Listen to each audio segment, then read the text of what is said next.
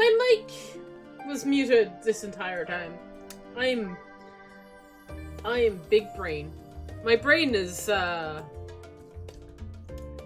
great. So what you guys missed is I'm gonna level my healer. That's basically it. That's all I said. Right.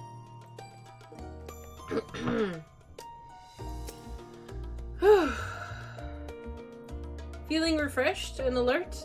Our colleagues should be wandering in soon, so I suggest we stay here and wait for them to join us.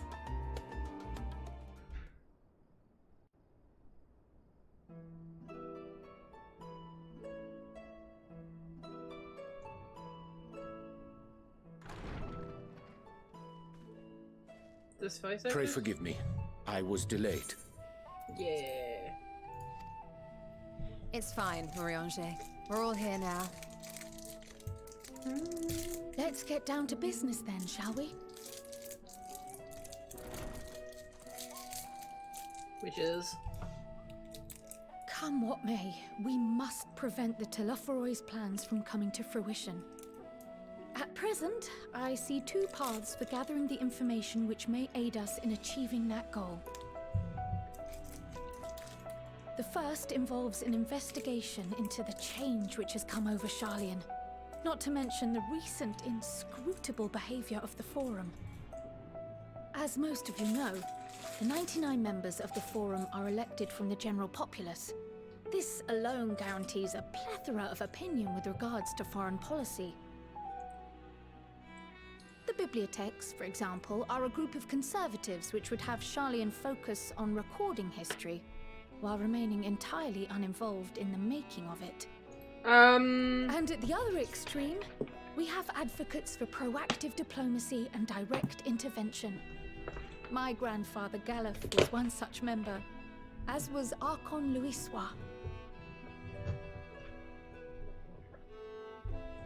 Yet despite our diverse factions and philosophies, the recent vote to deny Eorzea's request for assistance was unanimous. Even more concerning was the fact that many cited other, more pressing duties as justification for their recalcitrance. Fortuno's refusal in Gridania had those same undertones. 'Twas as if, having stared unblinking into the face of impending doom, he had simply turned away to pursue something more important. But what could that possibly be? A mystery indeed, and one which I ask for your help to solve. Our future may depend on it. Give me a second to get out of this cutscene. As for our second potential path, we could it chat to you. concerns a request made directly to the students of Baldessian.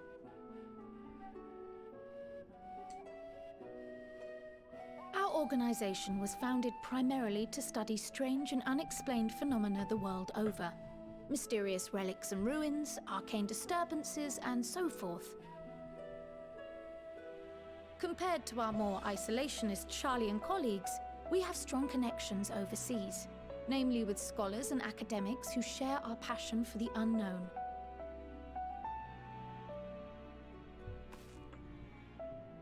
The request in question comes from one such acquaintance, Nidana, an alchemist residing in distant Favner. Ooh. Her missive describes the sudden appearance of a tower, and the subsequent summoning of what I can only assume is a lunar primal. In Thavner. In response to this threat, the Satrap of Radzat-Han, the individual who governs the city-state, has instructed the alchemists to find a means to deal with the spire. The artisans of that land are heirs to an ancient tradition, one rather unlike that of their Uldan counterparts. 'Tis possible, nay, probable, that they have gleaned truths unattainable by Eorzea or her Far Eastern allies.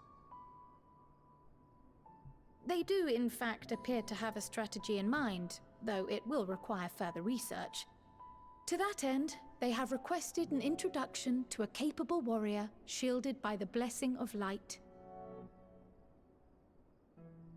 Assuming we divide our forces to pursue both of Kral's lines of inquiry, then having you join the group heading to Thavnair would seem the obvious choice. But the investigation in Sharlayan is of vital importance as well. Equal, I think, to the Thavnarian one, given that the fate of the world may hinge on the results of both. Yes, it is quite the quandary.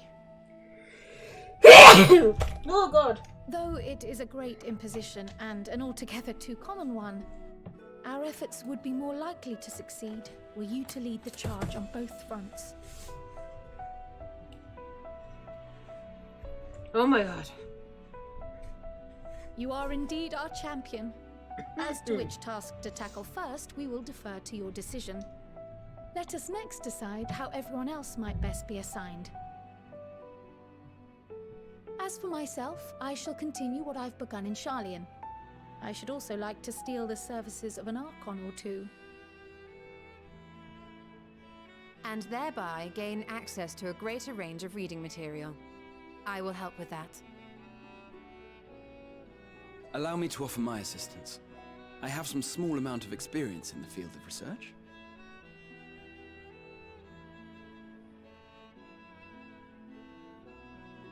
Alice and I would also like to help, if you would have us. Anything to understand even a fraction of what our father and the Forum might be thinking. Of course, the more the merrier. It feels like I'm gonna sneeze again. Right. The rest So, of us will I make the journey to apologize. Thavnair. Thoughts? Objections? I passed through Thavnair on my way to infiltrate the Empire, and though I'm not qualified to give a guided tour, I did gain a sense of where things lie. I'll be happy to have you along then. So for this group, it will be you, me, and Urianger. Give me a moment afterwards, and I'll supply you with all the details of Nadana's request. Consider this hall our rendezvous point once our respective tasks are complete. May our investigations prove fruitful. These tissues were meant for tears, not sneezes, but you know, they'll do either way. God damn it. Nose, feck off. I don't want to sneeze again.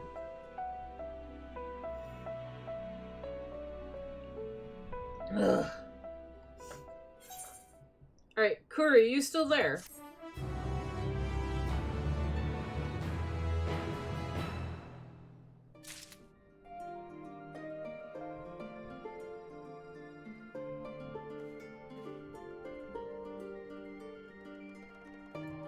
Oh god, 2 quests indeed.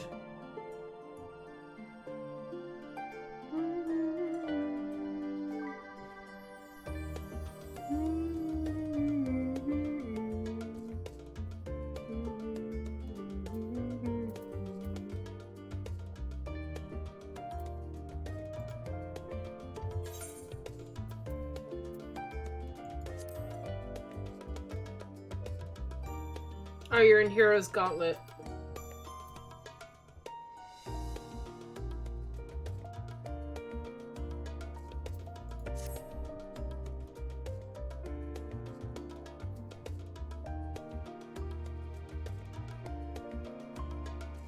I'm trying to think of what else you can do besides Eden, because I don't think anybody will do Eden for a while.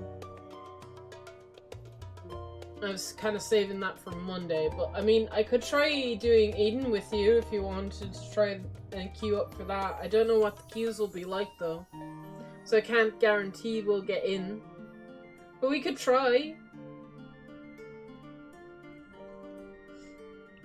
You can let me know when you get out of your dungeon if that's something you'd be up for. Sure? Okay. Oh my god, my nose.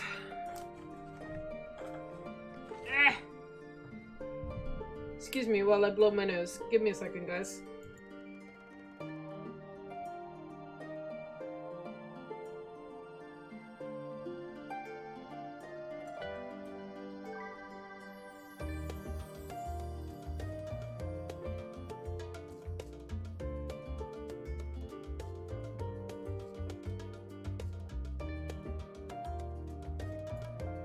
Apologies.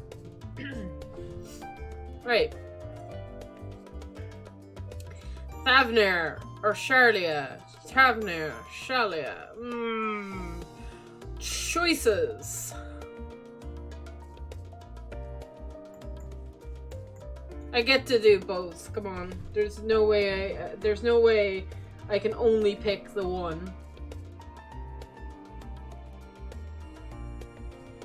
Right? Hitting the books. Yes.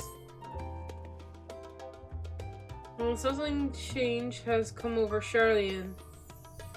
But together we will divide an underlying cause that forms conscientiousness. As mentioned before, however, questioning the councillors directly is a fruitless endeavour. They seem to have come to the consensus as to what and how little they are willing to divulge. Which is why I began scouring Charlian's archives of history of records of any hint of a connection into the final days. Suffice it to say, progress has been slow. There are only so many dusty pages one can skim in a day. But now that I have this band of willing reinforcements, the search should proceed all the swifter. Let us reconvene outside Nomenon, shall we? Exit the axis, and to the right you'll find the archives. And and go to the studio. Okay, and I'm gonna pick this one up too, so that I can do this after. For Thavner and beyond. Ooh. Wait. I forgot to talk to people. I keep forgetting to talk to people. Though I read as much of Raza Hand, this shall be my first twit. Be interesting to see how the harnish men to contend with the tower. Different as their magic and technology disciplines are. So it's back to Thavner. Had I known earlier, I would have considered more suitable attire.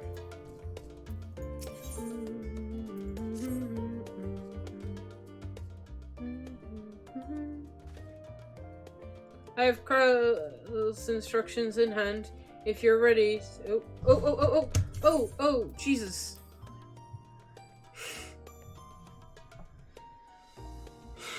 God damn it. Damn it! Stop it! I have Carl's instructions in hand. If you're ready to set out, then so are we. Having been to Thavner before, I can travel by Aetherite, but what of the rest of you? Another sea voyage would waste time we do not have.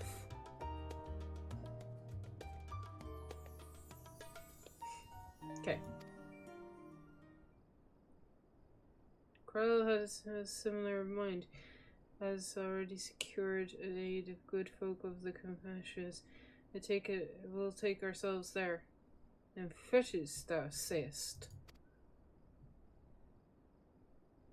I'm afraid so, my friend. Huh? Excuse me? Am I missing something? Thou will recall the hunt for Iceheart.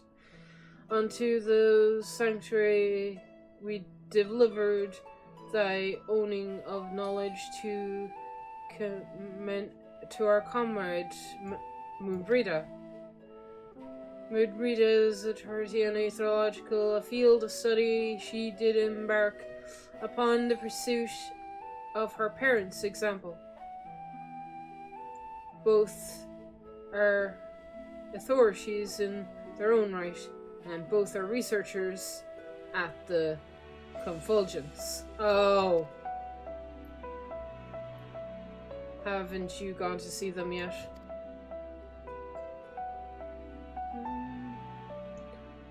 I attempted to do so earlier, but to my shame, my courage failed me at the last.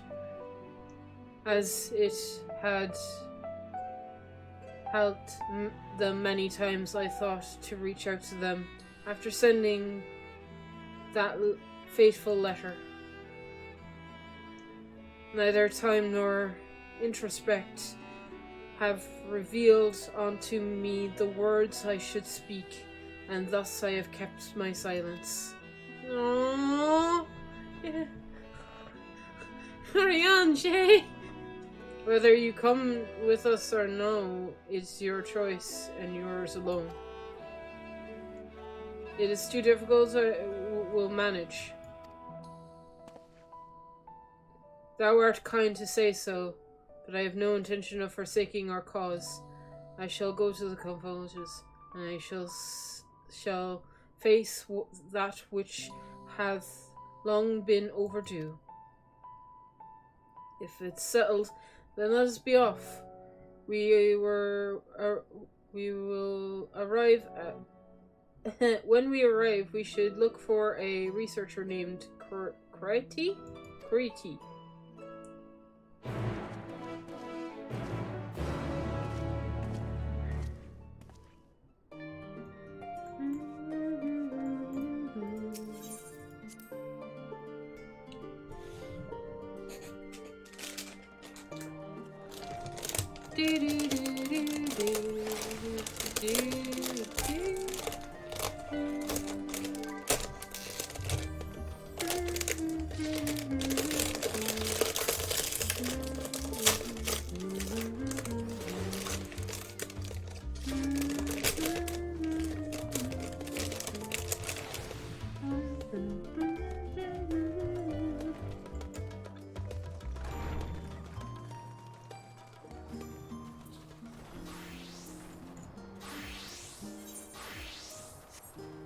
Ah! I was wondering when side quests would open up.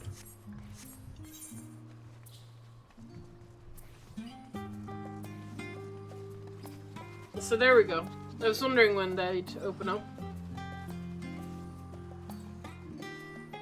So I'm gonna do hitting the bugs first. But in the meantime, I'm actually gonna do some of these side quests as my white mage to get my white mage some XP, because I might need it. So I'll do this one first. I don't know, do you guys want me to read every side quest?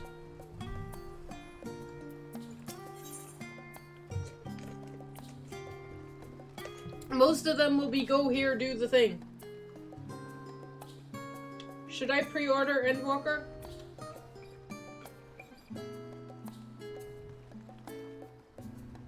I thought you were waiting until and buying it. I just wait and buy it at this point. I don't know.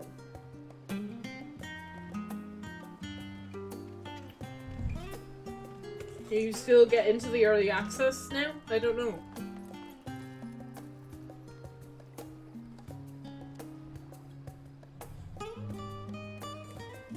I have never been in your shoes, Kuro.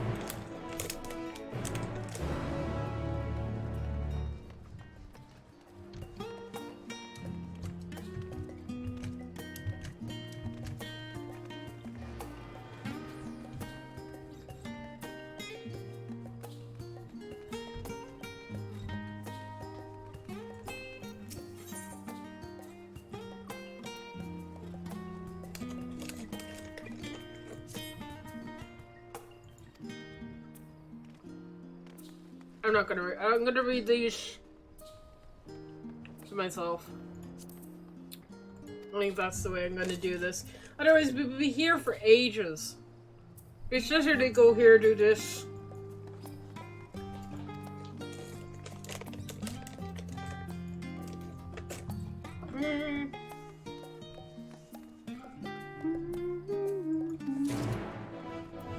Deliver 3 books.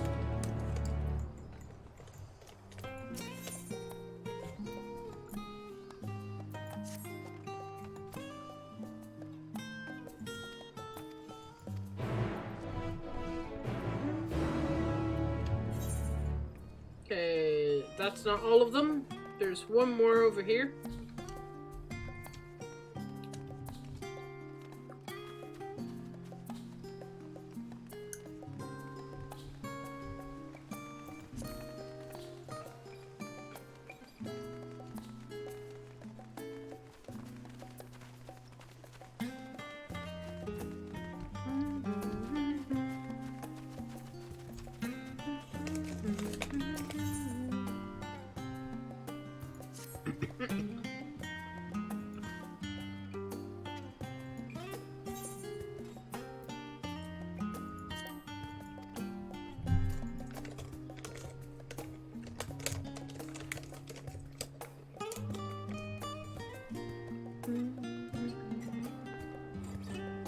Fair enough.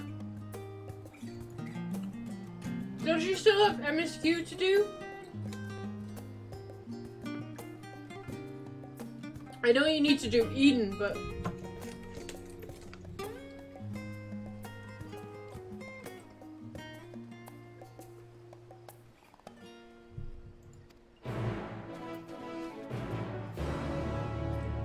if you're not worried about coming into, like, errors, like, kind of continuity errors, then you could just continue with the MSQ.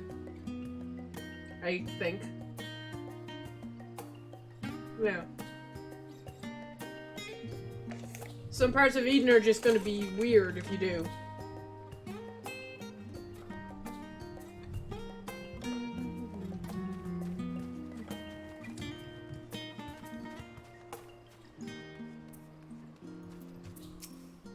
Oh yes, you wanted to try queuing for Eden, right? You still want to do that?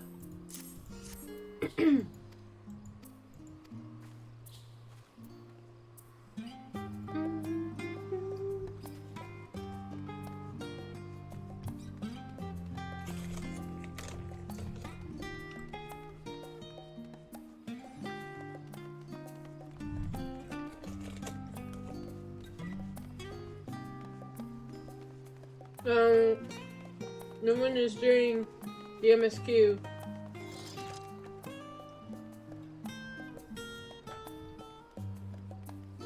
Really? You kept failing Hero's Gauntlet?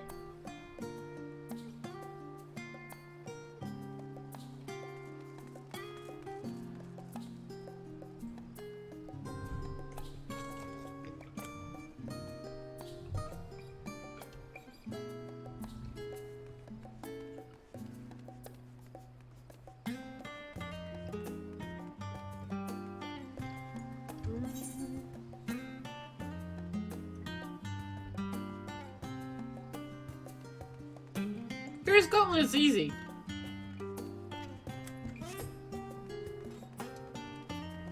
Do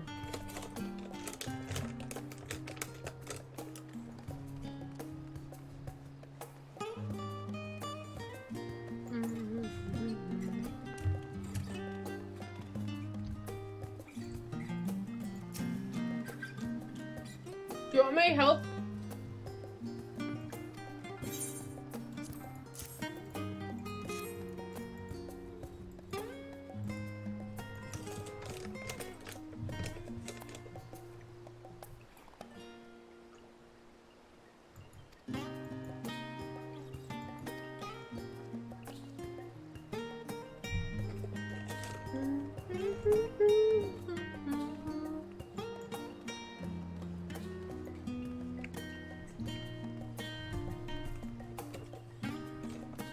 You're not the only one in Shadowbringers.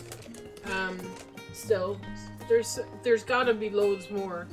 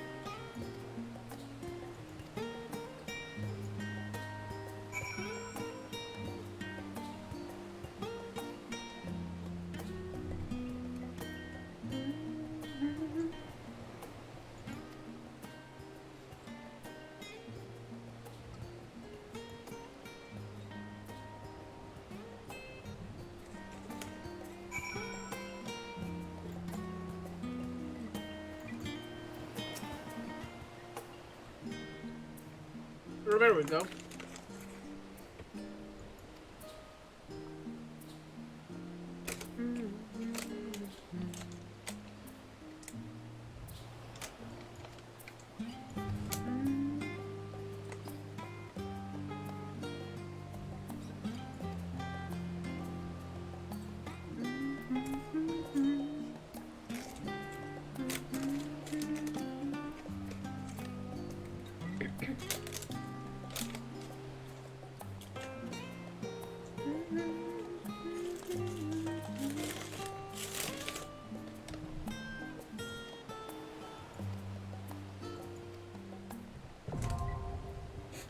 Sightseeing log expanded! There we go. Endwalker and his... yay. Okay. Have there, Charlian. Uh-huh. Okay. Now I should be able to see if there's any stuff.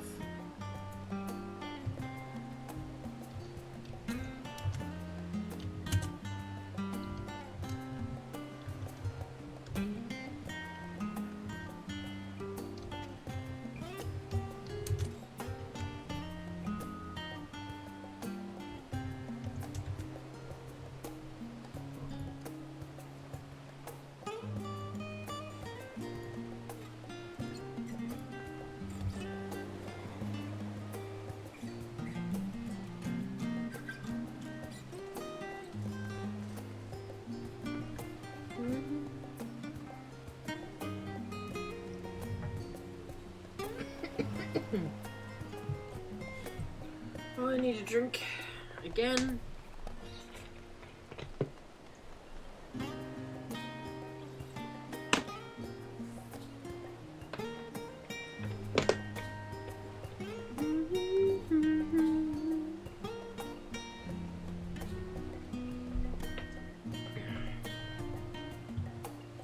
Oh, this city looks so pretty at night.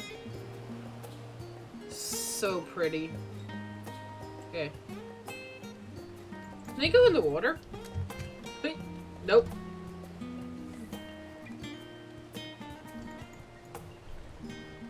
It was worth a try.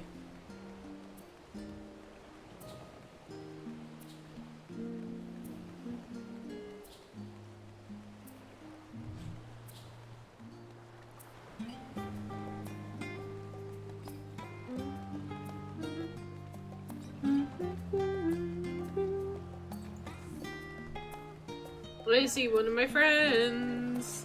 He's in a cutscene, so I can't say hi.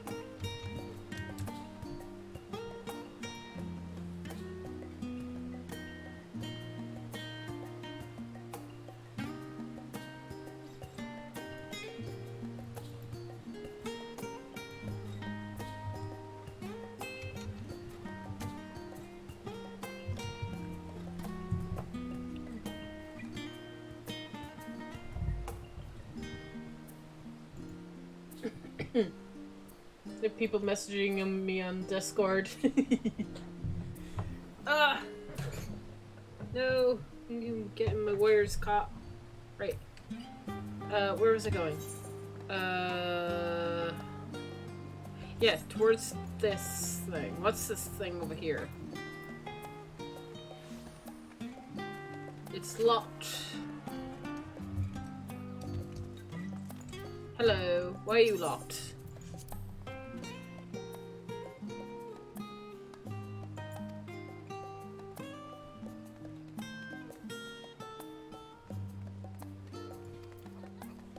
Oh, okay. So these are just for gatherers and crafters. Okay.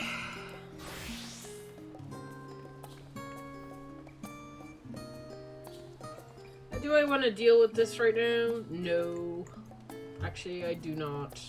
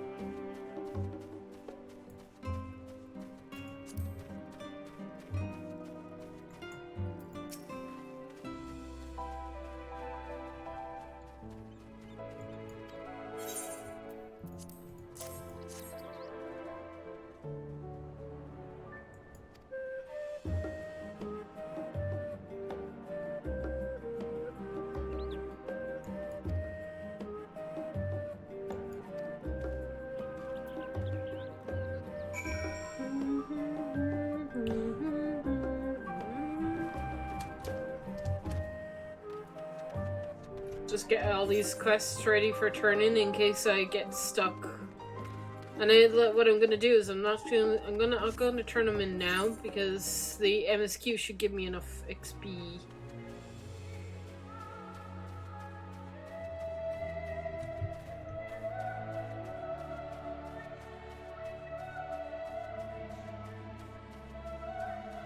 There it is. Woo!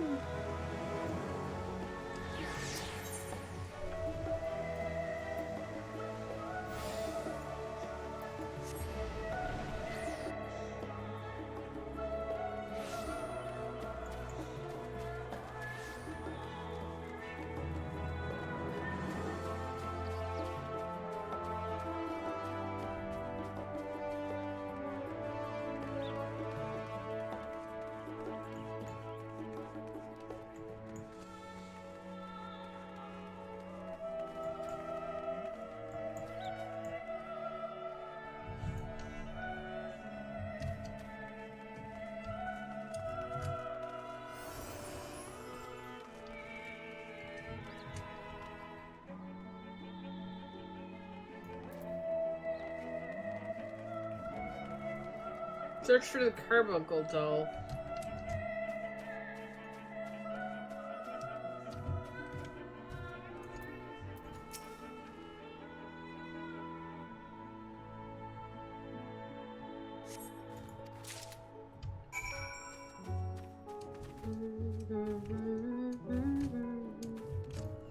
Right, let's turn off the ones that I've done so far.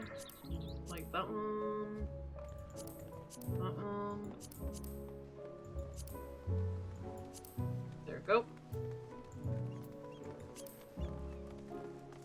So one more.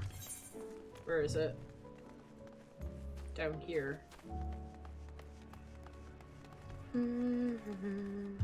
We'll go do hitching the books first. Let's get some more story done.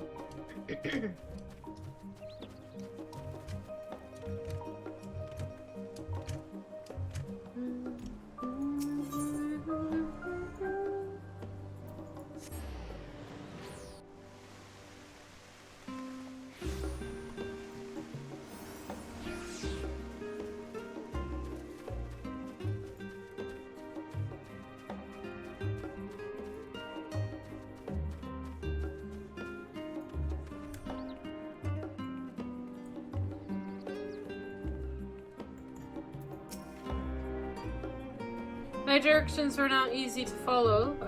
Were easy to enough to follow, I hope. In any case, you stand now before the doors of the Nodamum, Charlian's greatest collection of books and tomes.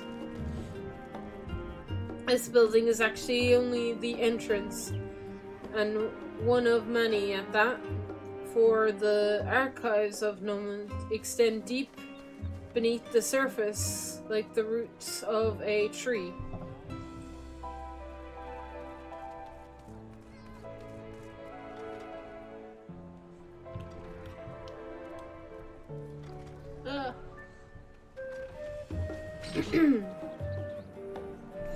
The vast halls of the Great Gubal Library pale in comparison to the Nodawan endless maze of Suburbum chambers.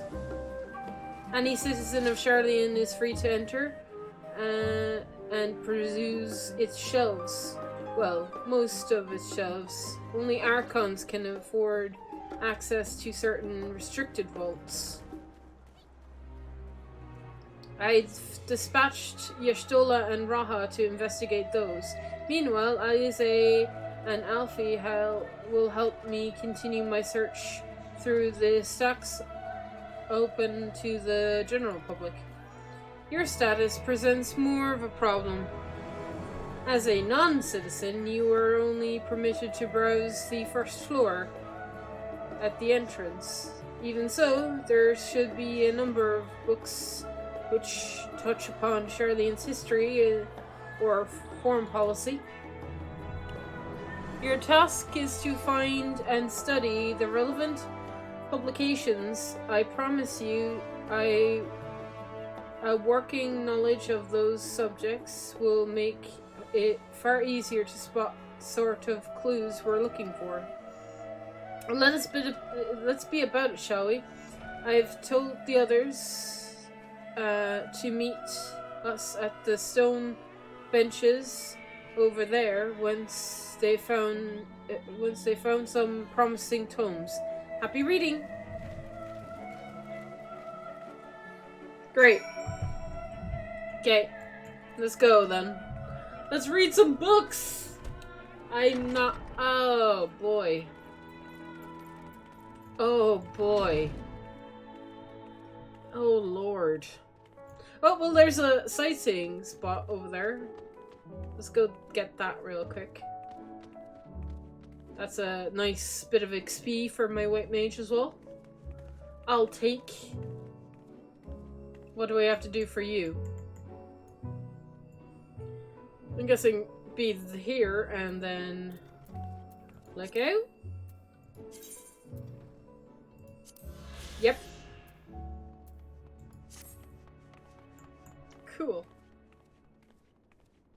Alright, let's start over here and then work our way around, shall we?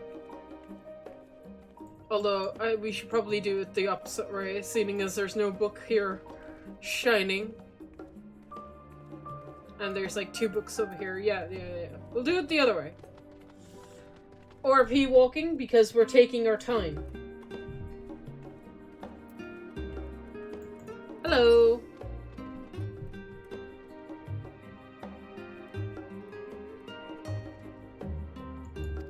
Okay. Brightly colored book.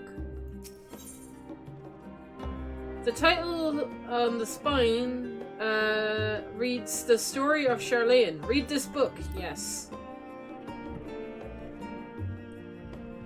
Oh Lord, save us.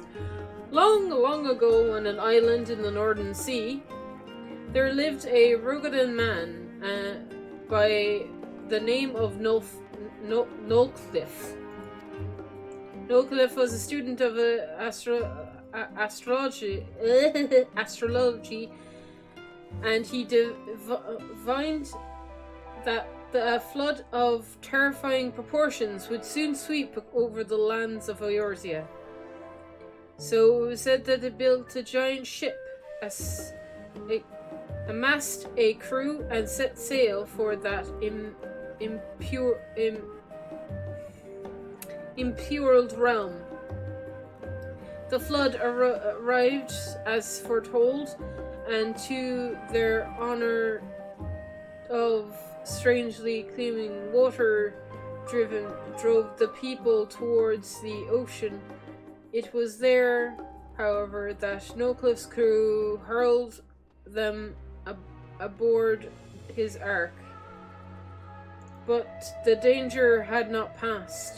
A towering wave approached, threatening to smash the vessel into pieces.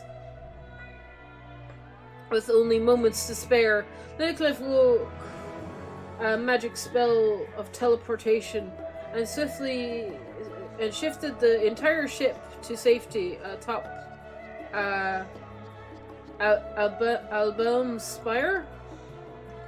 Refugees from the surrounding regions huddled there toward amongst them, but it was not long before disputes over the dwindling supply of food led to violence and bloodshed. Saddened by the sight, Nolcliffe gathered to him his crew and his grateful passengers and abandoned the ark to those reddenly peaks, then journeyed to the coast where he built a new ship, intent upon returning to the northern seas. They landed on the beach of an island and settled upon the very spot that settlement proposed and grew, and in time became the city of Charlene. We live in to this day. Okay. I only have to do 3 of these, but there's like 5. So, what happens if I don't... Can I just read them all? Is that a choice? Please let me that be a choice. Because if I can only read 3...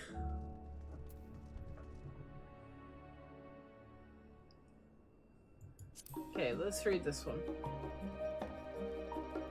Many years ago, on the blanks of Turmeric, the Dravonian hinterlands, a Charlian convoy once thrived. This settlement was originally established to mere outpost to study the ethereal sea in the year 1311 of the 6th Astral Era. Scholars dispatched to Eorzea found that the facilities wanting, and their demands encouraged a gradual expansion in structures and services. As rumors spread of the growing community of the academics, the area was further introduced. The Eorzean students hoping to share in the renowned wisdom of Charlians. 50 years later, the Forum passed motion to recognize what had become a flourishing town was an official Charlian colony.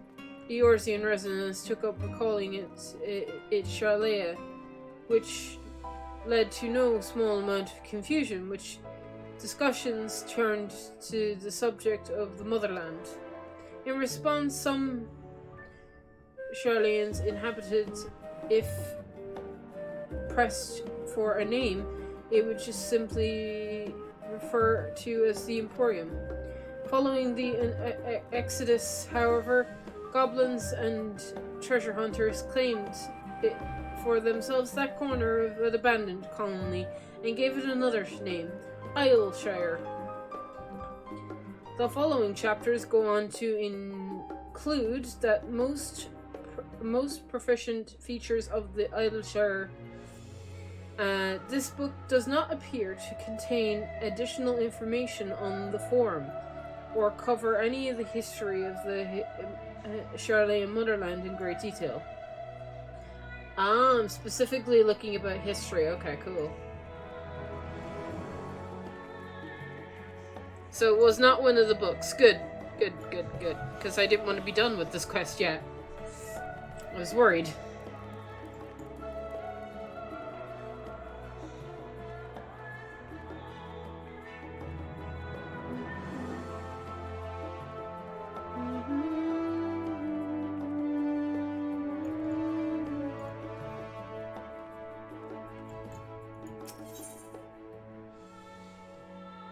The voice of a growing city. In the years which followed the founding of Charlian civil policy, the other matters of import were decided that the Inclusia, a public forum of which citizens are eligible to speak. As the city population grew, however, this format became increasingly impartial. The larger number of participants gave risk to ever longer debates, resulting in the significant delays in vital resolutions. Various measures were introduced in the attempt to curtail protracted discussions, but in the year 2001 of the 6th Astral Era, it was undoubtedly decreed that Charlea would transfer into a new form of governance. The nation of which, led by the body of 99 members, citizens chosen from amongst their peers by means of nationwide vote, thus was the Forum as we know it today convened and created. Okay?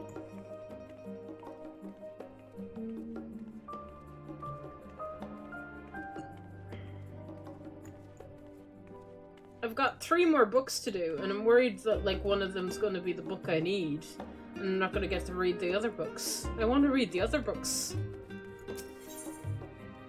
An Introduction into the Heavens? That doesn't sound like a history book. Have you gazed into the stars, compromise and mysteries? Lieutenant, I seek not shifting cloud patterns, but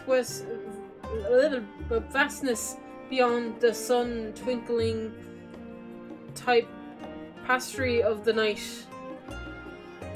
Some think it dawn above the 50 space, yet amongst the leading thinkers, an age of one scholar's description of boundless, endless sea of stars has firmly taken root.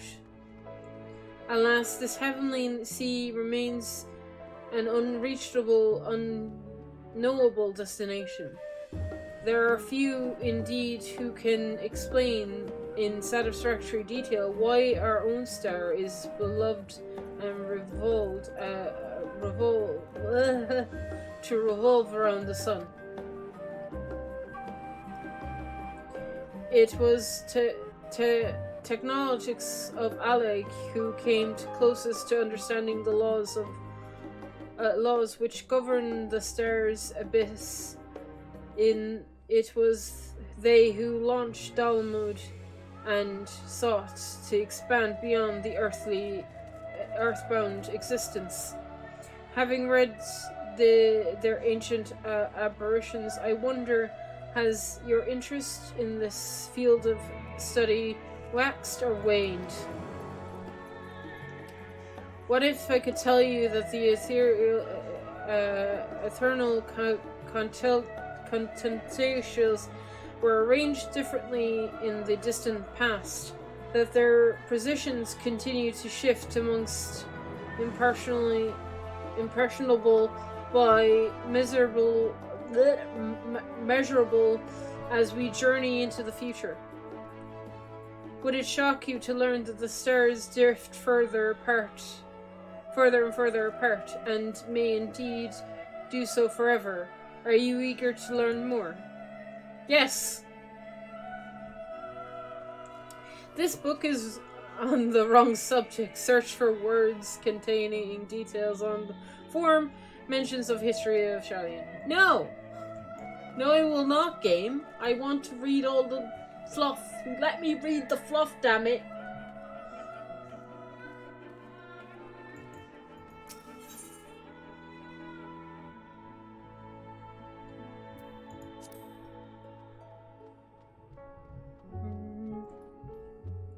My beloved seekers of knowledge, have you ever put learning before your health and neglected to feed the rest of your body as you should? Yes.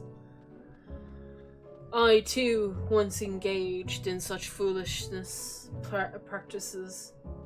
But one night, engrossed in a philosopher's study, I had an epiphany. For all the world's mysteries that dive in us to the reckless abandon, we have so very few years of life in which to achieve our goals. Oh gee, got real very fast. Thus do I share with you the mantra, I am forever 20 summers young. The number itself is unimportant. You could be 19, or 23, or 40. Whatever your age when you discover this manual, let that be the age you aspire to remain. Though mindfully, healthily living will you extend your time available to speed upon the chosen research. Another day, another moon, another summer to grasp the greater truths you pursue. In the pages follow, we explore the secrets of maintaining one's physical condition and biological, ethological, and arcane viewpoint. This book is on the wrong subject. Search for the... But I found that interesting, game. I am forever 20 years younger now, guys.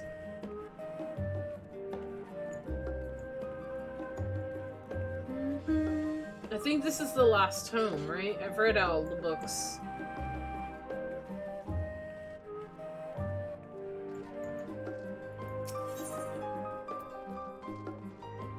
Stewards of Wisdom.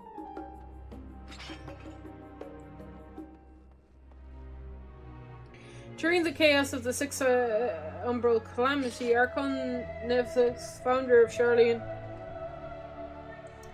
bore witness to the madness and slavery of men, brought to the brink of despair. Upon raising the settlement to an island in the northern empty, he instructed his people thus: renounce the ways of war and pursue enlightenment through knowledge and reason. The Sharlayans took heart with the words of their savior, and henceforth serve as stewards of wisdom. Upon the foundation of the cumulative learning, they built the homeland unlike any other, a nation born of strength of mind, rather than strength of arms. With knowledge of economies comes sood trading. With knowledge of our agriculture came bountiful crops. Engineering brought wells and sowers, and ending subables over water. Wealth and expertise could be bartered for wealth in coin, and the more their wisdom spread throughout the world, the more mankind as a whole would thrive. And so it was that no matter the trials and tribulations of an age, and the citizens of Sharlayan would live by their founders' teachings. For the sake of a better tomorrow, for the sake of a brighter star, they would ensue the tools of war and with knowledge deliver the world. You've gained a fundamental understanding of Sharlayan's history and the foundation of the Forum. Head outside to the requested point and await your companions. Okay.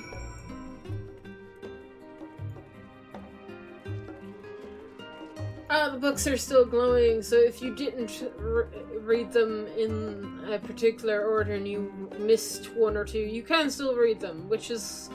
I like. Thank you. You can still read the pointless books, which weren't actually that pointless. They were quite interesting. I certainly liked the one about the stars.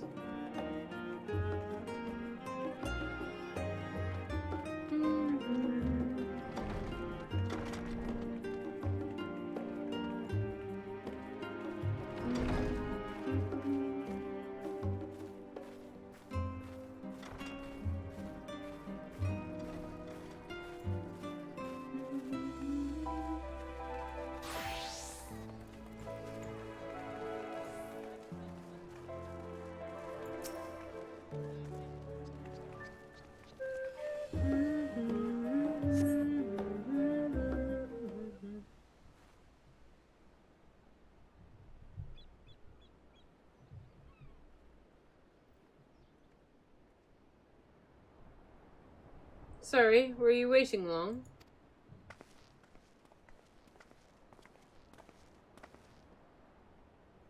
I wanted to make sure I borrowed at least a few promising volumes.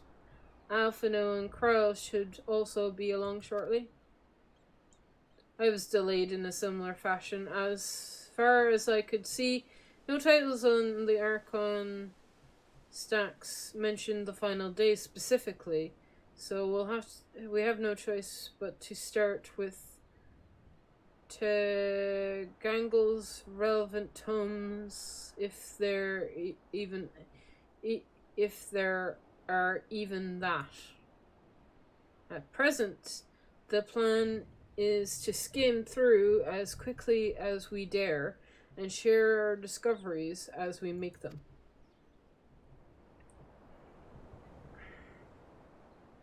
It would have been nice to invite everyone to the estate, plenty of comfortable places to read, and a ready supply of hot tea. Oh, I was quite fond of reading outside. But it's not about the little pleasures, is it? Miss your home. It's been difficult. After our arrival, we managed to speak to one of the family servants and ask how things were.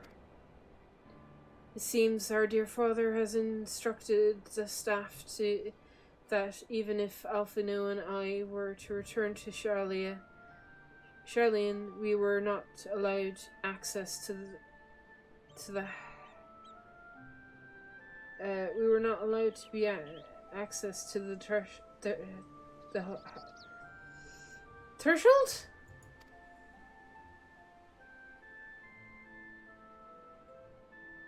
A harsh measure, indeed. I hope that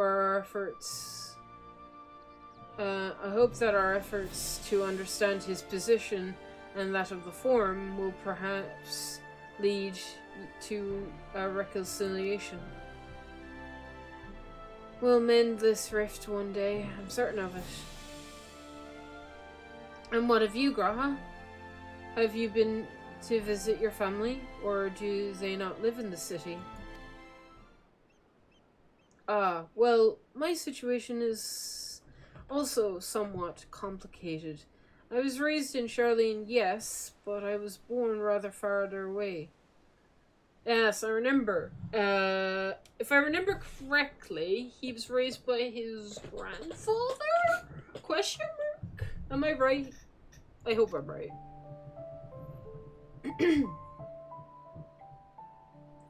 In the southern reaches of Ilsebarge, in fact, for generations, my people have dwelt in Carvathos, a coastal region opposite the island of Thavnir.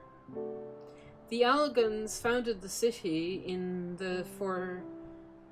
that forceful land by ship, but in the subjugated tribes of Mikote to serve as labourers. Of course, the massive earthquake in the Fourth Umbo Calamity brought an end to the Emperor's reign, and when the 55th Calamity froze the seas solid, many of our tribes still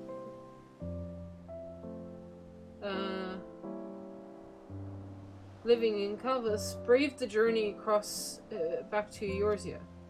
My ancestors, however, chose to remain, that they might prevent the remnants of Allag technology from being misused. Isn't Calvus under Garlean rule? For the past 50 years, yes. Some substance of local culture remains, as is the case in most imperial provinces, but Garlemald remains the region of Locus Amanolos. When I was a boy, many years ago, sorry, when I was a boy, a nearby town came under the jurisdiction of an illustrious imperial family, the nobles of House Darmus.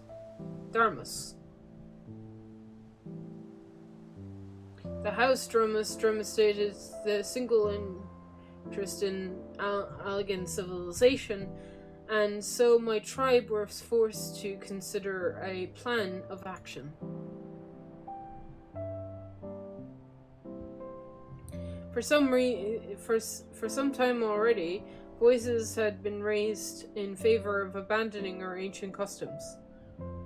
After all, the elegant eye no longer passed from our to our eldest child as relatively as it had once had. Fear of the discovery eventually tipped the scales, and the decision was made to bury our ties to the knowledge and traditions of Alec.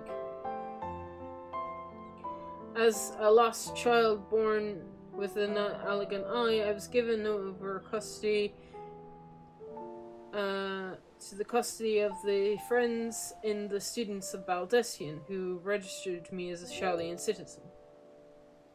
I never even considered. Forgive me. It was an unkind question. Even Thancred was taken in by Archon Louisoix, was he not? Stories of adopted whiffs and rescues, orphans, are more common among the Sharlians than you may think. Yet, regardless of my origins, we are all provided an equal opportunity to learn, and with sufficient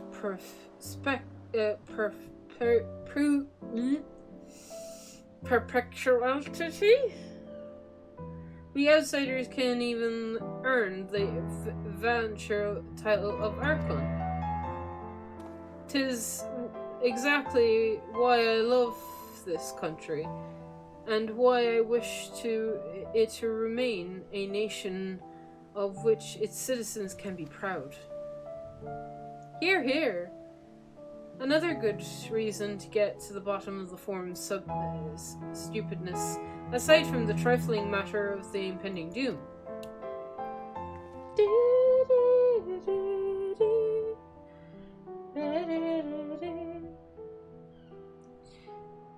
Excuse us while we were trying to make some headway into these books, Amber. More company should be arriving any moment now.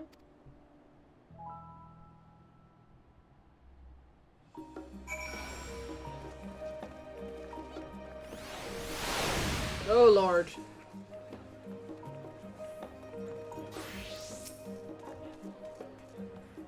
Have the others suited over to... There are others better suited to poring over old history books, so I thought I'd try my luck in more recent events. If I can find anything to better inform the Forum's baffling behavior.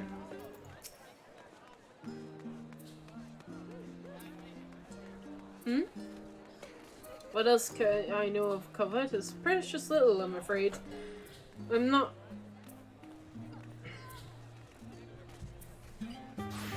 returned since Master Gelf first brought me here. I thought that was his grandfather, Mr. Gelf, but maybe it was just the person that took him in. I can tell you that Covetous rebels still seek to slip the yoke of Imperial Masters, though the fighting is far less fierce than it once was. Oh, and they have carpets. Flying carpets. The legends are quite extraordinary. Ah, there's a flying carpet mount in the game already. Can I see the thing? Yeah. There we go. Got it.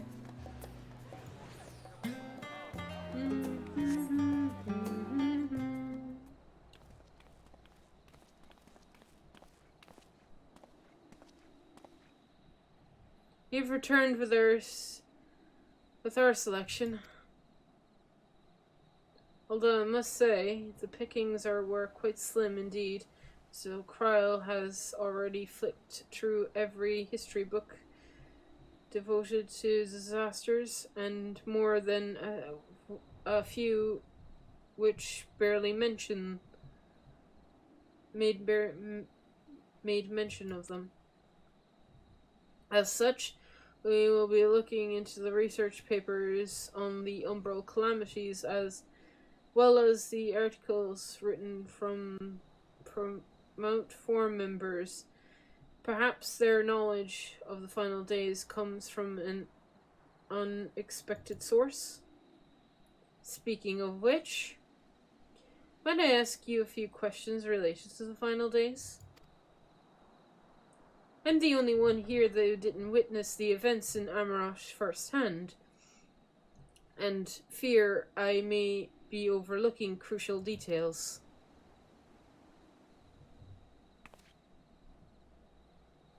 My thanks. Now, where to begin?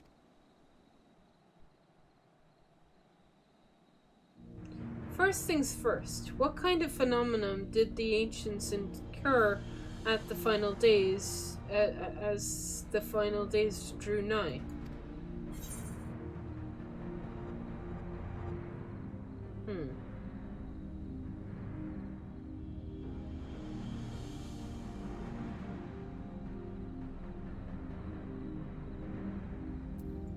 That one? Yes, and the unfolding catastrophe wrought havoc on all manner of life. The chaos expanded to the ancients themselves, causing their powers of creation to spiral out of control. Fear and despair manifested in terrible tangles fashions, meteors raining from the sky, fires erupting from the ground, distributable apparitions prowling the streets. That more and less aligns with my understanding, if only the arts of creation had survived until the present day, we might have something substantial to analyze. With the best of our knowledge, however, those technologies were not preserved or passed on. You still surmise that the closest known magic is that of the summoning rites promoted by the Asians.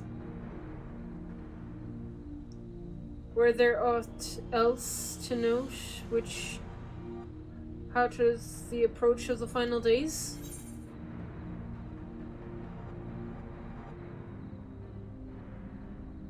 A disaster all at once.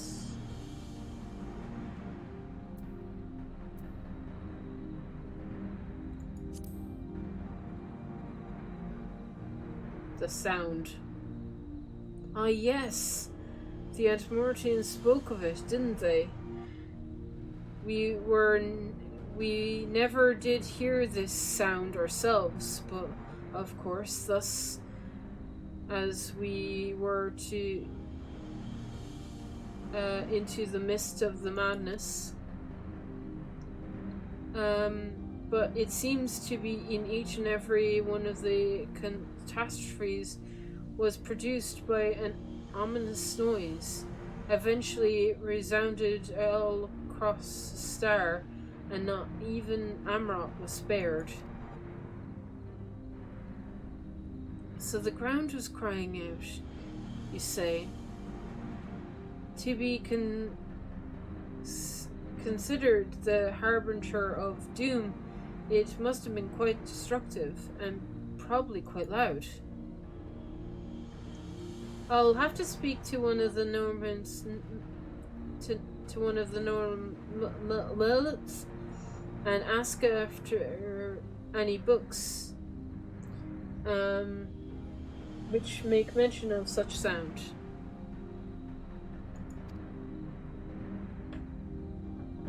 But last but not least, would you describe how the ancients sought to quell this unforeseen catastrophe, what definitive action did they take? They summoned Zodiac.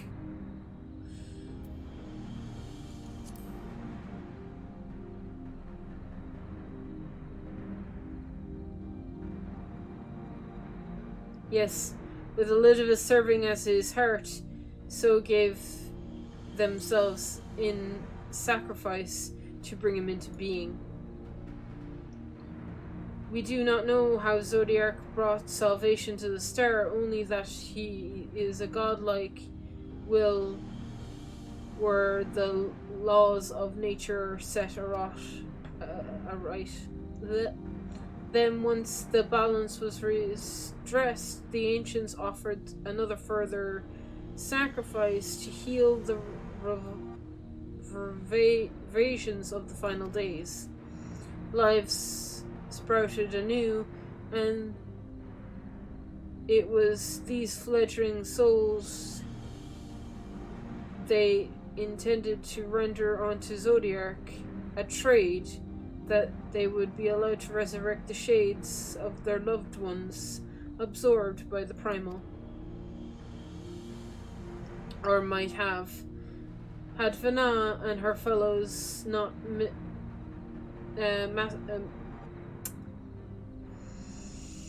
manifested their opposition in the form of Heidelin. Thank you, both of you, for the delightful review. I feel much more confident now that I understand the understanding of events. With all the freshly in my mind, it does make me wonder what the Telophori truly meant when he spoke of bringing back the final days. We've seen what they're doing to the towers. With those towers, is forcing people to summon primals as a kind of catalyst. Are they trying to are they attempting to mirror the conditions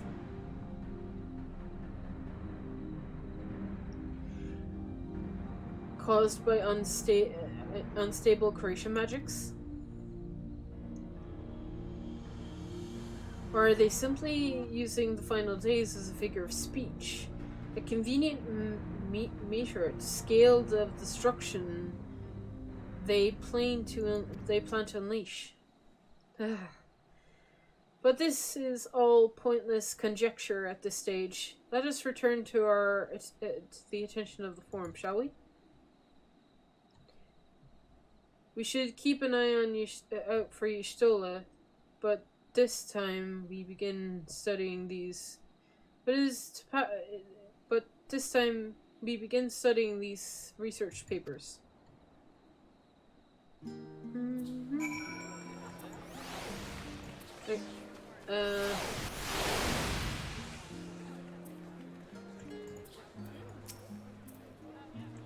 Many forum members are the researchers or professors. If they knew aught of the final days, then that knowledge might suffice in their writing. That is my hope, anyway. Where's Cryo? Cryo! Where are you? Oh, there she is.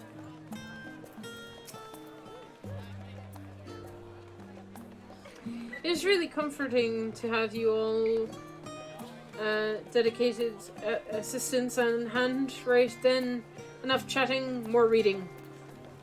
Okay? Wait, excuse me.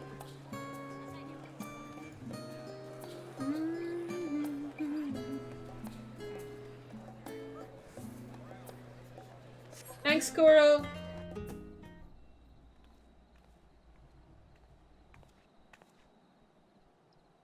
I'm the last, am I?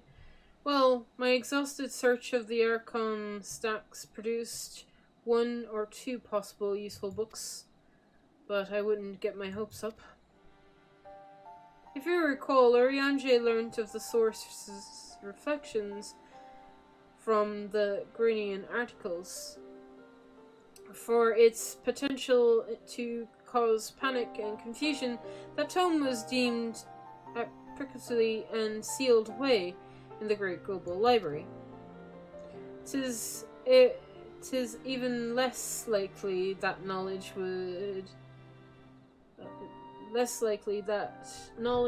of that unsounded world would, not to mention the horrors of the final days, would be left sitting on the shelf for any curious scholar to find.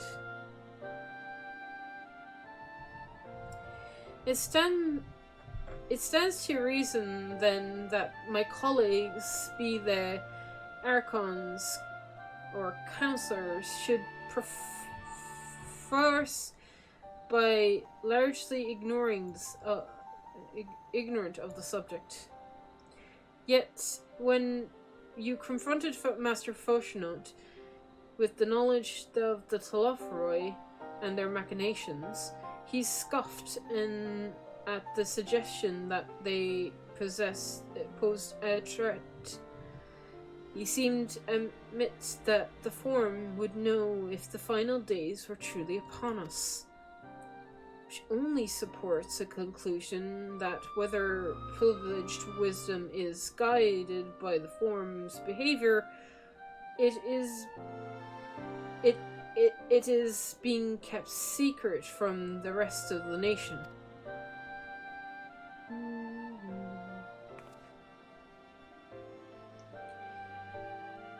Not that I mean to excuse myself from reading duty. Whatever they contain mention of the final days or no, these books could yet hold something of value. And you weren't thinking of leaving, were you? There are plenty of works for everyone. She's got me. She's got me. Damn it. Okay. I'll help you. Eat a drink.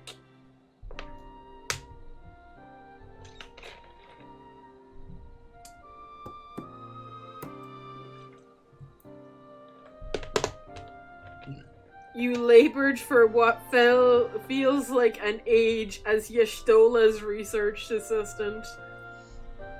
Okay, some people are going to be happy about this.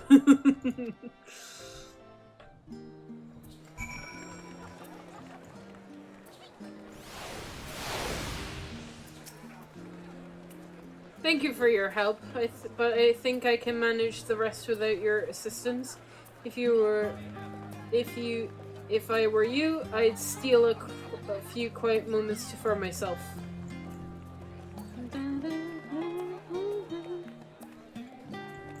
Do you say the same thing or something new? I found that else of interest. I think Yashtola might be right on about the not getting our hopes up.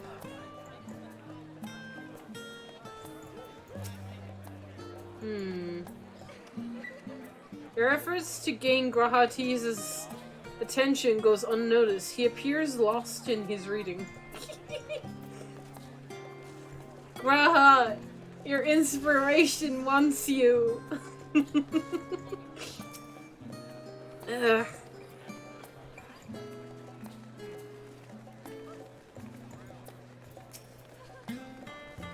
Oh dear, you look exhausted. But what about your studies? Were you able to learn any... Were you able to find any books on the subject I mentioned? Then the day is well spent. Should you wish to read them again, this will point you in the right direction. For a moment, though, I suggest we take a well-deserved rest. We might be occupied with our research for quite some time.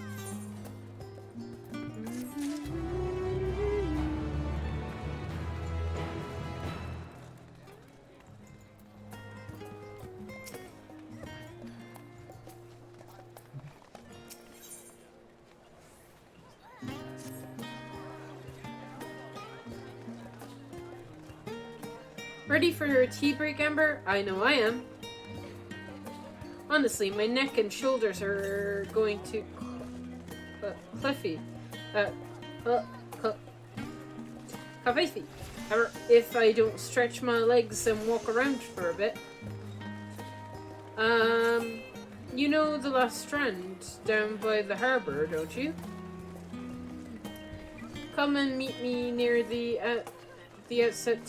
outside tables, and I'll treat you to their coffee. It's quite good. Yeah! Coffee with Alizé. Yes, please. Okay, let's just run there, shall we?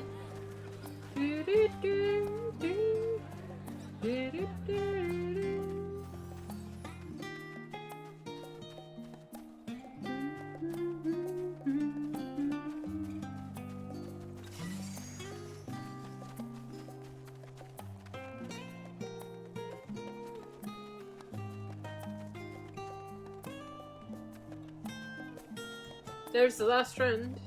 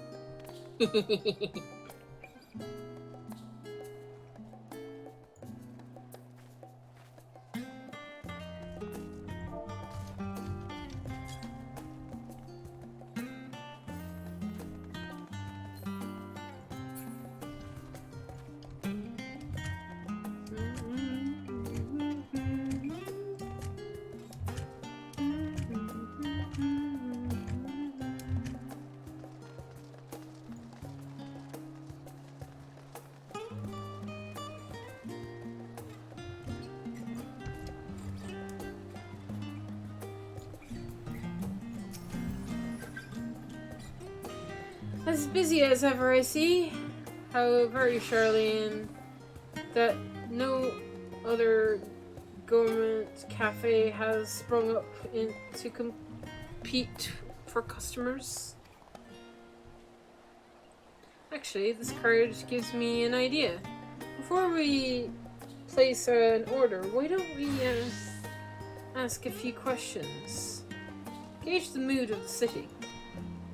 I'm interested to hear what the average citizen has to say about the Telophoroi. We might learn something new. Worth a try, don't you think? Yes!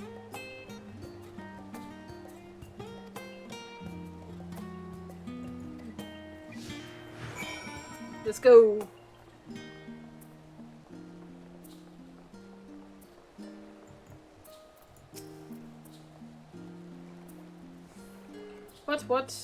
What is it?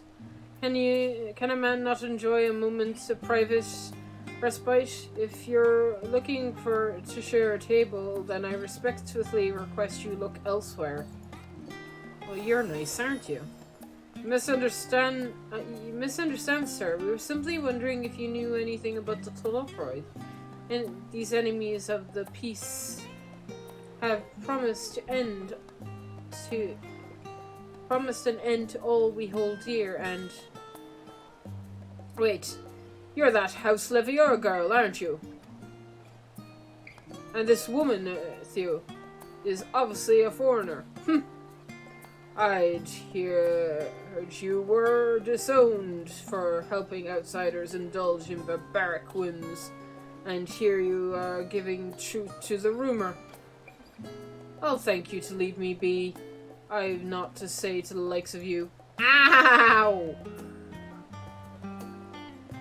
I want to punch him!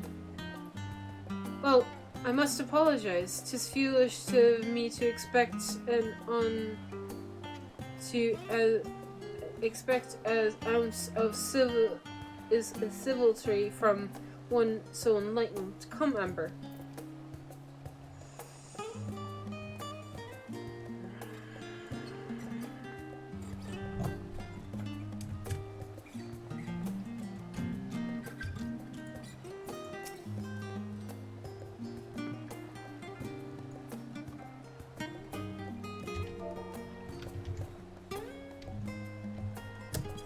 Ah.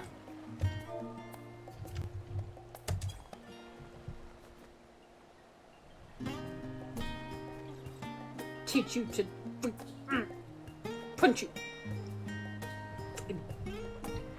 Ah!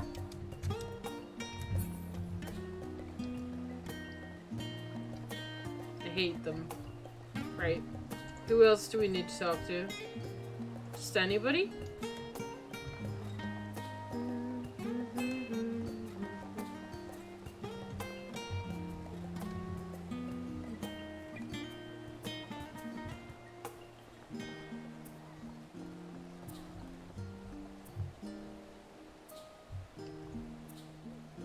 Wait, where am I going? Yeah, out and around.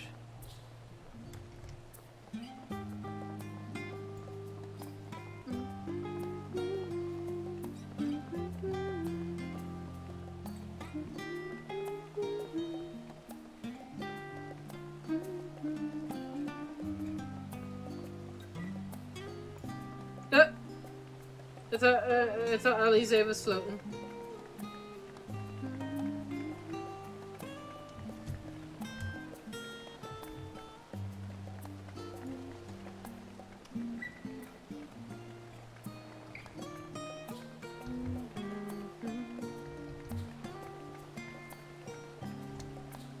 You're okay, Alize. We'll talk.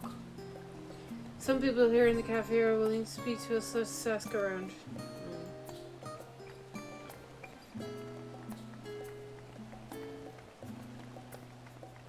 I think I might have accidentally gone to a side quest.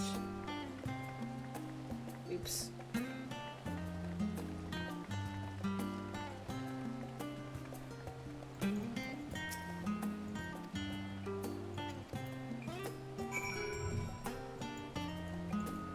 Can I click on him? Oh, I am already clicked on him. Oh.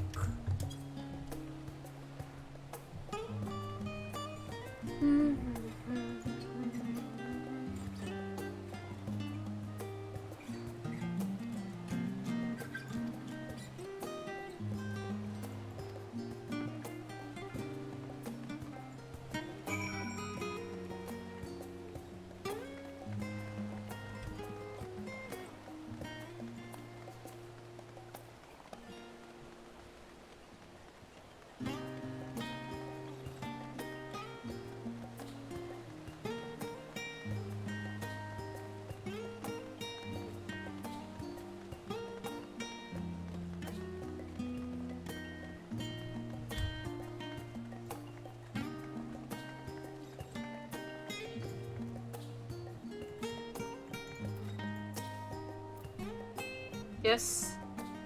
I don't believe I have had the pleasure.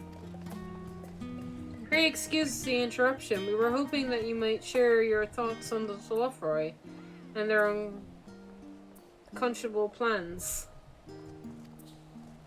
My goodness, if it isn't young Miss Levior. My apologies, but I work in the offices of the Forum, and if word reached Master Fortunate that I was helping you, I see. We're sorry to have bothered you. Poor Alize.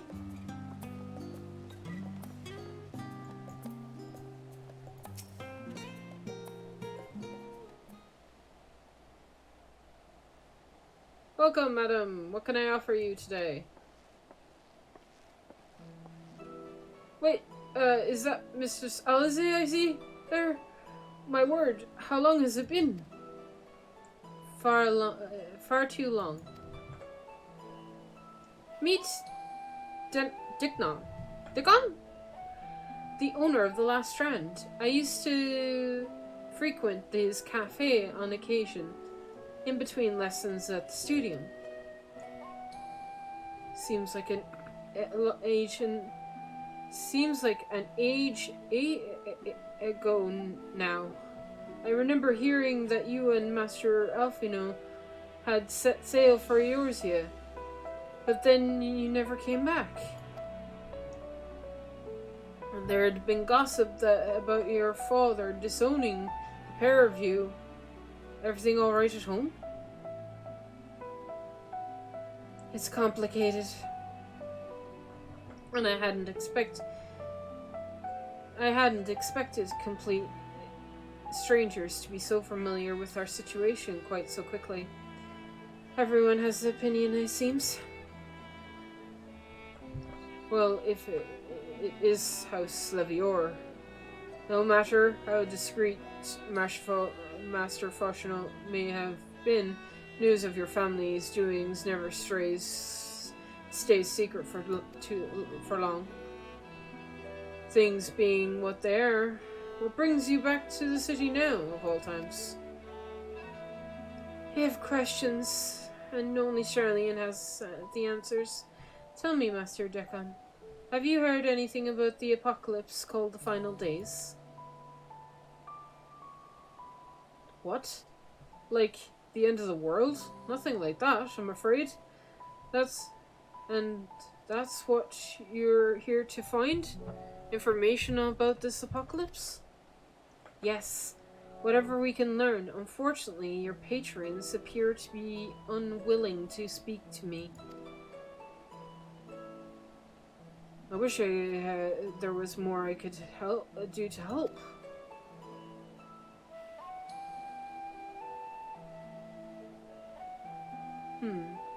But maybe there is. You're a visitor to Charlene, aren't you?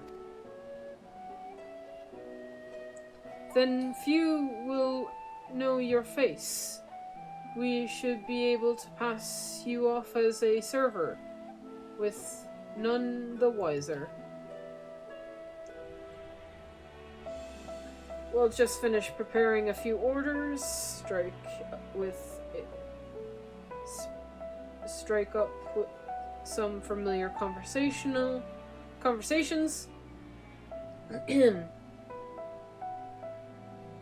Warrior of Light time. Oh, you're on Sea to Sacrifice? Oh, I wish I could help with that. I like that fight.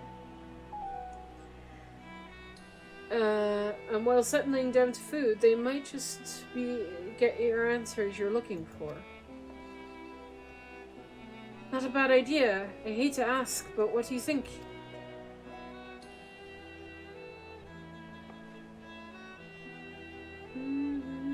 That's the spirit. Pay attention now, and I'll explain where each of their dishes need to go. Oh god. Oh god, I have to pay attention. Oh no. Oh god. Okay. The tea set is for the chatty group sitting by the water's edge, right?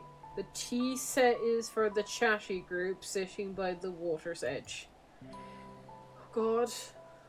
The omelette is for the one of our regulars, a Highlander by the name of Gazla.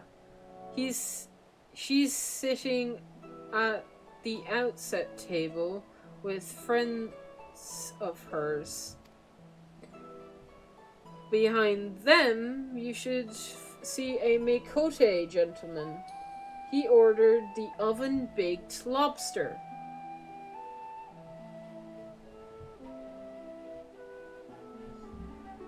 Okay. Got all that? If you're not sure, I'll just ask and I'll explain it again. Good luck. Thanks.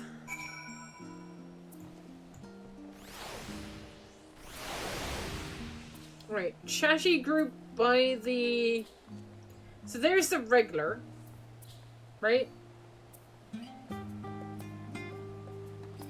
And behind her is the Makote?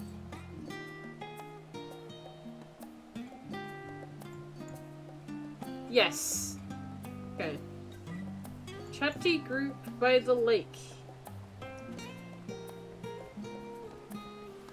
I'm guessing you are the chatty group by the lake that would like tea, yes? Oh, my tea set. Lovely. Thank you. The Talafa who? I'm sorry, I've never heard of them. And their final days? My friends and I are somewhat uninformed when it comes to current events. Now, if we wanted to hear about ritual arcane practices like the 6th Astral Era community students, I'd be happy to talk your ear off. Okay?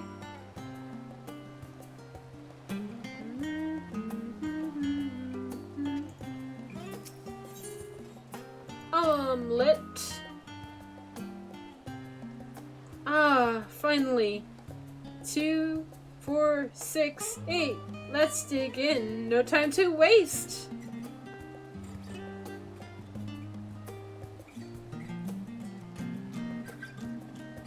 What? The Talofroi? Ah yes, I remember seeing the name in the latest Gazelet. Gazelet? That, some grand claim about the final days. Some old senseless warmongering. When will these fools grow tired of spilling each other's blood? Best stay out of it, I say. The Forum made the right choice, and I fully support their decision to remain neutral. Okay?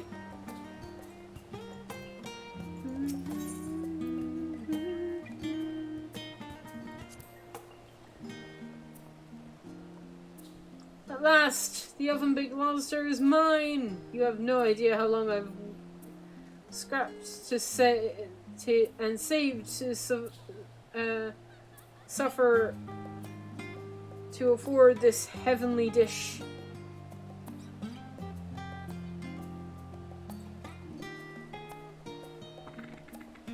The final days? This is the first I've heard of it. Although, that would explain why my friend has been rushed off his feet.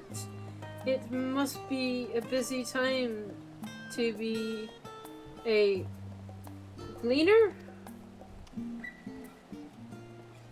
You don't know what a gleaner is? They're collectioners of sorts, travel the world producing all sorts of things that we haven't got in Charlian, priceless books on useful live specimens and so forth. So named the folks who trawl after reapers in the fields, pricking up their every gain, which was missed. By all accounts, gleaning is most important to their profession. These Talofroi make good on their anecdotes, then many unconscionable relics could be lost forever. Why else would the gleaners be buzzing about in such a frenzy? Watch the harbour, and you'll see what I mean. They're crafting lots in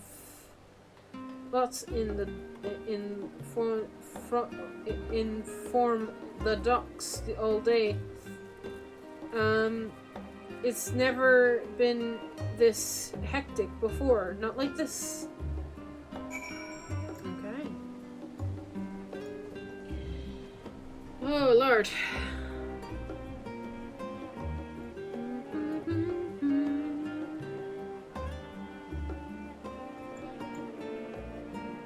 Nothing beats left shred like the fucking. Okay.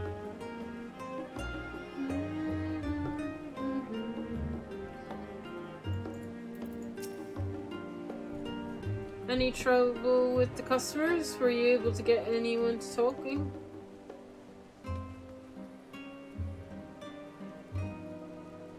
Interesting. Seems they're unaware of the final days. Aside from which.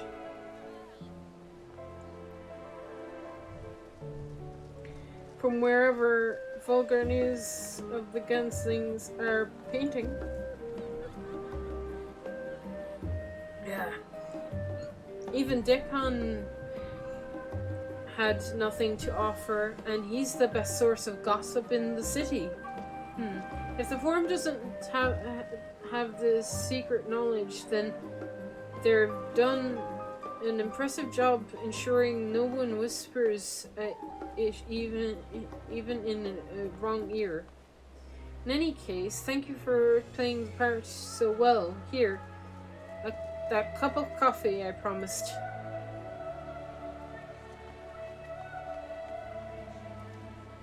But let's enjoy our drinks somewhere else, shall we? Maybe behind Parasite, away from gossiping and their wigging tongues.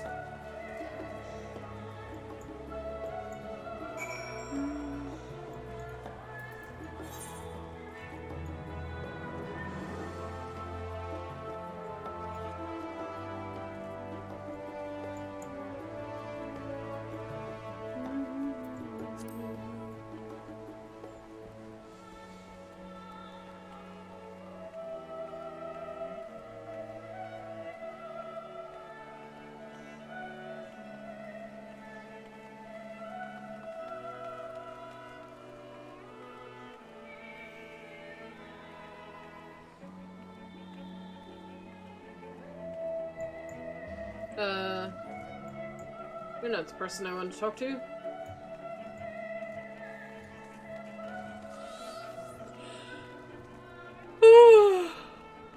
Oh.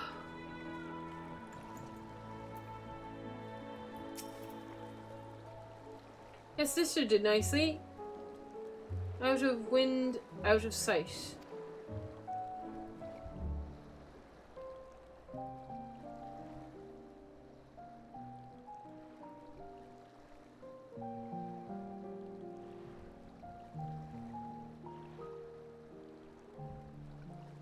When our father disowned us, I couldn't believe what I was hearing.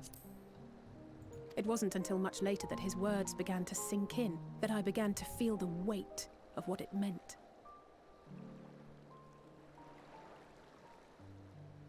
Do you remember when the decision was made to come to Sharlayan? Yep. Grahas said that the Forum was determined to keep us in the dark, and that Father's venomous performance was part of that strategy, to keep us at arm's length. Perhaps it was. Father argued with Grandfather on many occasions, but never with such dismissive contempt. And when he demanded what justifies the sacrifices we make in war, I honestly didn't know what to say. Neither did Alpha know, I know, but never for one moment did I believe we had made the wrong choice. So all I could do was fume silently. It was only afterwards that I realized how childish I had been. How being stubborn and self-righteous must run in the family. If I could have just mustered a civil response, then things might have turned out differently. No. There's no talking to that guy.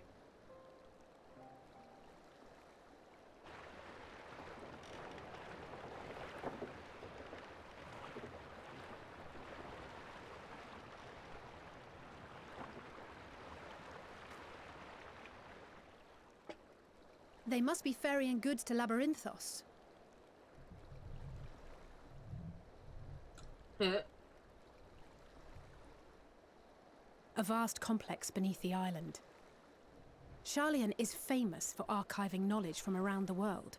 Well, that knowledge is not preserved exclusively in dusty tomes and desiccated samples. Our living library, comprised of all manner of flora and fauna, is housed and studied within that underground facility. Still, that did seem to be an unusually large shipment. When I lived here, it was rare to even see such cargo transported by boat.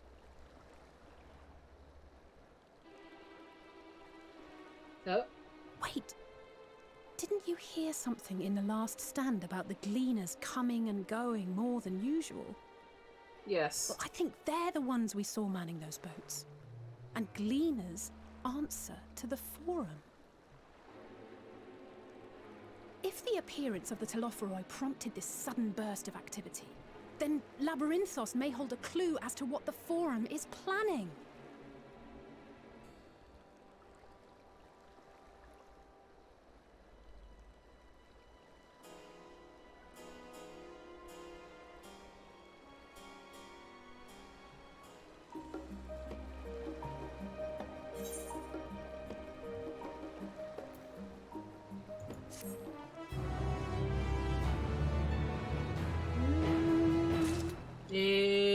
Intrigue. Right. The Labyrinthine Descent. Alize is excited to share your revelations, I'm sure. We should tell the others what we've learned about the Gleaners. Go on ahead to Narrows. I'll join you in a moment. Master Dickon will want his cups back.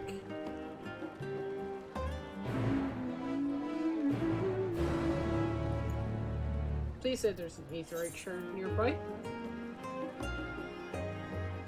I mean, not really. Okay.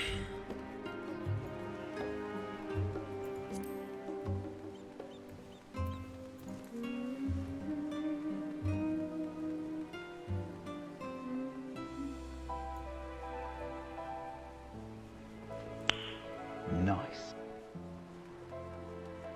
Haha, I turned it down so it doesn't scare me as much anymore.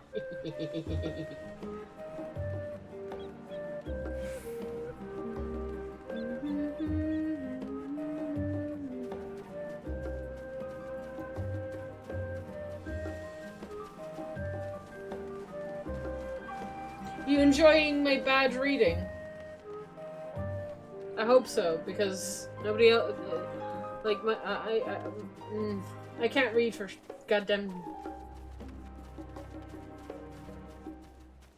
I'm very bad.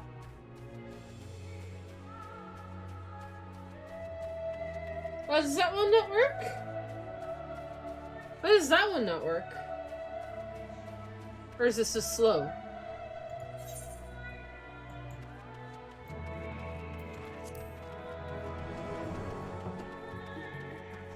Yeah, that's weird. Why didn't that one work? All the others seem to work.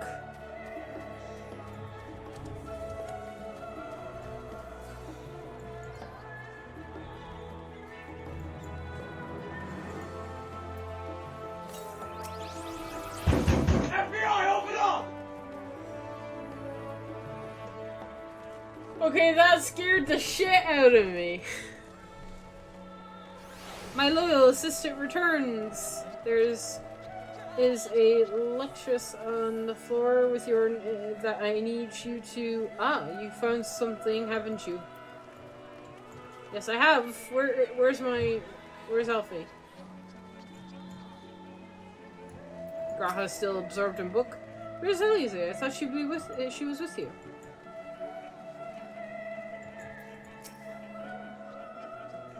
Is that coffee I smell? Did I miss the tea break? Is that...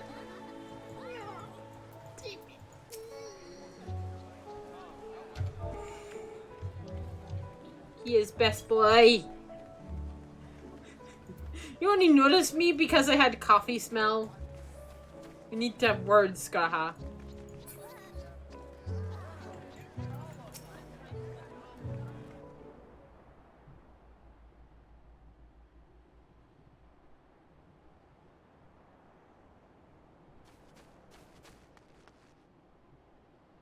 Nobody knows the LB3 trick?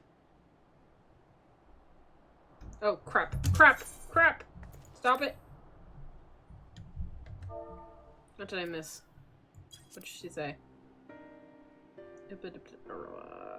Not exactly. Amber! Welcome back, Amber. Been for a walk and cleared your head, have you? Not exactly. Did some impromptu investigation turn up information on the Gleamers?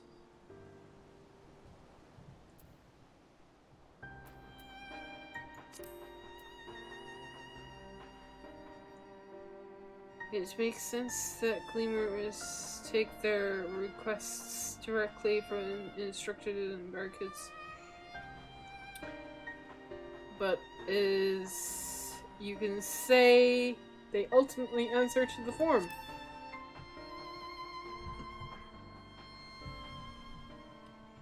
A sudden and significant increase in Gleaner traffic and in cargo, it certainly gives the impression that they're approaching an overarching plan being put in motion. Yeah, let us see what theory we can build from the facts. As you still observed earlier, Neville's archives appear to contain no information concerning the final days. Coupled with what Amber and Alize learned at the last strand, we can be reasonably sure that most Sharlayans know nothing of that particular period in ancient history. Yet my father and his colleagues are not only familiar with the final days, but are also somehow certain that the destruction being perpetuated by the Telophoroi is wholly unlikely these apocalyptic events. Moreover, the Forum claims to be so occupied by its duty in such pressing importance that they saw fit to unemotionally deny Eorzea's request for aid. And now the Gleaners, official agents of the state, have been mobilized on a presidential scale.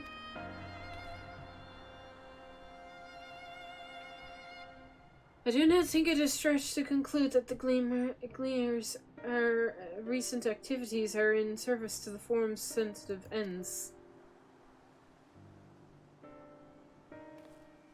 In which case, our next course of action would seem most obvious. We visit Labyrinthos and assess the situation for ourselves, and if we're lucky, the Gleaners will be far more receptive to our questions.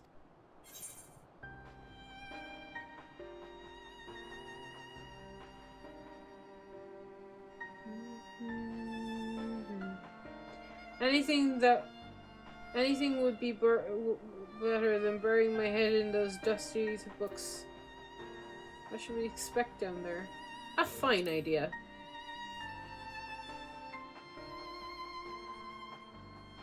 I'm glad you approve. I won't be disappointed, I promise. As for myself, there are a few more subjects I should like to research. I may join you later, but feel free to leave behind your borrowed books and be on your way. I'll see that each is returned to the proper place. That would be a great help. Thank you, Raha.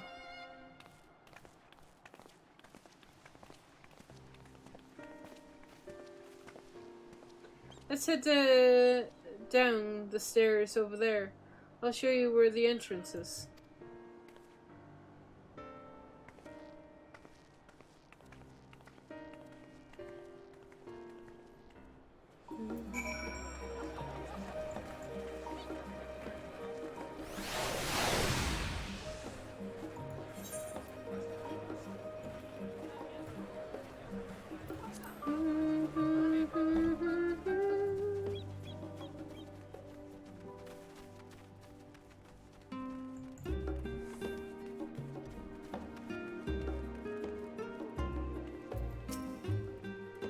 Ready?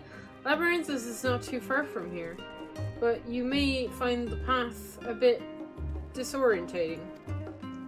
I'll lead the way, so stay close. Follow Alize. Try not to fall behind, okay? Off we go then. Okay?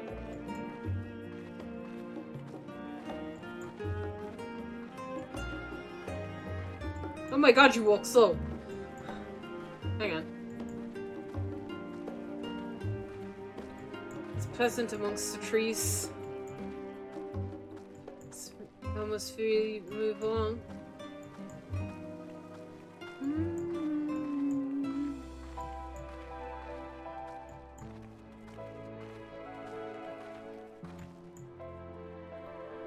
Now let's try running.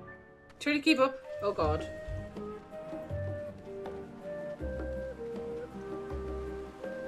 Keep to the path straight ahead.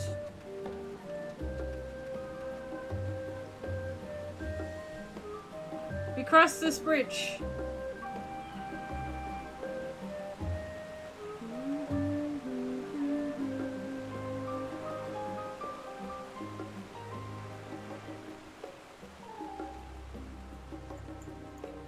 Up here.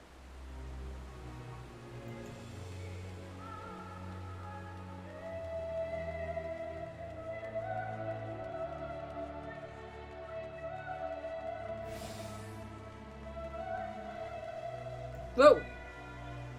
The Rustra. Not far now.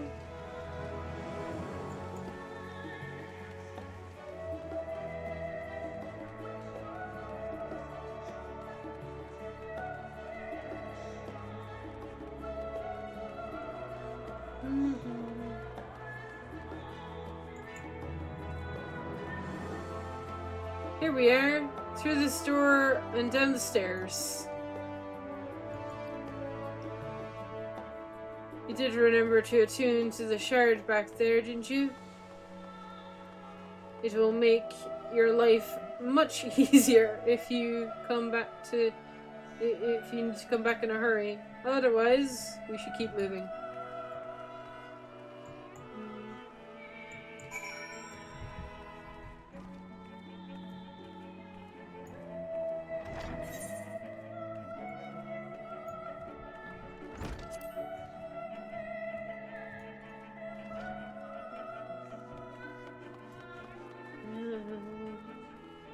Down we go to Labyrinthos. We can't get LB3. We have LB2. Wait, what? No, you need tank LB3 to survive. The Warrior of Light's LB4. You need a tank LB3.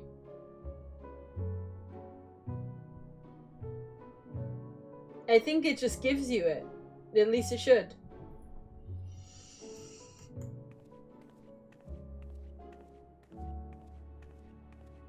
If I knew how to do it myself, I would. But it's specific timing and, yeah, I'm not good with specific timing. Talk to this person first. Hello, Chocobo Porter. Helmet.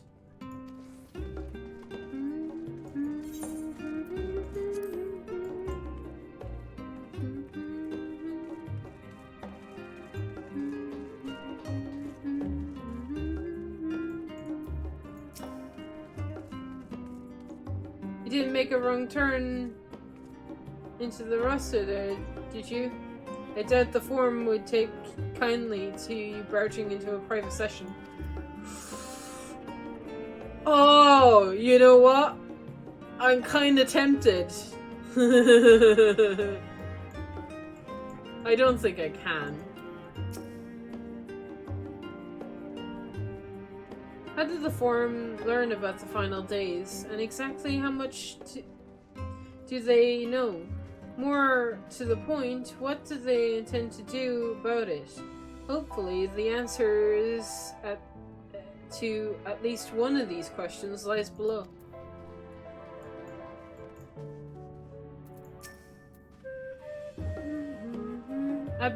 I've not been to Labyrinthos in the longest time.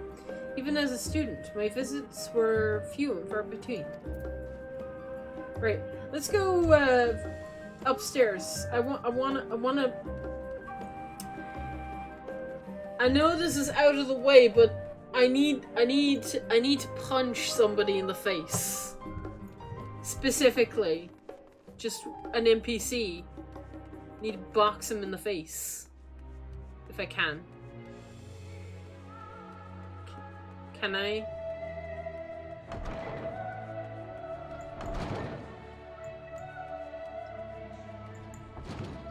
Oh, there's an Aether! There's a sightseeing thing here. Of course there is.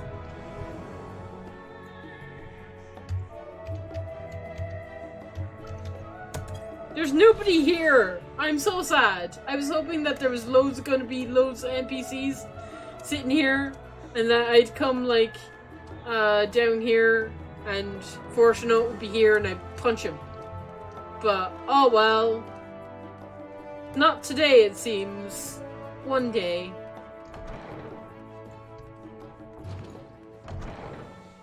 Ugh, big doors.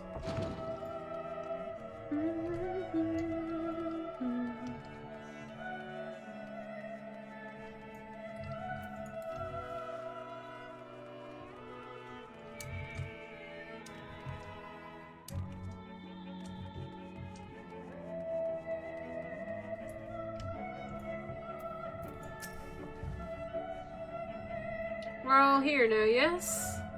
I've been taking the liberty of securing permission for our group's descent.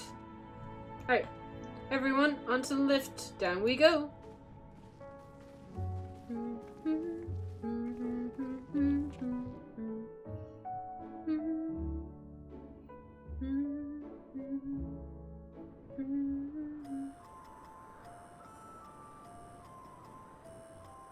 Deep beneath the scholar's city shines a false sun within a fabricated sky.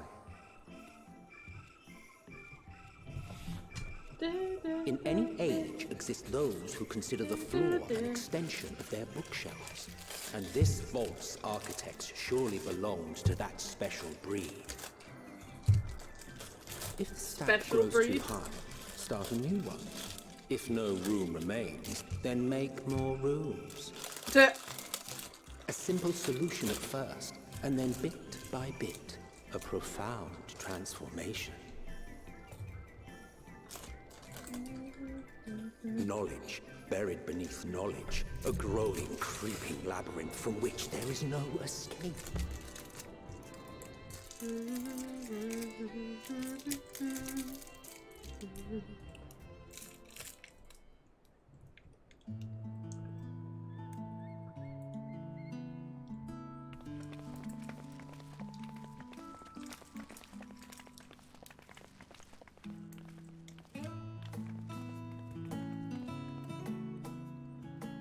Not what you expected.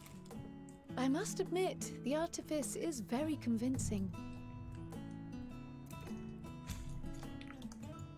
But I assure you that we are beneath Sharlayan itself. The breeze you feel, the flowing waters you hear, all created by the hand of man. Cool. The island is volcanic, you see. And once upon a time, this great hollow must have been a reservoir for magma. It was discovered some 400 years ago, at which point it was repurposed as a storage facility for scrolls and samples and such. Renovations have continued, with nigh on no interruption to this day, with the lower levels still undergoing expansion. Aren't those people gleaners?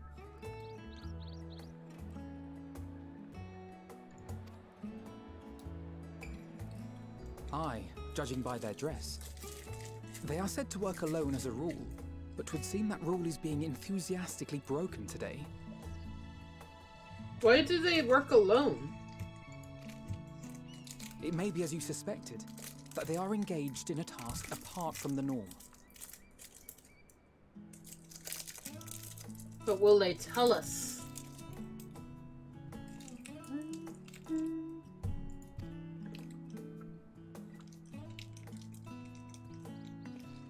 Let's spread out and get some answers then.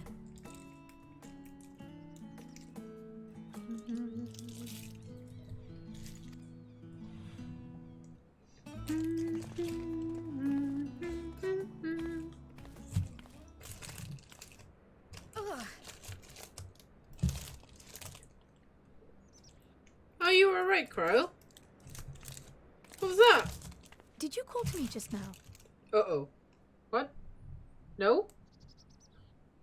Heidland? Echo? No. How odd. I must be a bit dizzy from the descent. Remember, Krell has the echo, so maybe it's Heidland talking to her. I'll be fine, I'm sure. Let's get to work, shall we?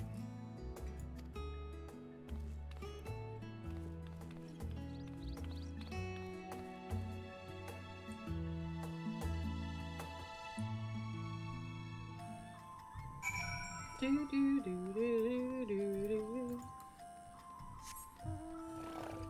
Okay. How big is this area? It is pretty big. Not gonna lie. Okay. First starter of business. Let's actually go for the mount roulette and see what I get. Horsey.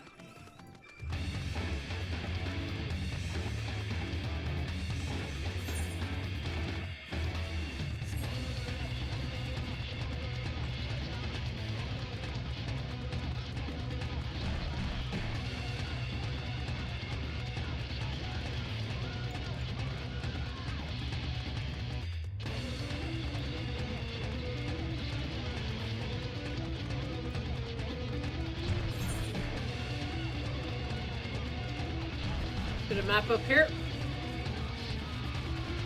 Try not to aggro anything, please.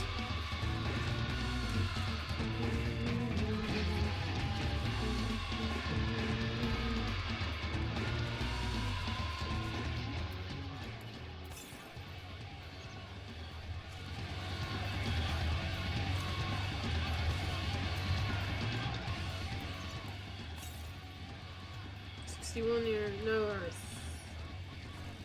East. Over here?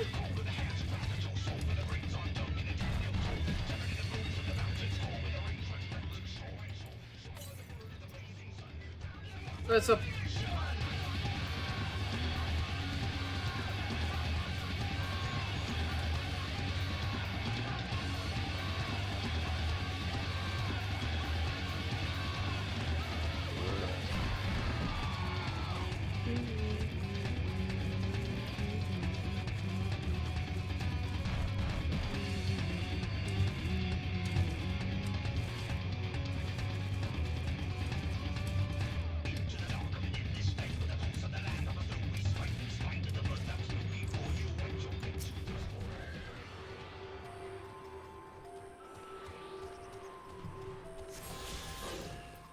How many of them are there? That's the wrong thing. Aether currents. Oh my lords. Okay. One down, lots more to go.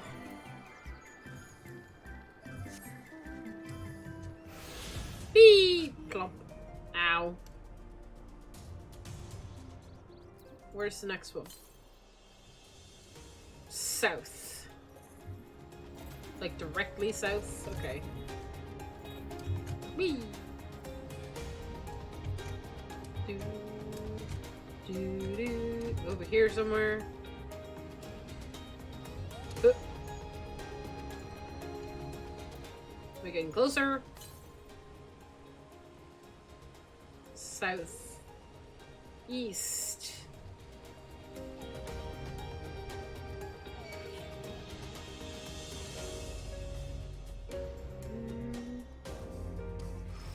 Somewhere around here. Ah! Leave me alone.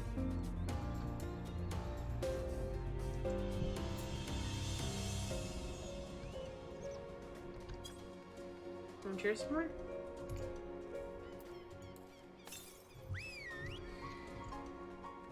More southeast. But wait. First things first. Attune!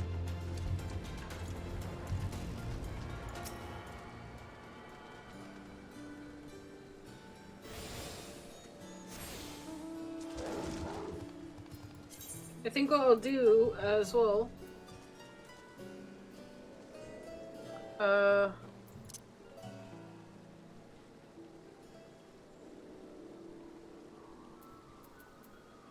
It might not be here. System?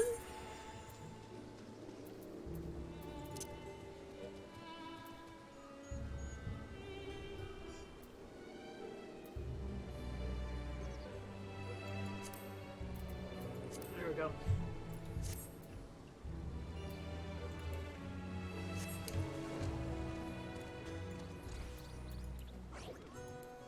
Give me a better. Okay. It's not better, but okay. Hit! Oh. Haha. Oh my god, if I fall.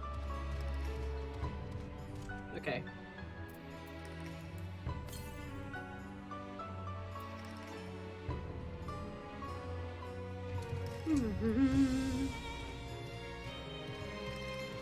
I can't fall.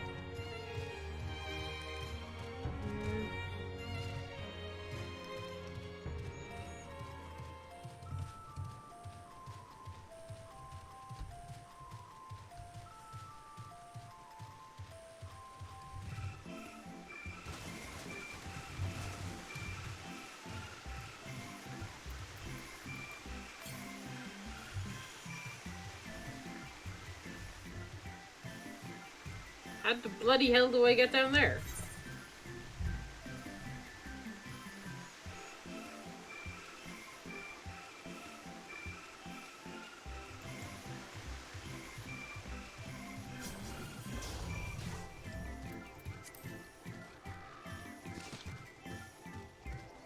I must need to advance the story to go down there. Okay.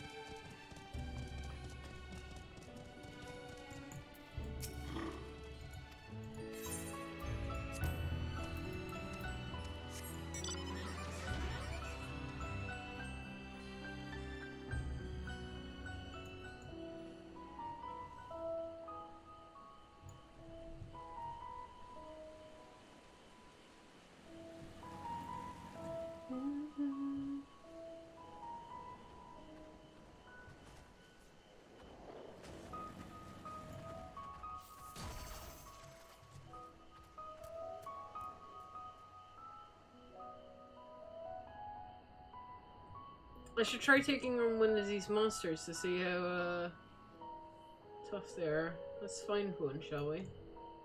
Ah, there we go. This guy will do.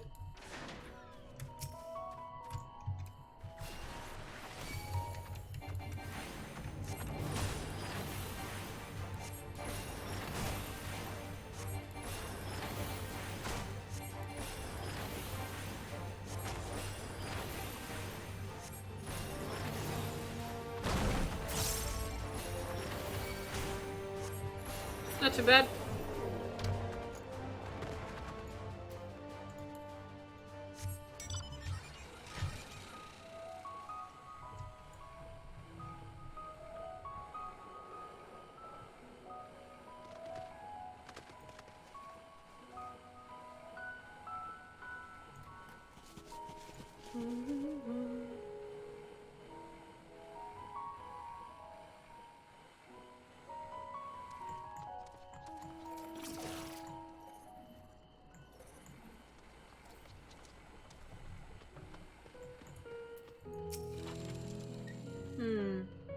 Fascinating, but could you go back to the what you said what you were saying earlier?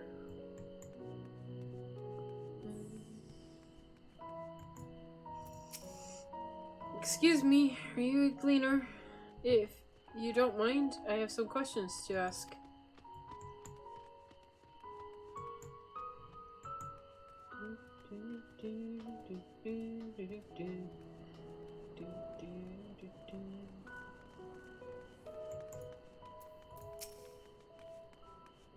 Most of these gatherers here apparently are gleaners.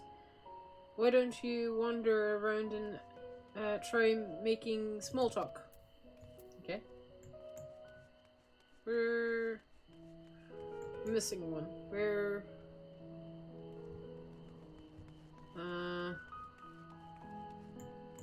okay.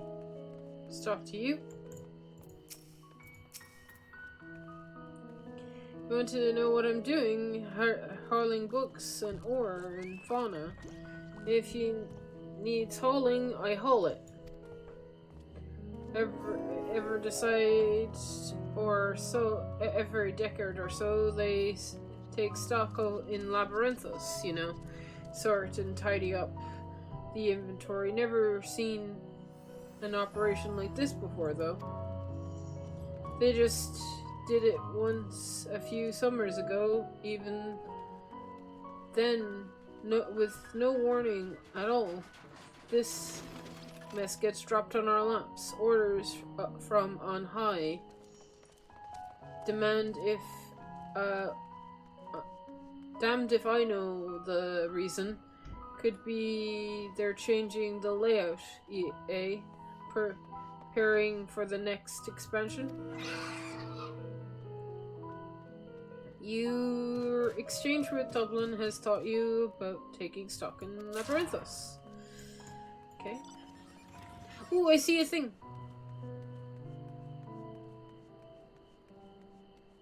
And there she's still at. I was wondering where she was.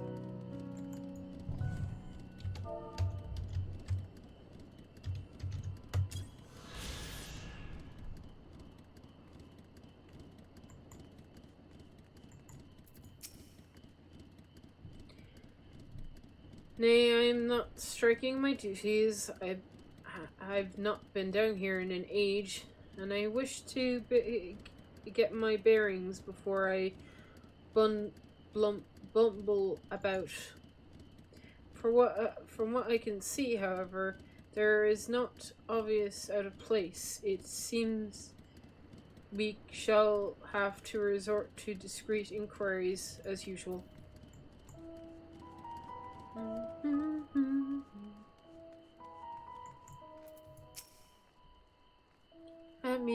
Let me think. The Rahal seeds should be item 1058. Clum seeds 1059.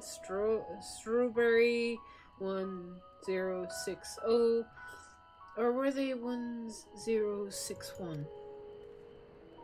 Ah! My head feels like it's stuffed with mako grass.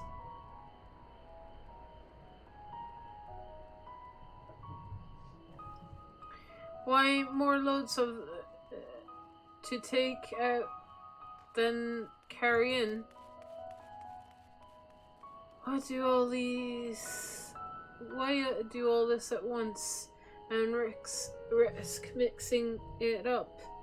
What if somebody mistakes the Corton carrots for Gabadian carrots? What then? Exchanged. Okay. Last one.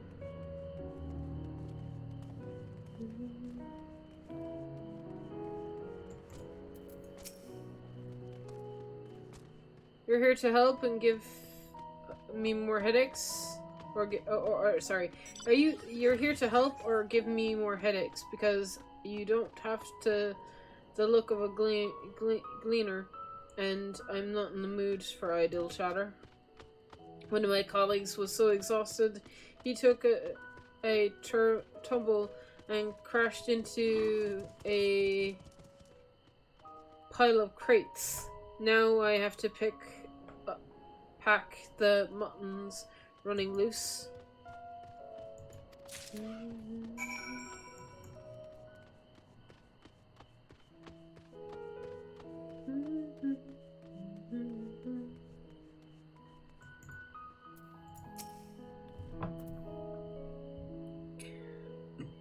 Any luck, Amber? What tales did the Glanners have to tell you? Blump, blump, blump.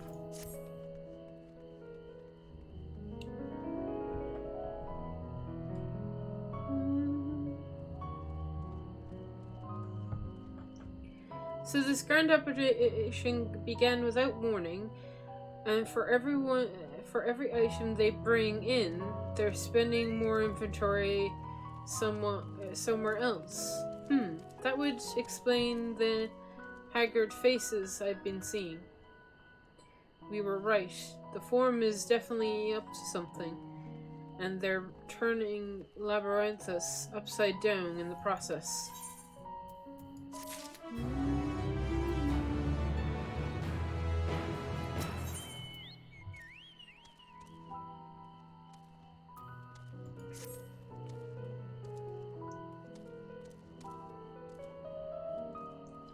We would do well to learn more of what specific the Gleaners are being tasked to do, as well as who has tasked them to do it. If you're game member, I have an idea. An idea?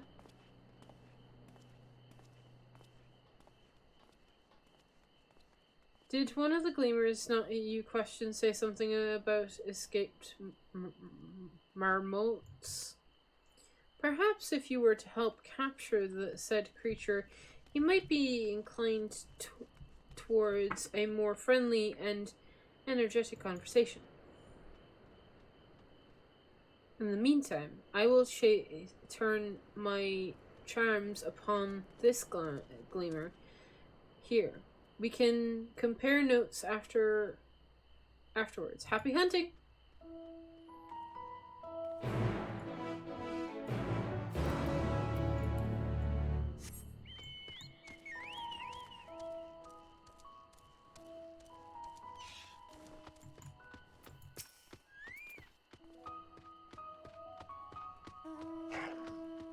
You wish to help me in finding the mermaids? I have nothing suitable to pay you for your services, but if you're offering out of the goodness of your heart, I'd be welcome assistance.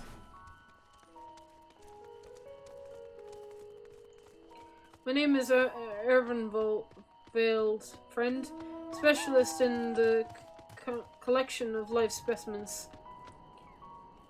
That said, the capture of the Notflex Mormos is a trial I have no desire to repeat. Gazamice, they call them.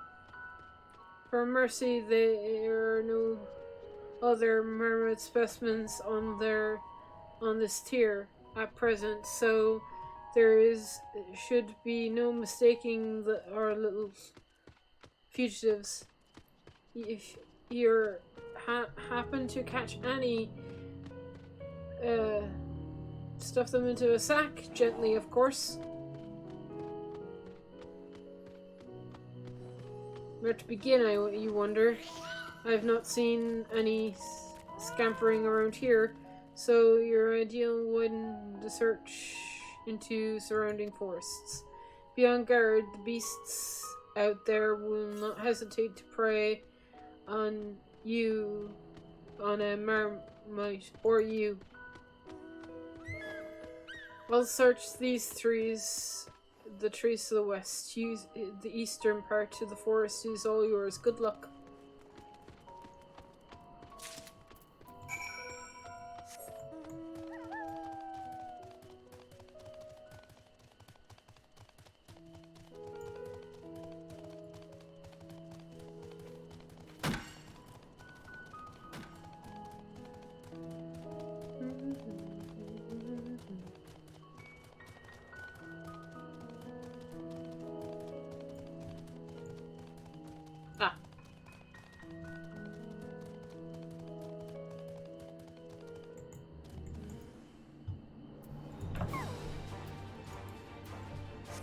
Lucky!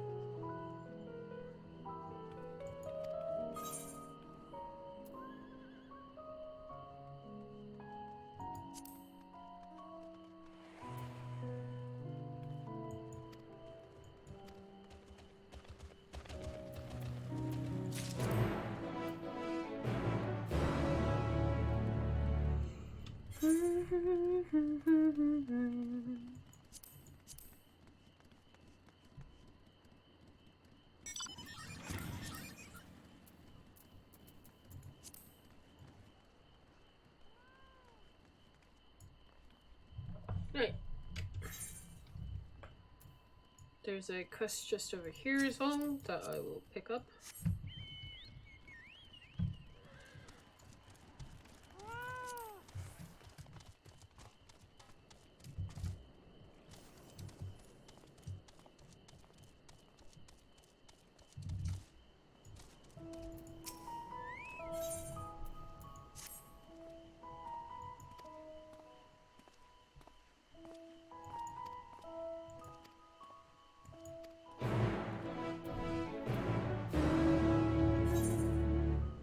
Right.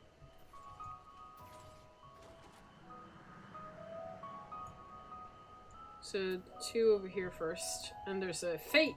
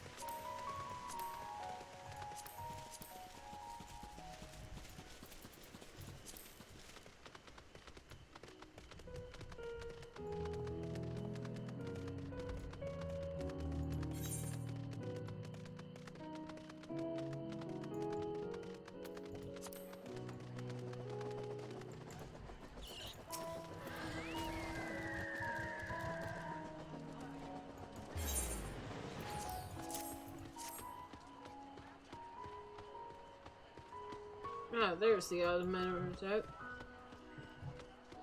Okay, here's well, I put my friends in the holding cage.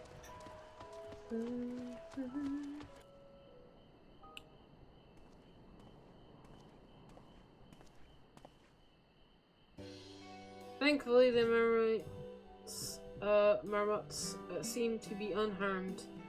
They've held up well in isolation, but it's much too soon to release them into the habitat. It's a good thing you were able to recapture them so swiftly. You have my thanks. I asked you to capture them in the first place.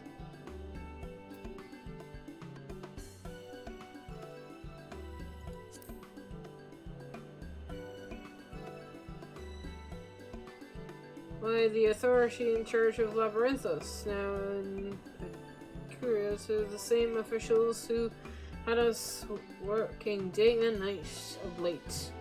The honorable members of the Forum. Who else?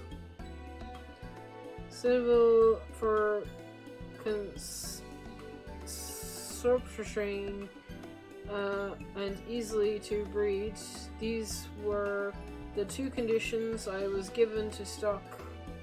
For the stock, I was instructed to procure.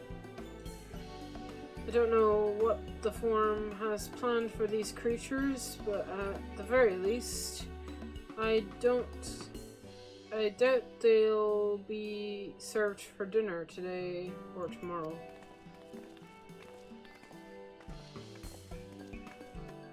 Oh, there you are, Amber. This is the Glimmer you mentioned. Gleamer you mentioned, who was the one looking for that lost memories. Interesting. Company you keep, friend. Where are you folk anyway? I am Kryl of the Students of Valesian. These are my associates. Truth be told, the Forum's decision of late have not sat entirely well with us. That is why we made the descent into Labyrinthos. We hoped that by seeing those decisions put into action, we might more fully understand their reasoning. Wise and practical. Never hurts to try and gain a broader perspective, does it? Anyhow, duty calls on another animal capture and close to the empty. Once again, I'm sorry I can't offer you more for your services.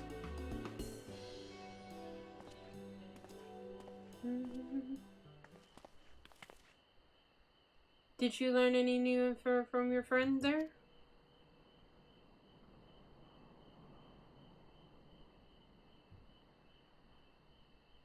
So we've been confirmed that the order is to be ambiguous. Operation did indeed come directly from the Forum. However, the Gleamers have not been informed of its purpose. I say that fits with everything that we've heard thus far. We also discovered when the operation was begun, the Forum contacted the Glamour's guild ship and put their people to great work for some 4 days ago, after the Solofroi made their chilling declaration. As seasoned travelers, the Gleaners kept abreast of the news on every corner of the world out of necessity. Thus am I inclined to trust in their candor of events is occur. Altogether, it gives a distinct impression that this undertaking was a sudden and unexpected development. Yet I find it hard to believe that such a comprehensive reconstruction of Labyrinthos and its archives could have been planned in so brief a window. Nay, this plan was long in the making. They were but waiting the right time to put it into effect. And the Solofroi's decoration was what set it all in motion.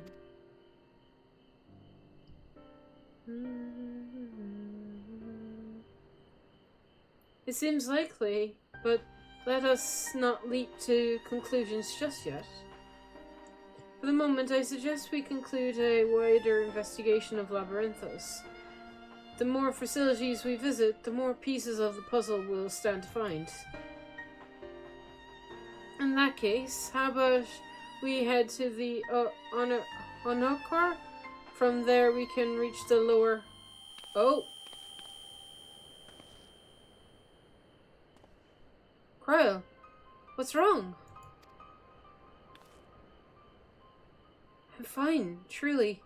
The sudden descent has left me with a bit of a headache, that's all.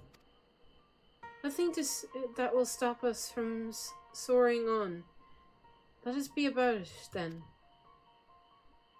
At least allow me to take the lead. I'm fairly certain I remember the way to the Archon.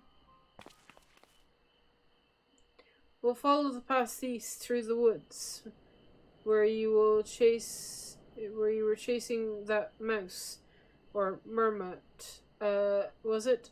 Anyway, the tolls you will need to watch out for.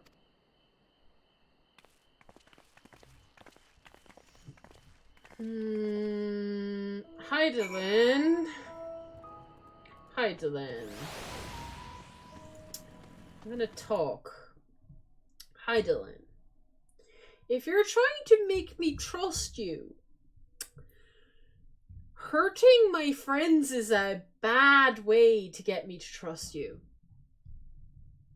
That's just the Echo acting up. I don't know. I presume it's the Echo. I can't think of anything else it could be. It's...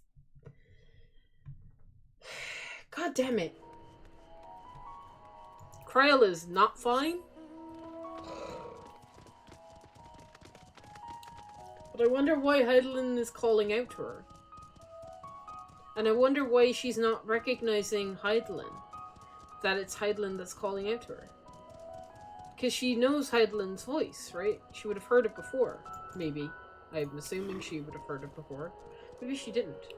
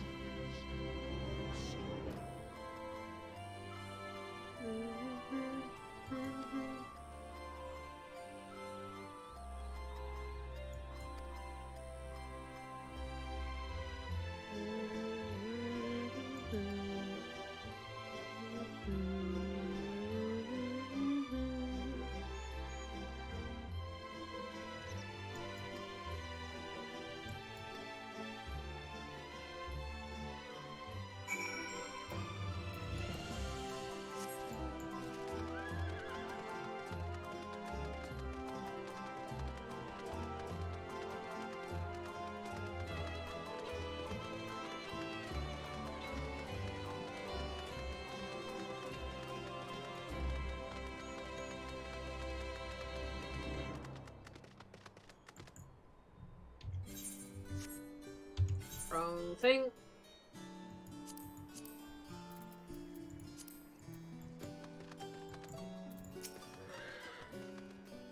Behold, the Arcanon. The nominal serves as Charlene's literal archive. So, does the structure house the city's wealth of material data? The architecture too is similar is similar. This building you see here is in the upper entrance, and an access point into the vaults carved into the cliffside itself, with all the vast rooms stored into the countless samples and specimens, as well as the detailed records which describe them. In a manner of speaking, the Arcanic contains a physical history of Charlene's unwavering dedication to the accumulation of knowledge. Thank you, brain.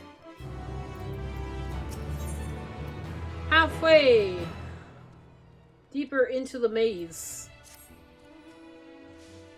Well, we won't learn anything of value standing out here. Let us proceed into the main building and speak to the Custodian? Hey, words. Words are not my strong suit. You're here for reading. I'm not great with it. I'm very sorry.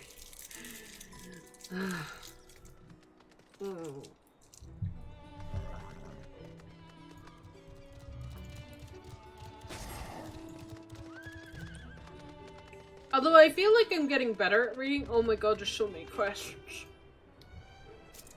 Oh my god, there's so many.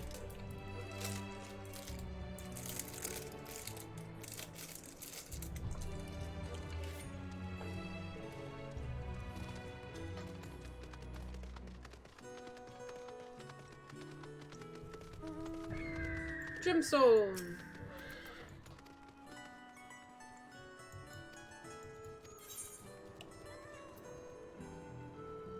Ooh, ingredients and stuff.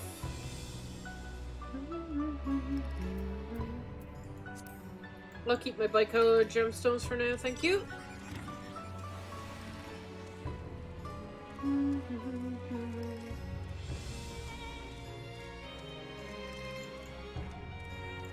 So many quests.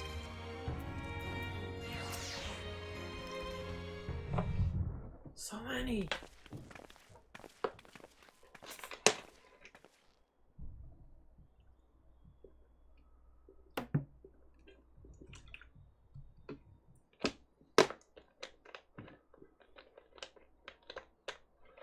Greetings, we're here to peruse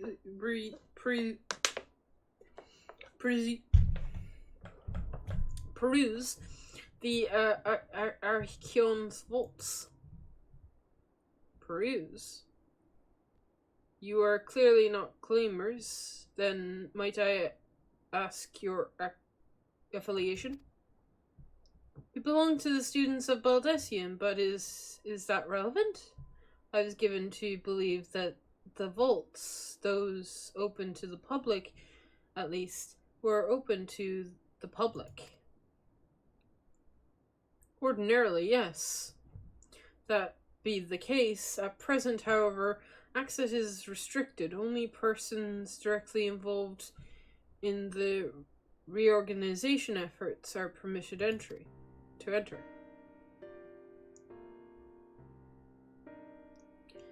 Not us, then, I suppose. We had better move along to another facility. This building has a lift that connects to the middle tier, yes?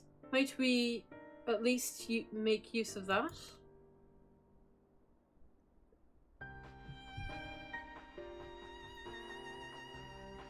That service has also been suspended, I'm afraid.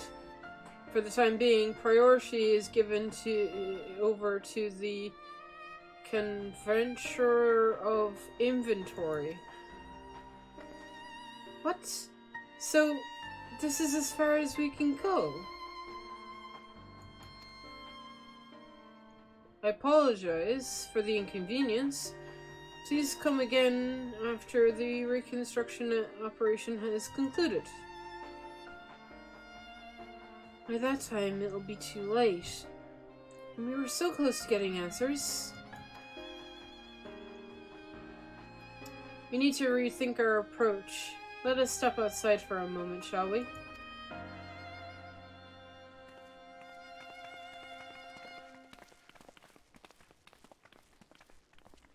Students of Baldesion.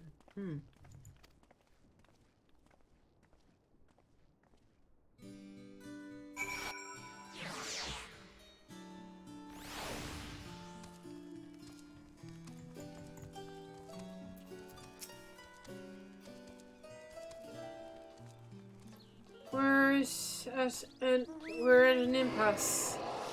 As we have no other leads, I should like to I would like to pursue this one further. But I doubt that our stone-faced custodian will be swayed by heartfelt pleas. We must seek another means to access the lower levels. 'Tis likely that people in the area are involved in the reconstruction in one way or another. If we're engaged ourselves, they may allow us to accompany them on the lift. Let's ask around. Surely someone is in need of a few strong backs to lighten their load.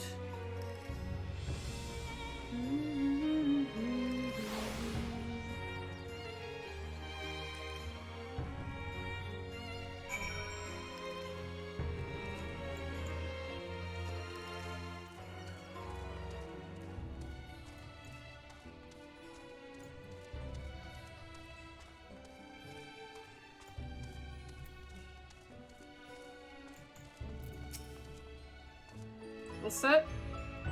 Take you down the lift with me?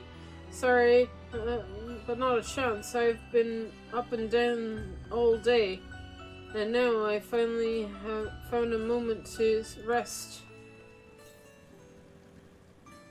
I did see a glamour fellow heading out the gate there, though, shouldering a large pack.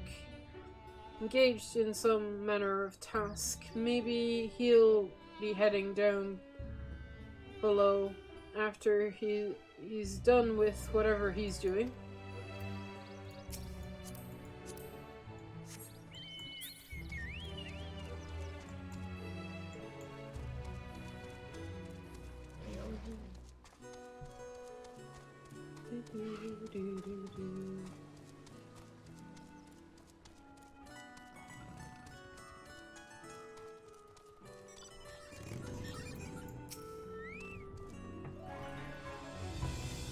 Am I taking the lift? Oh no. We're just students. They won't let us into the Archon even though we found... Actually, we have no idea what we found. There's no record of such a creature anywhere. But it's wandering about.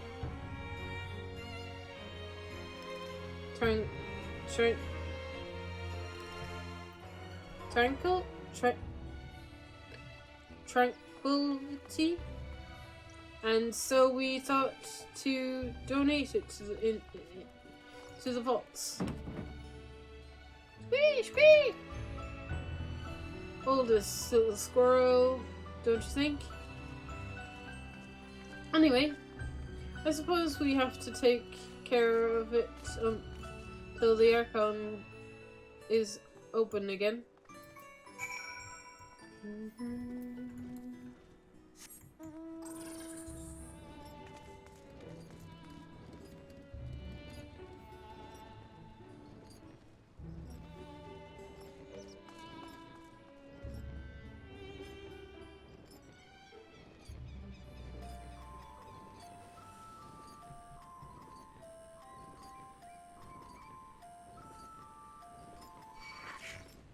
No.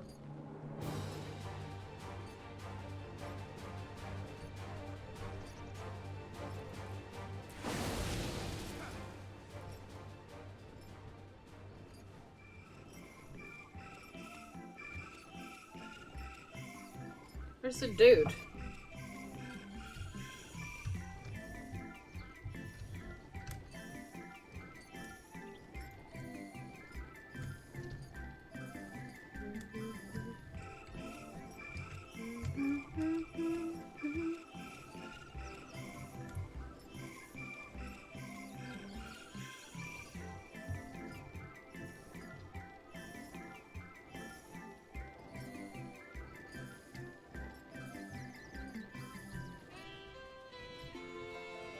No.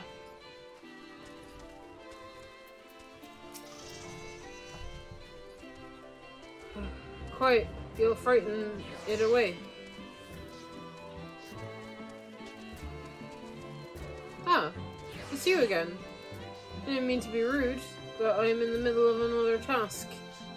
A cloudkin I need to capture is close, very close.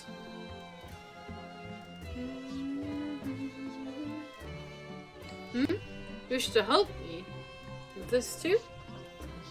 You spend your time in unusual ways, my friend. Still, 2 hunters are generally better than 1. Very well. Canine, the kennel here is a common gathering spot for birds of all kinds, but the one I'm after today is Hornbill. Its feathers are green, and it cries with a distinctive caw. Single it out and shout it, and with a sleeping dart.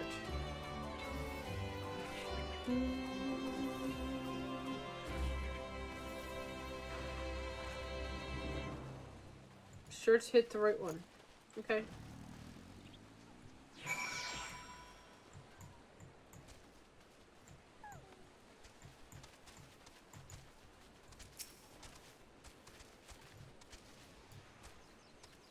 Hornbill.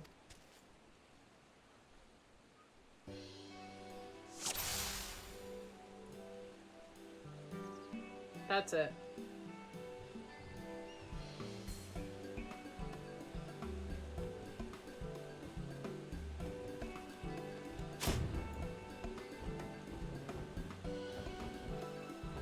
You subdued the wrong bird. Fail. Really? I thought it was that one. Let's try that again.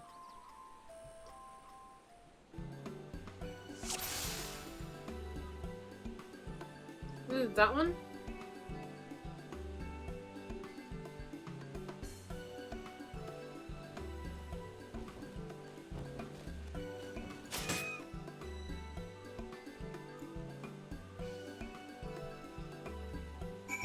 Yay!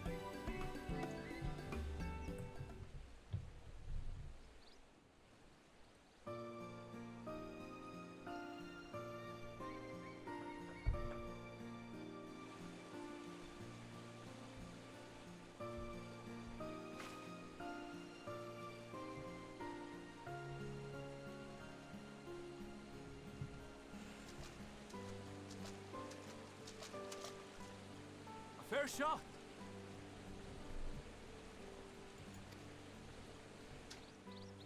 Nicely done. Let me truss this one up, and I'll make my way over to you.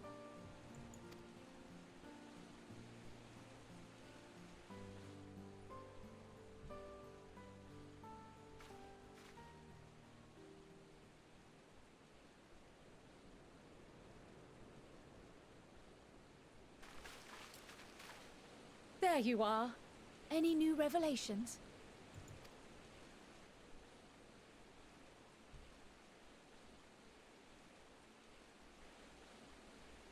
So you met with that gleaner again, this time to capture a hornbill. I understand catching and bringing in creatures from the outside, but what's the point of chasing after ones already here? Oh, it's a simple thing, really. Occasionally, we remove specimens no longer needed for study, or those we've had difficulty raising. But we can't simply turn them loose. Safely returning such creatures to their native habitats is another facet of a gleaner's duties. But not in this case, I'm afraid.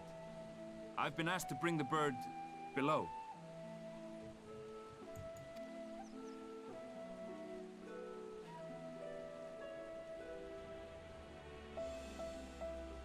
The restricted section in the lower levels of Labyrinthos. Open only to a select few researchers hand-picked by the Forum. The projects down there are the subject of rumor and hearsay. Forbidden magics. Advanced technologies that can never be allowed to fall into outside hands.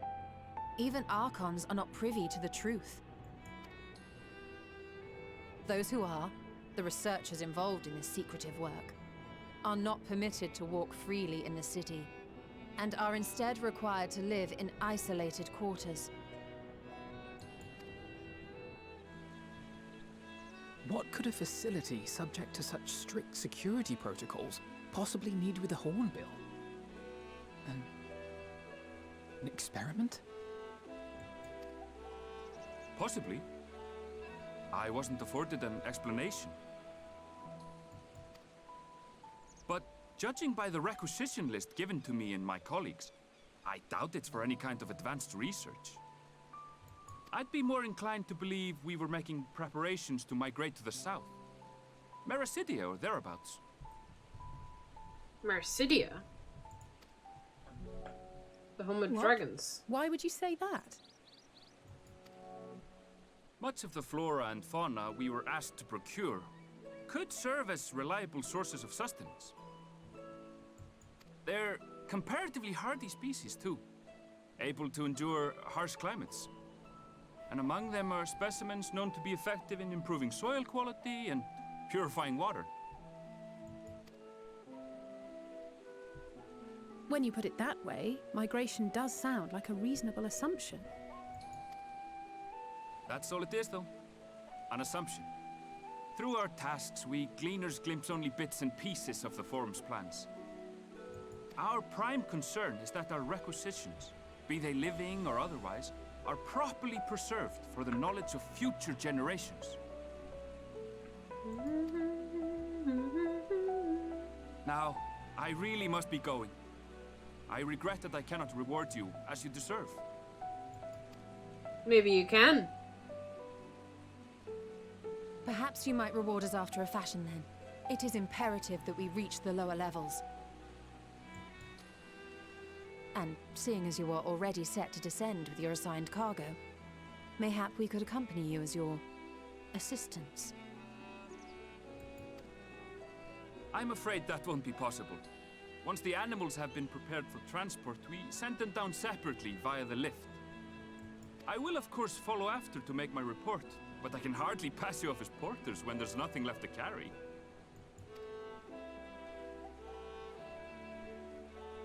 Indeed. Pray forget I said anything.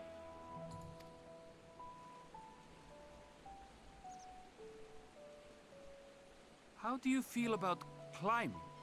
If you've strength and the courage to brave it, then there is another way down.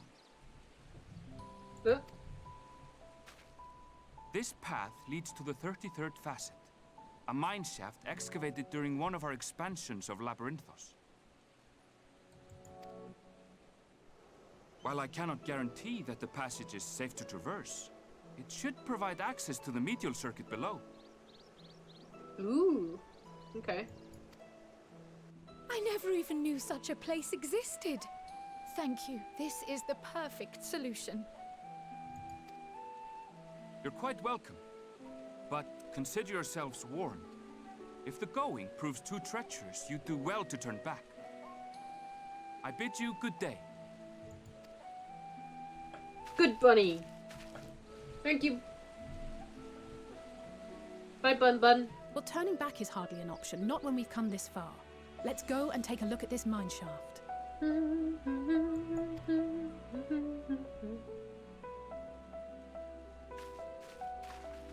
Is it a dungeon?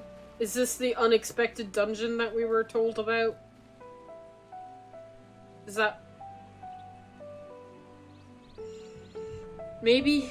I don't know. I'm spitballing.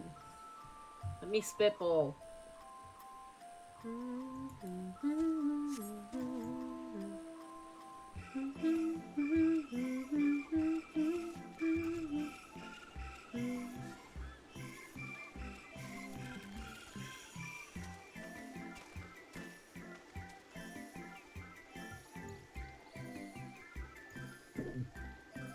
Ugh.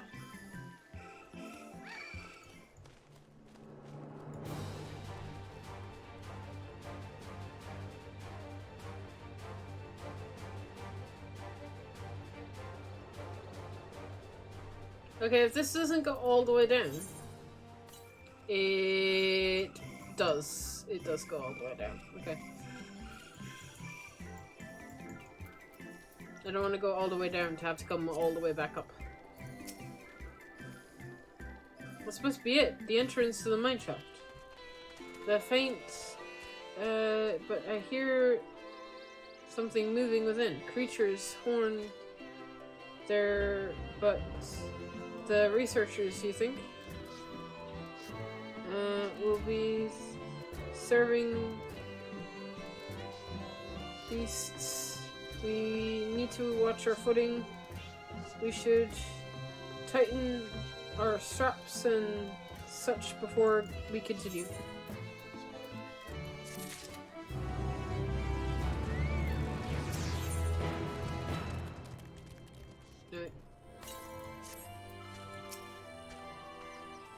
Handmade through, though it may be, the shaft is designed to be a natural cave system. Heed everyone's warning. Do step carefully.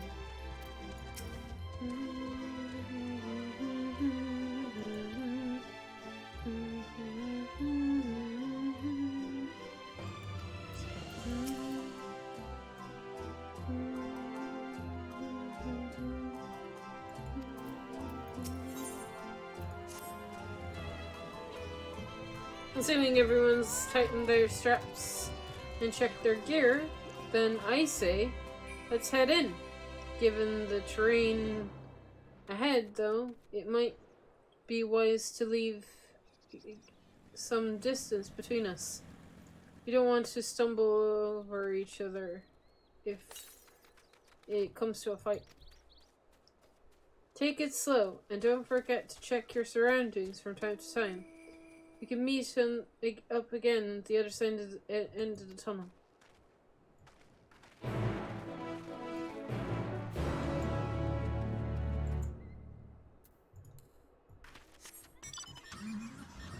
I'm just gonna drive a car through. It's fine.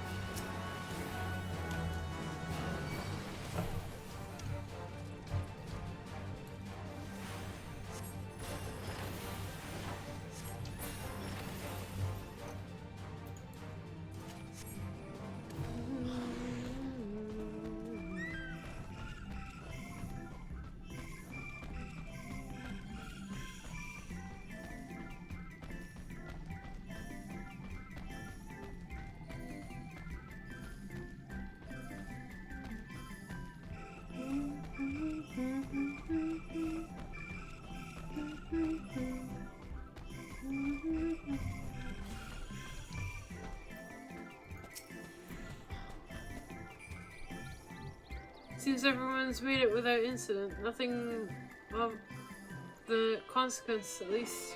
And as promised, the tunnel has delivered us into the medical circuit. As I recall, this tier is where they keep the wide variety of samples for agricultural production. If Ernville's assumptions hold true, that specimens are being collected in preparation for a great migration, then we should see evidence of such plans in the area's research projects. Let's follow the path to the nearest farming facility. Let's see what we can see.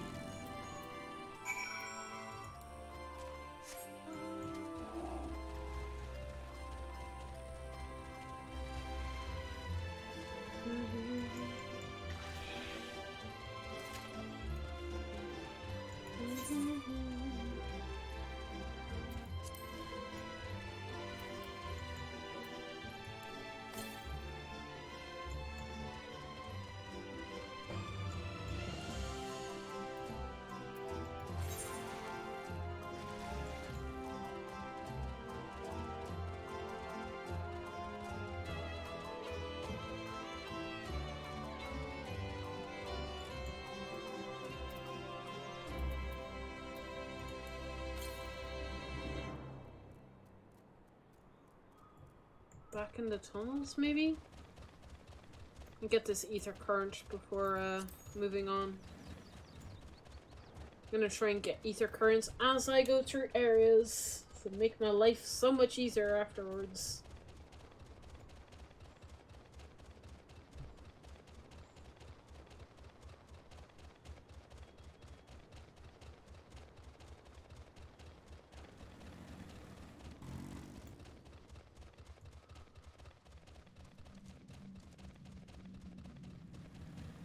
Here, maybe? There. I see it.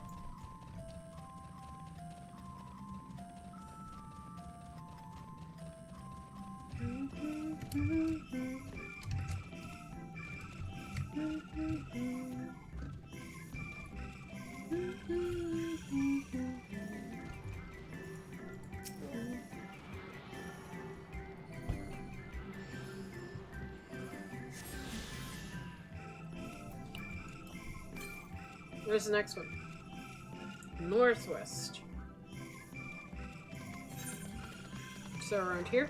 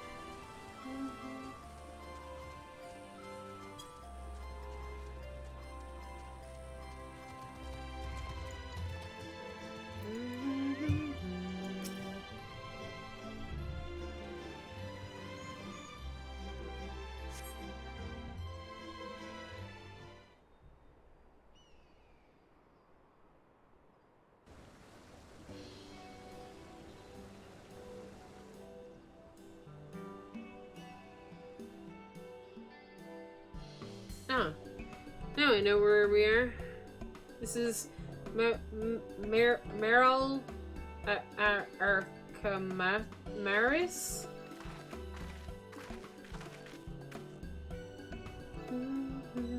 Labyrinthus is host to wide varieties of vegetables, which allows us to conduct studies on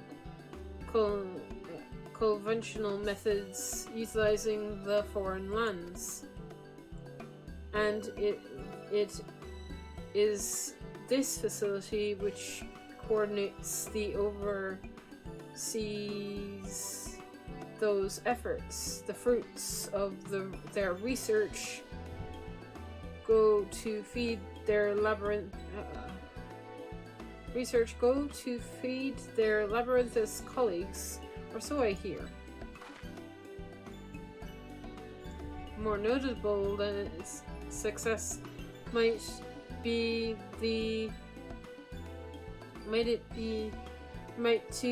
the Aragora foods so exotic you'd be hard pressed to guess their origin, let alone how they might taste. Indeed, mysterious vegetables without a name. Only a list of nutritional benefits scribbled on a card. Xenoglammers, gleaners hereabouts. Yet these workers seem to share the same sense of urgency.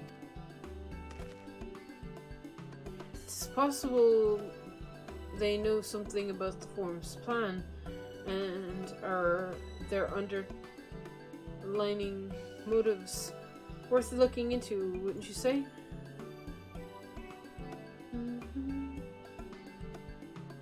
See what you can coax from the workers. The rest of us will do the same. Or cast about for useful clues.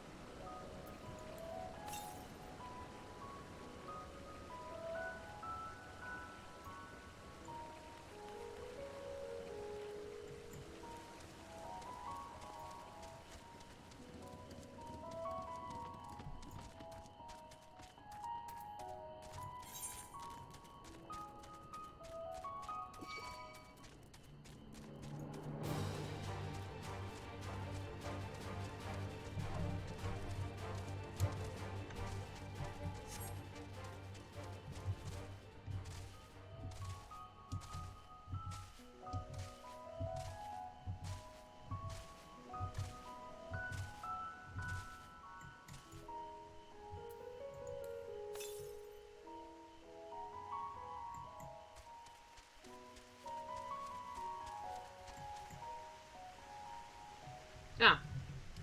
Eee.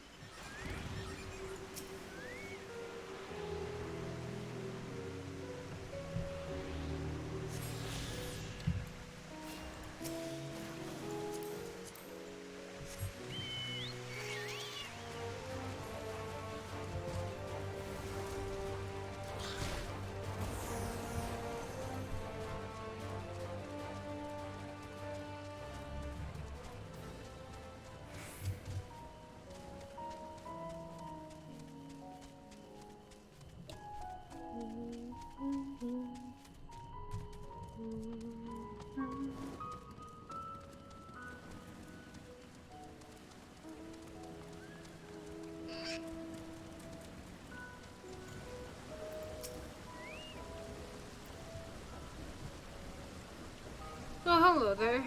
We weren't expecting visitors, not with use of the lift being restricted, how did you make it down here anyway?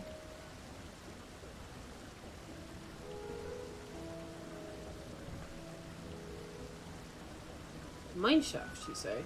Well, you're much harder soul than I. Under normal circumstances, I'd reward such tenacity with a guided tour of the fields. But I'm afraid the form has us filling orders list a mile long. Massive yet detailed requests, literal wagon loads of props, samples, and hardly any time to put them together. When I first heard of the grand reorganization, I assumed we would be shifting around old stock to make room for new. Then came the orders for ridiculously quantities of seeds we've already thoroughly researched. Passing strange, eh? I presume that I pressed for an explanation and was met with vague assurances that's all we would receive in due course, not to mention satisfactory answer.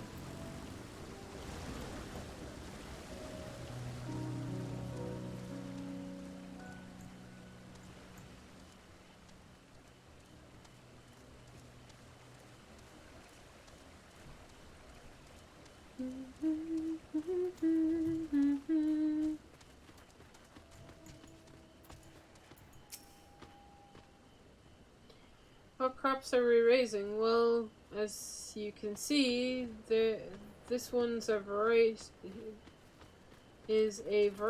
of grape. Only needs a good source of sunlight to grow, and the conditions here are nothing short of perfect.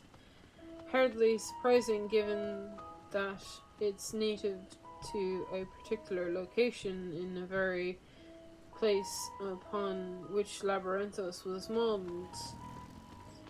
A region in the south of Zarband. It boasts remarkable habitat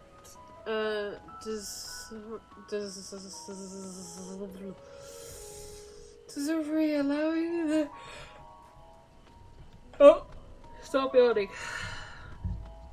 Tired already. I've been streaming for another 3 hours. That's why. Allowing a myriad of flora and fauna to thrive. Chilling peaks in the north give way to swarms of temperature plants, which in turn transform into hot, humid coastlines. Such bountiful territory is ever contested, as you might expect, used to being called Carvatos before the Imperials renamed it Locus Amoltos. The form thought it not a surprise, however, but as research ideal environment, one whose climates we strive to recreate within the confines of Labyrinthos. It's since provided a rich foundation for countless experimentations in the nation. Words. I am good with words.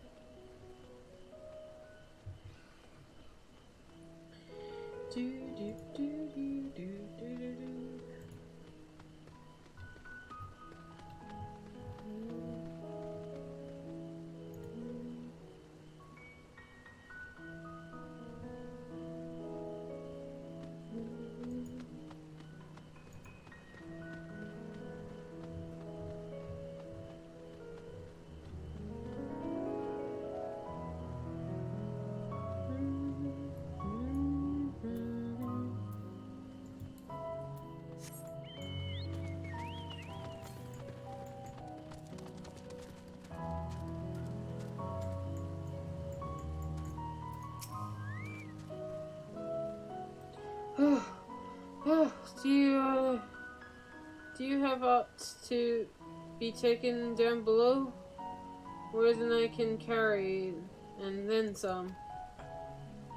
Most of our stock is sent off via cargo lift, but some of it has been marked as aerial transport. Hence the stack of crates atop the cliff over there. God's howling that the load of slop up the slope was such a job and a half.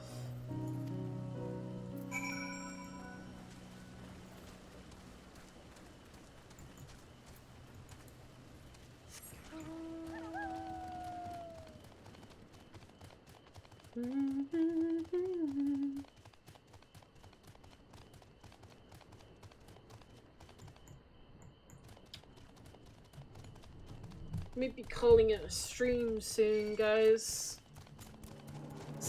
We'll see.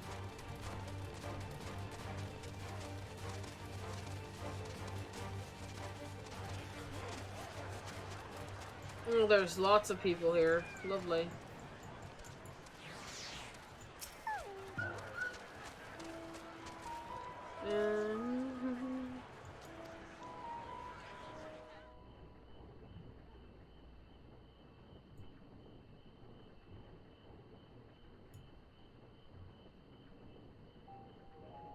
Flower!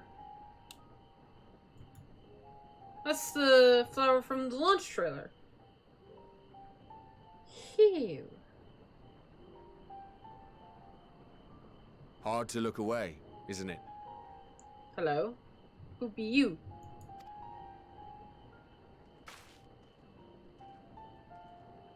But they're more than pretty flowers. Heart blooms are attuned to ambient emotion. Oh. Ambient emotion.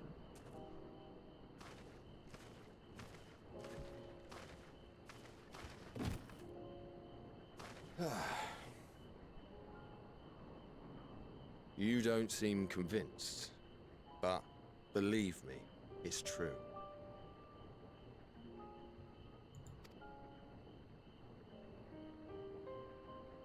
This ashen grey, for instance, it mirrors the anxiety and urgency of those working nearby as they rush to fulfill sudden orders.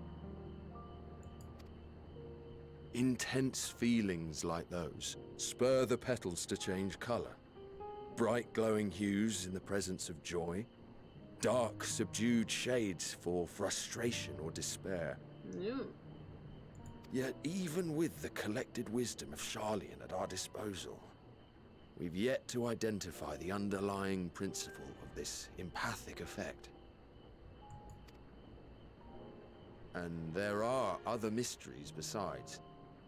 Although the flower is extraordinarily long-lived, its low reproductive rate has made it difficult to find younger populations growing in the wild.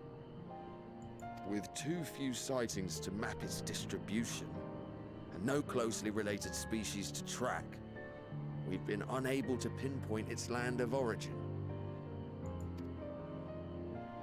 To further complicate matters, every culture, even dimly aware of its existence, has given it a different name and mythos. Our attempts to study it via the historical record have been an exercise in frustration. As an avid botanist myself, I should one day like to unravel the Heartbloom's secrets. But I'm afraid other duties must take precedence. I will leave you to your thoughts.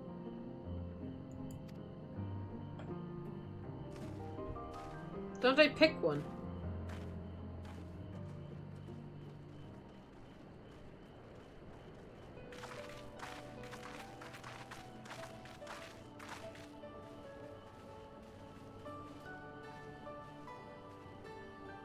Have you learned aught of interest? Yeah, I found flowers.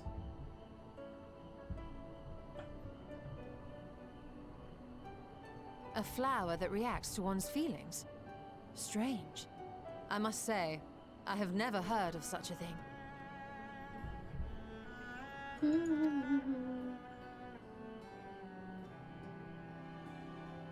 This is all very fascinating. But as it stands, we failed to gain any significant insight into the Forum's undertaking. Indeed. While there is certainly enough activity to support Erenville's supposition that her priority has been placed on improving food production, unfortunately for our investigation, these workers were never informed as to how their duties serve the master plan. If only we could interrogate the Forum members directly.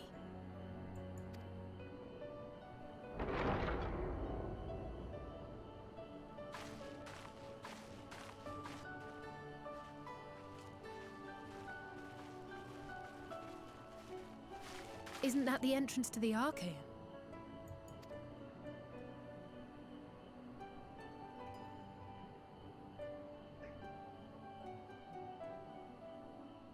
Look, there. I think that's Erenville. A little difficult to tell from here, but I think you're right. He did say he was coming down to make his report. Erenville receives his orders from the Forum. Would it not follow, then, that the superior to whom he reports is a Forum member, or at least a close associate? You mean to eavesdrop on their conversation? What of the risks? Damn the risks. Ours alone to bear. We won't interfere with Erenville's work, nor will he be implicated as an accomplice. If you're not comfortable taking part, I can do this alone. Nay.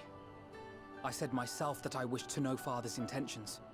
And no answers will be forthcoming should we simply ask nicely. We can apologize later, should it come to it. Right now, we need every crumb of information we can get our hands on. Consequences be damned. Dope.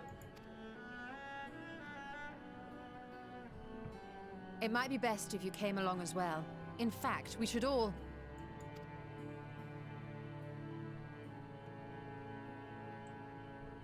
What's up with Cryo?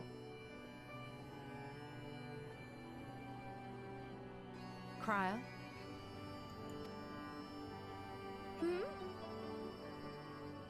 Oh, yes.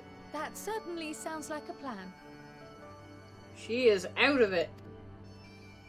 I'm glad you agree. I'm worried about her.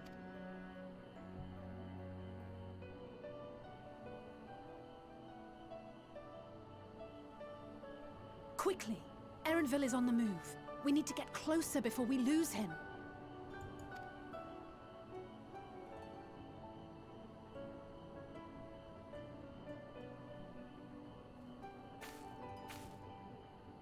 Almost. I can almost reach you. No, don't do it.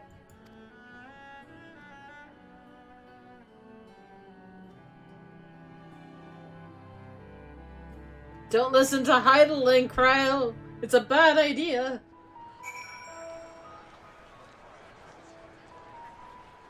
I will have words with Heidelin if she does something to Cryo.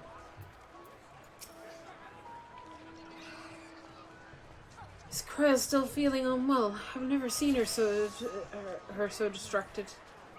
Keep an eye on her. But keep moving too. We can't let our quarry slip away.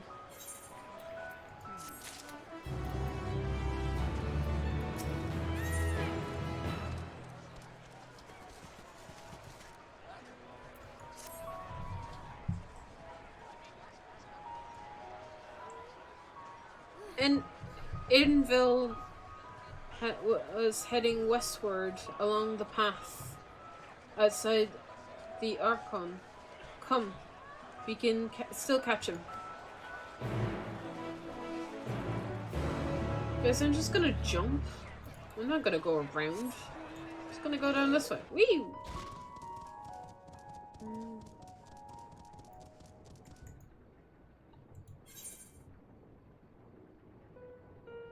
That way.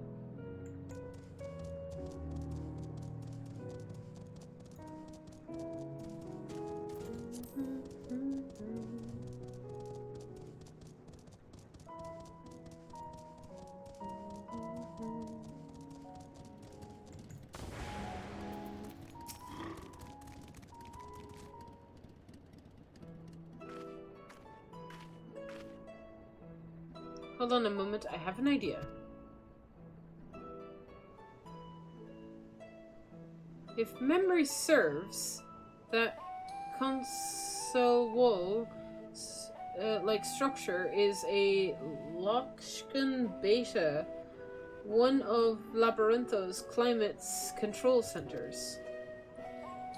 It should have its lifts, which is one we can access to upper and lower tiers. If I were an agent of the Forum, it would make for a convenient meeting place. But if we were to find in the company of said agent, we can't expect them to reveal issues of importance as we narcanly stroll past. Nay, we shall have to remain undetected. If only Groha and his vanishing spell were here. Oh, but there is another way of turning invisible. Uh-oh. Hippity hop, my little toads. Goodness!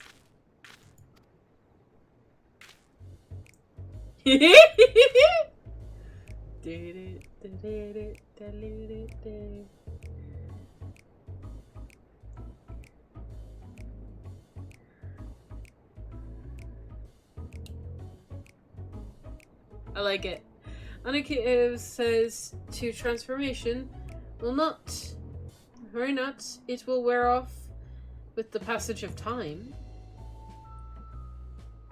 I suggest you and your green companions hop along and catch up with our Envil friend. Should you feel the magic fading, return to me and I will refresh the enchantment. Okay. And what am I to do in the meantime? Wait here with me. In your current state of mind, you'd be like to leap into the jaws of the predator as you would learn anything of note. Which reminds me, where the creatures were Herberts in that form, you are essentially defenseless. You have changed into a toad. You must remain transformed in order to progress with the quest objective. You will return for your transfiguration status if you move too far away. Look to your map for the transfiguration area of effect. Okay, good.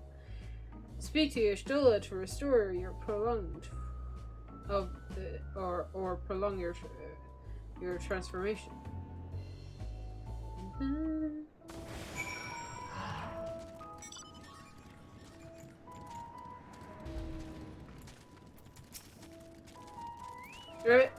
Rabbit. Alfie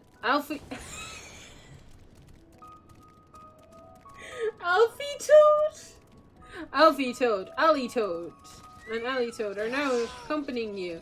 Keep them in your side in order to proceed with the quest objective.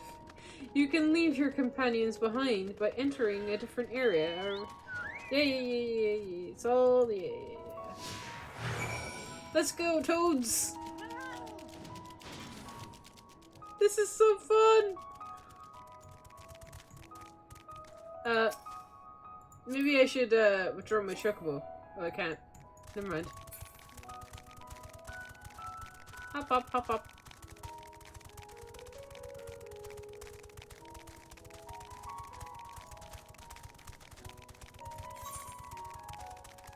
Look at the purple.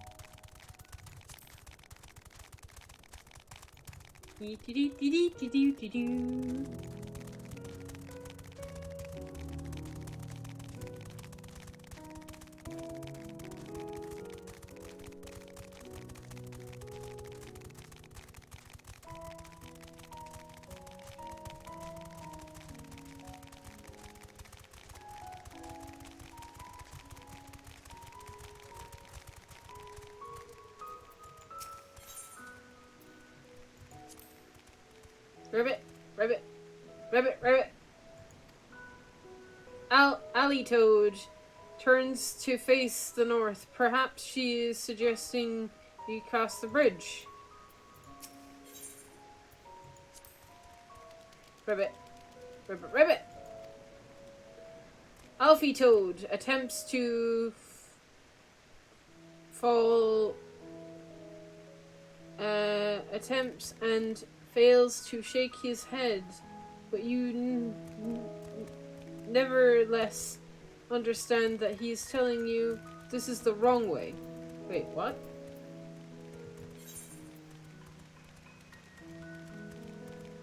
It is?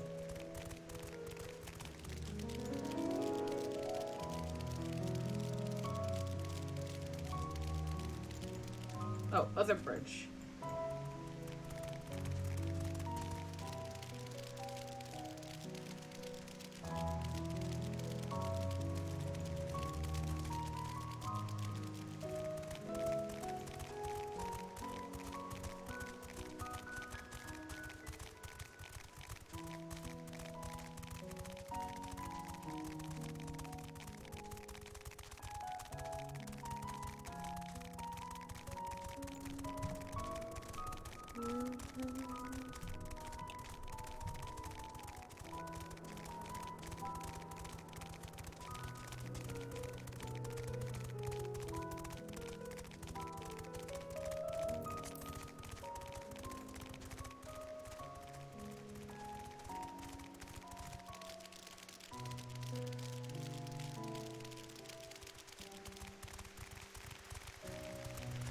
I can't wait for people's reactions to this.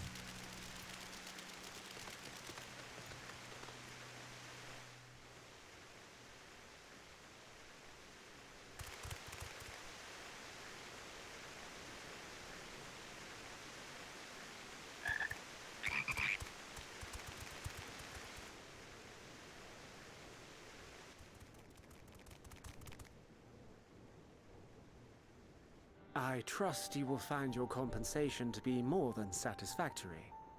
We wish to make clear that we are pleased with the efficiency and thoroughness of your work. So much so that we have come bearing new tasks in need of your competent hand.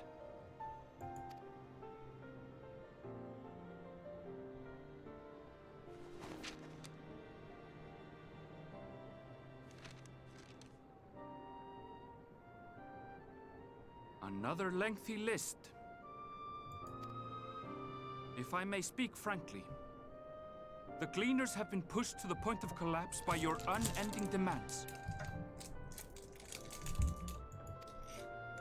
We are not familiars to be exploited. We are Charlian scholars, and we deserve an explanation for this unseemly treatment. What warrants such urgency?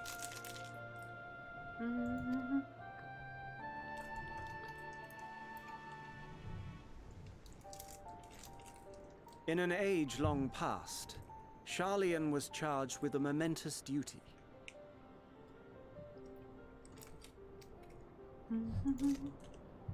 And now that word of the final days hangs heavy in the air, the time has come for us to fulfill that charge. What charge? I can say no more, but I promise you this. All will be revealed in due course. And when it has, you will understand that your toil was in service to the greatest good.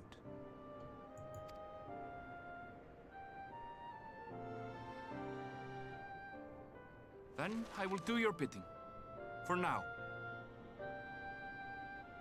But unless you wish the Gleaners to rise up in protest, I advise you to offer tangible improvements for our working conditions. Your promised revelation does nothing to address present circumstances. A fair point. Your concerns will be conveyed to the Forum.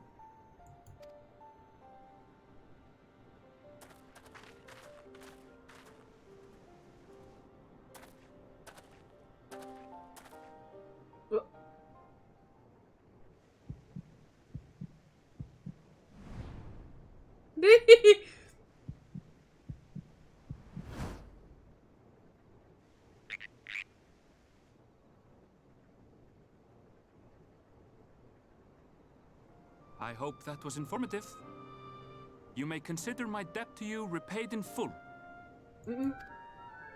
While I do have my reservations about the Forum, I want to believe that they have our best interests at heart. Which is why I'm reassured that you're busy sniffing out the truth of things. We can ill afford to place all our eggs in one basket, this master plan of theirs, without first understanding the risks involved.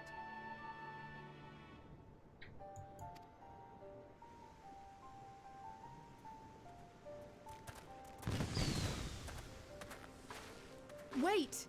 How did you know it was us? If you mean to impersonate a toad, try studying the real thing. And don't try to fool an expert.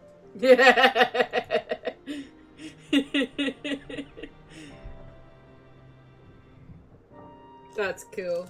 I like that.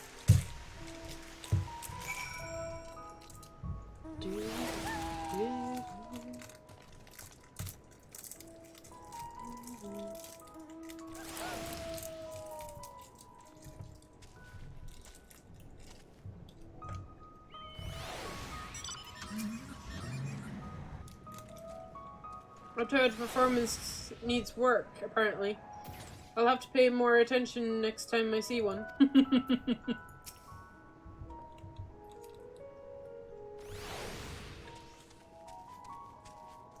I suppose we should have known that the gleaners who specialize in animal procurement would not would be so easily deceived. Yet he seemed inclined to put us trust in us all the same. More apparently, perhaps, than we discovered a new place to the puzzle. This momentous duty the Forum ancient mentioned. Shellian has a call to action, and the Telophoride Declaration was the catalyst. Whatever change it is their hope to fulfill. They deem it of sufficient import to dispute all of Labyrinthos, not to mention including ignoring Eorzea's request of aid.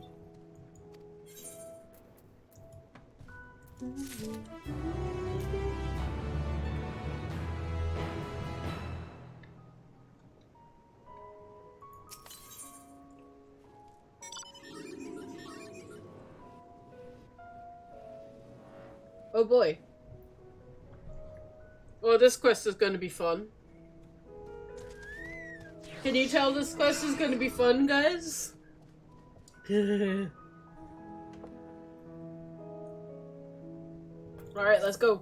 I'm excited about this one. What duty could warrant a direct involvement of the Forum and the commitment of all its resources?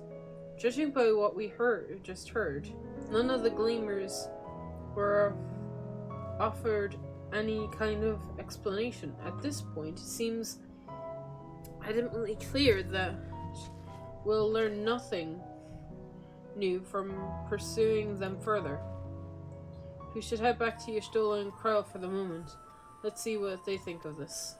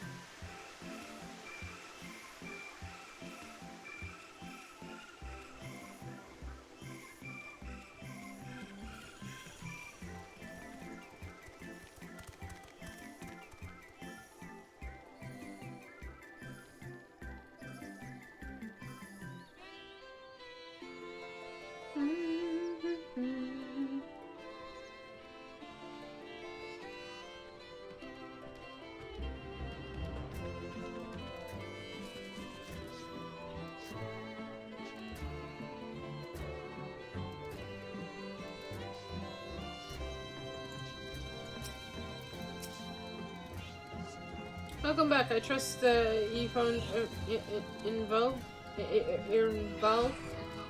Then?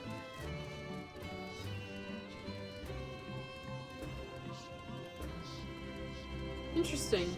Had a feeling you would learn something of import, but even if that something was simply a confirmation of no one knows much of anything. We should share this with Cryle, then discuss how we should proceed.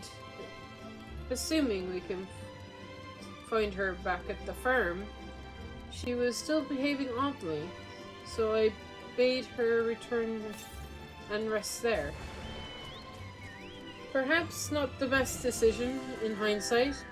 Would you mind checking the near those flowers she was so enchanted by? The rest of us still can survey more distant areas, just in case she decided to wander.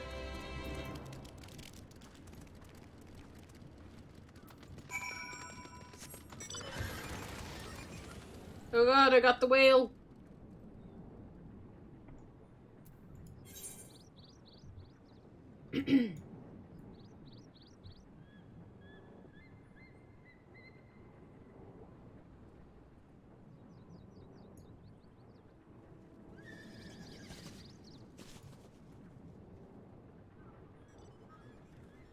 I'm stuck!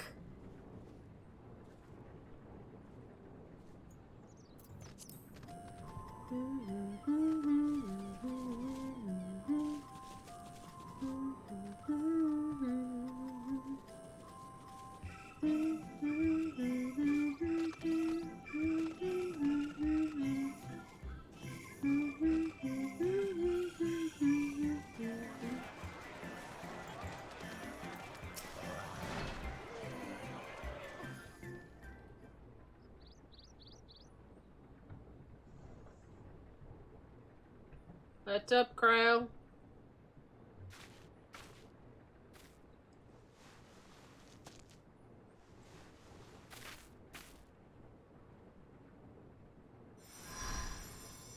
What's she doing?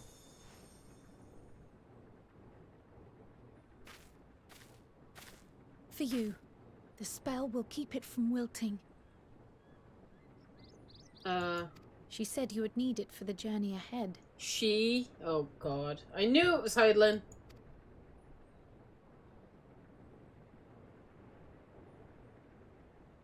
Will you speak with her now? I cannot hope to match Minfilia's clarity, of course, but...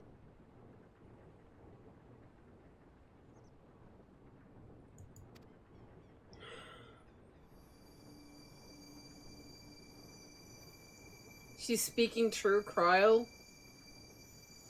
Really? Thank you.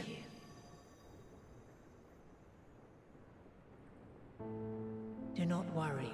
She has lent me her body for only a moment. Cryle, why you do this? Listen not to the demon. Just as I could not save the first from the flood of light, it has become arduous for me to interact with the physical world without assistance. Though I might converse with you for a time, the incorporeal form I assumed on the ship would be incapable of casting even the simplest enchantment.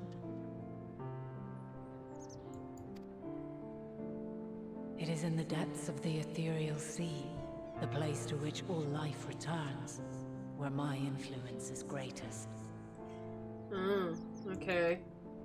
After Minfilia's sacrifice on the first, it was to the sea, here in the source, where I ferried her soul. I wished that gentle spirit to find rest in the world she loved so well. I mean, thanks, but... okay. One good thing. And another who may yet have a part to play, though that will depend on you.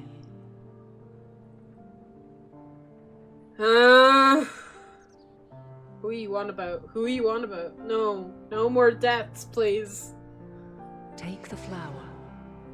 Walk free, for you are free to go where you wish, to believe what you will. Is she gonna call me a Zem at some point? My name? That blue will be your guide, test and proof of your conviction. In darkness, seek joy. Surrender not to sadness, and see beyond despair. Walk free, and bear the light for others to follow. Okay. Together, raise it aloft and let it shine, till the end, blinding and radiant.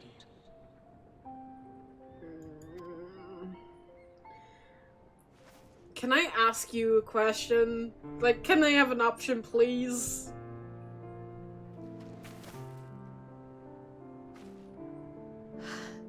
That was all too brief.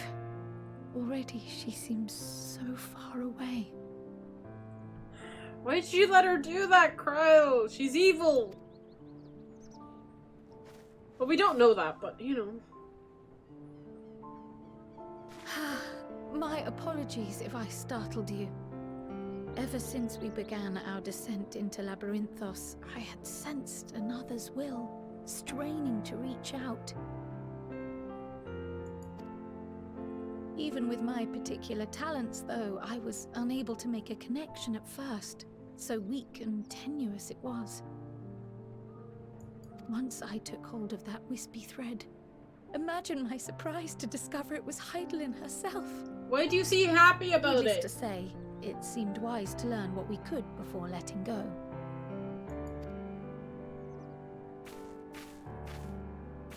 Her answers were more cryptic than I would have liked, but at least she left us with a guide of sorts, that unusual flower.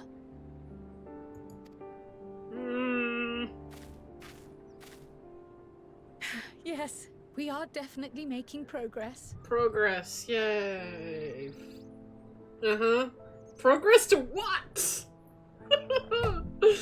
I'm going mad, Krell. I'm going absolutely bonkers. You can't be serious. We've done nothing wrong. Uh-oh. That's not good.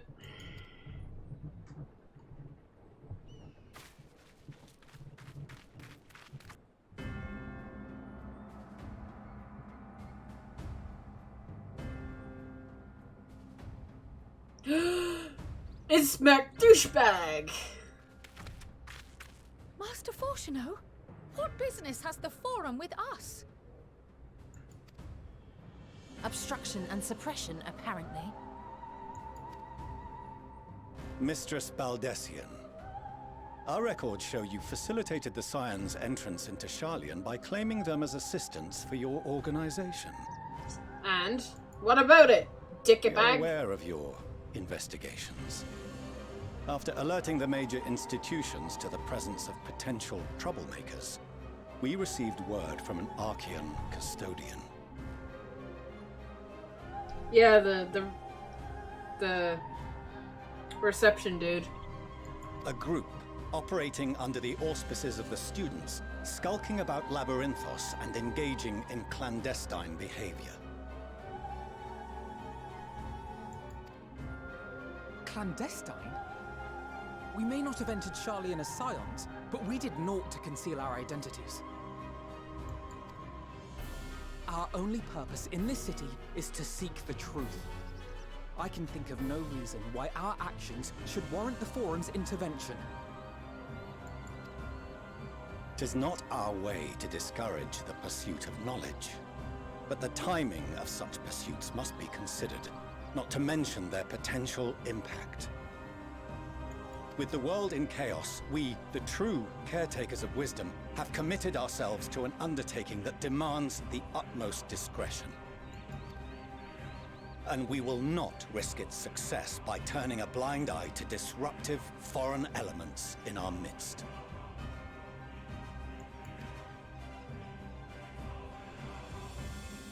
What, then, is to be our fate? Will you put us on a ship back to Eorzea?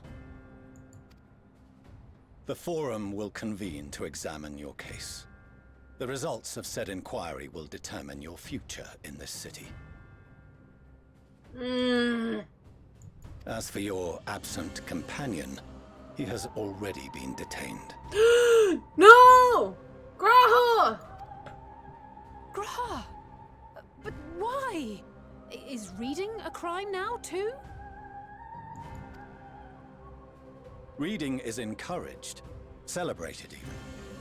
Not, however, of the volumes shelved in the restricted section of the library. But he has access!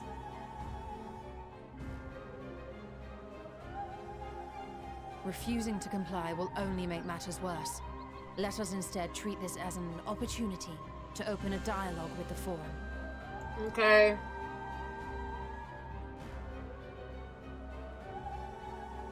Silence is often one's best defense. I would advise against prolonging the proceedings with frivolous discourse. Can I punch you yet? But enough. This is not the place for debate. The rostra await.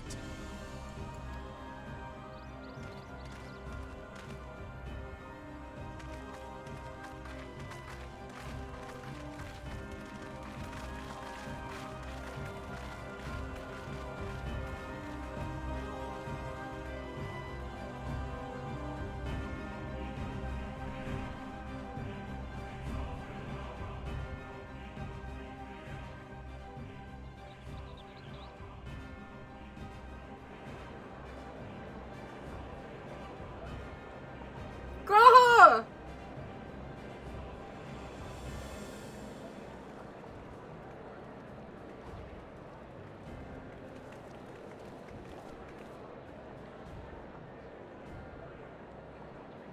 Forgive me. I was careless. We would have been detained regardless. This way, at least, we managed to stay together. I trust your time within the Forbidden Archives was well spent.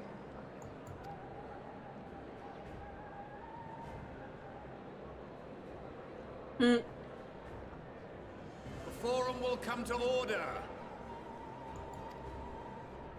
This inquiry is now in session. As Speaker-elect, I will be presiding over the day's proceedings. Oh, so this is gonna be like the convocation. Huh. Okay. Master Fortuner, would you be so kind as to restate the matter which compelled you to summon your colleagues with such urgency?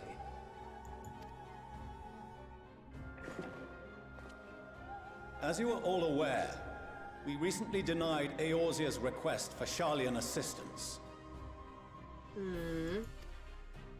Since then, certain individuals dissatisfied with our decision have taken it upon themselves to interfere with our work.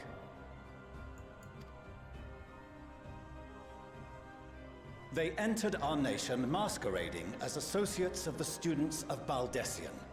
But these malcontents are better known as the Scions of the Seventh Dawn.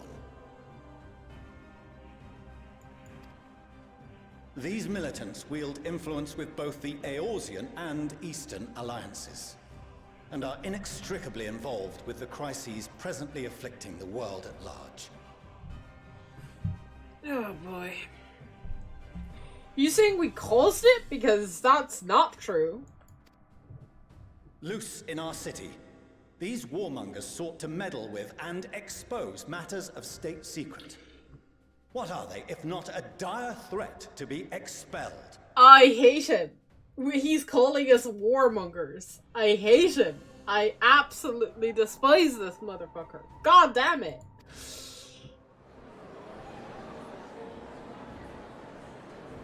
Lies! You have tarnished the good name of the students. Galuf would be ashamed.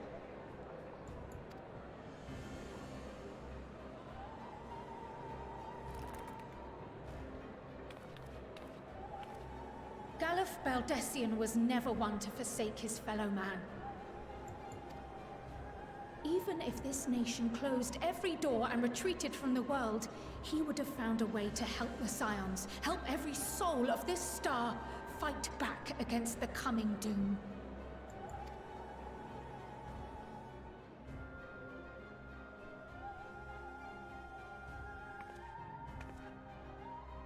A terrible enemy stands poised to lay waste to all we hold dear. In the face of such madness, Eorzea reached out to Sharlayan, a respected ally, in the hopes of forming a united front.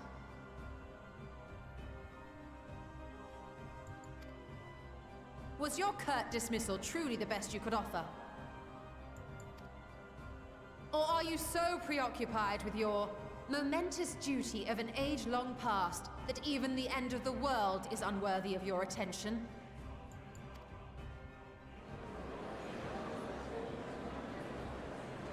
Whence came this revelation?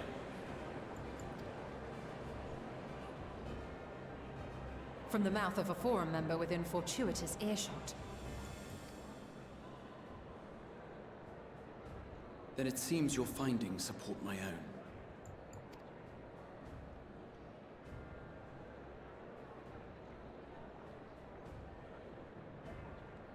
The reason I visited the restricted shelves was to study records of the Forum's policy-making process, to better understand the historical trends underlying their most major decisions. At first glance, the positions of neutrality in war and the accumulation of knowledge above all else appear constant and consistent, the unchanging pillars of Sharlayan society. And once upon a time, I might have left it at that. These days, however, I am more attuned to the subtleties of governance, and so I noticed something... Odd.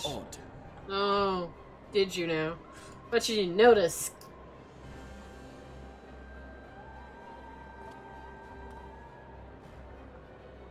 From a particular point in time, the purpose of these policies shifted. No longer was knowledge preserved for the benefit of society. Rather, society was to be gradually reshaped to ensure the preservation of knowledge.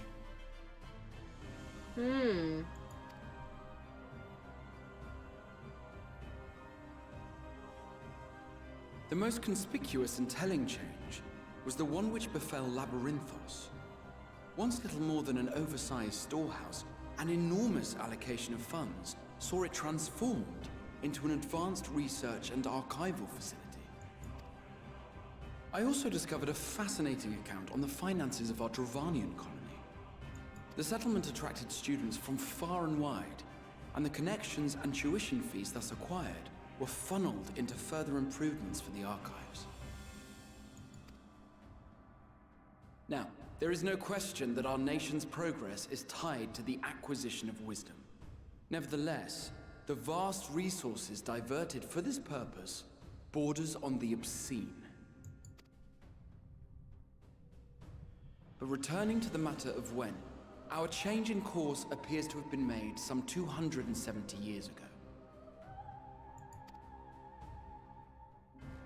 The very same period when Sharlayan scholars in the hinterlands began a formal study of the ethereal sea.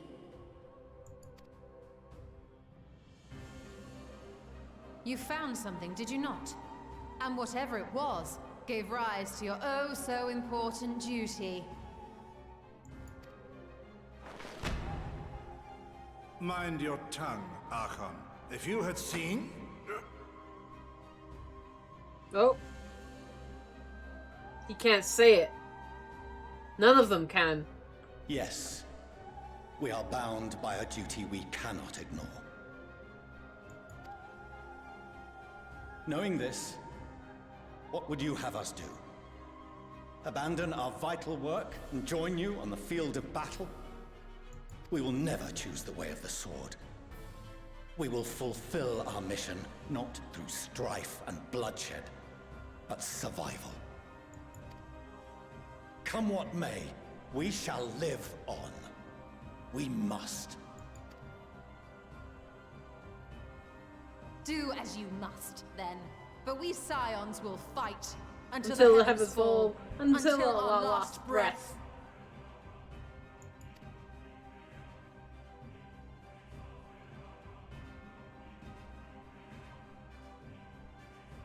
Such misguided zeal. Mm-hmm. Keep talking trash about me and see what happens.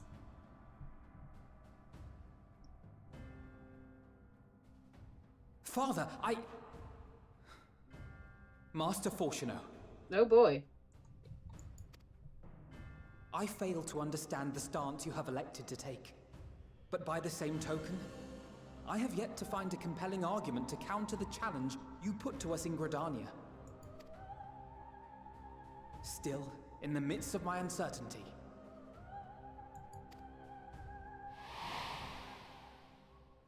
I must trust in myself to do what is right, as others have chosen to trust in me.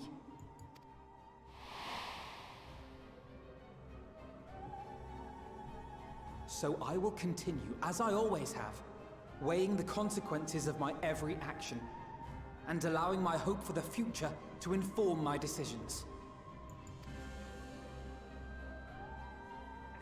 That's quite enough. Have you all forgotten the reason for this assembly? Skolok Monteshane. He's the head of the Studium and an old friend of my grandfather's. Honestly, every discussion devolves into some interminable debate. Terrible habit. Let's return to the topic at hand, By their own admission, these scions have resolved to fight alongside the Eorzean nations against the doom which swift approaches. But there exists no evidence of an attempt to incite our citizens to do the same. Furthermore, while our decision may well have been the correct one, we cannot simply bull our way through these disagreements without inviting doubts or objections. Put yourselves in their place. Who among you would leave a tome unopened if an elder forbid you read it with no reason given? Now, if we're to quell further discontent, then we must conclude this matter with a fair and even hand. I like you. Thank God. Some people are sane in this. Order! We will have order!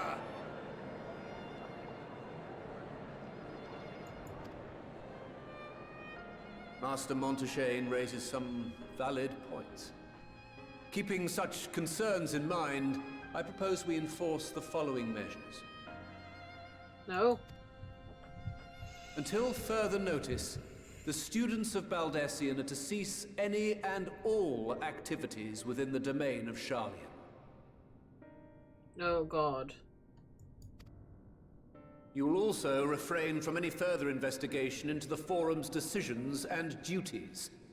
Failure to comply with these restrictions will result in the immediate expulsion of your Scion associates.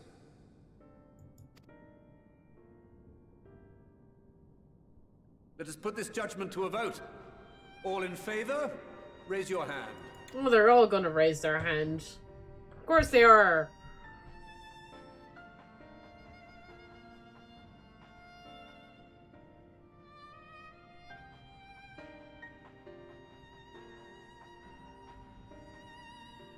I count 51 for and 48 against.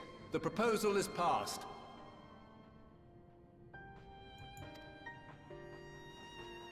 Students, Scions, you have heard the Forum's judgment. Pray abide by it, or face the consequences. Yes, sir. Honored members, I thank you for your time. This inquiry is concluded.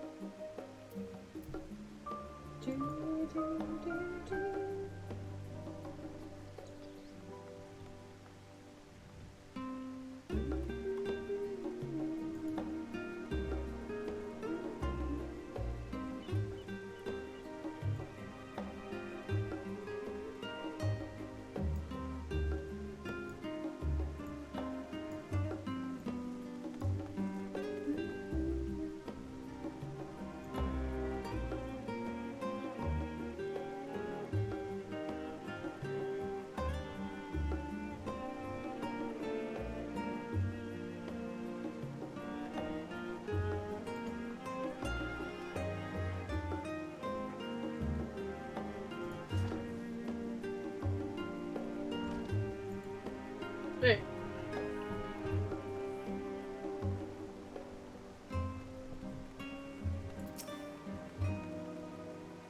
Well, at least we've been allowed to remain in the city. And our endless investigations have not been in vain. We now know that this mysterious duty of theirs began with whatever the form discovered in the ethereal sea. Okay. With our freedoms so securely curtailed, however, we will struggle to learn aught more of substance here in Charlian.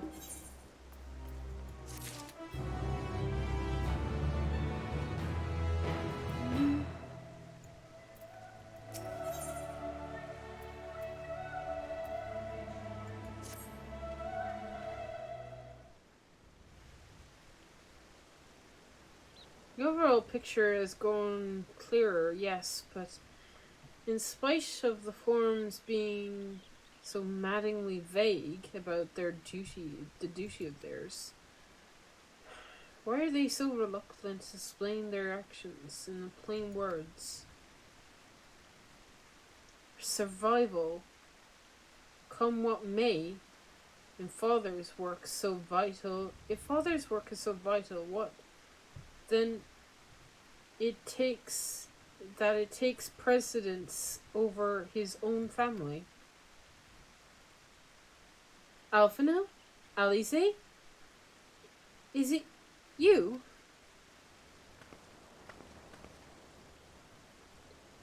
When I heard you'd been dragged before the forum, I came as swiftly as I could. I am glad you were allowed to stay. Mother!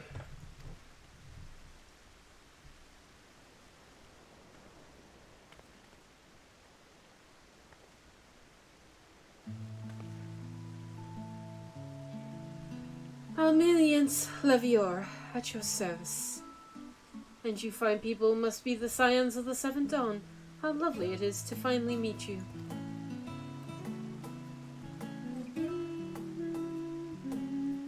Mother, please, we do not wish to make things difficult for you.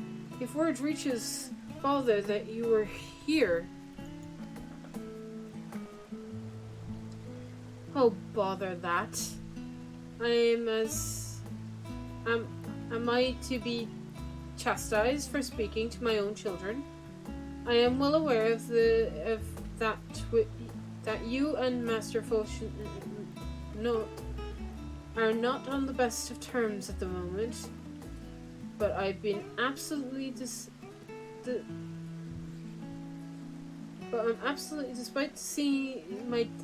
desperate to see my darlings again. You will come by the house, won't you? I've gifts waiting. The timing couldn't be better. As matters stand, we shan't be going anywhere until we discuss matters with Thancred's group and reconsider our options. Go visit your home. We'll be back at the Axle when you're ready to rejoin us. I'm not sure Amber, what do you think? Amber? The Amber Fire Hat? The Amber Fire Hat. What a splendid day this has turned out to be. Champion of Eorzea, I insist that you join us.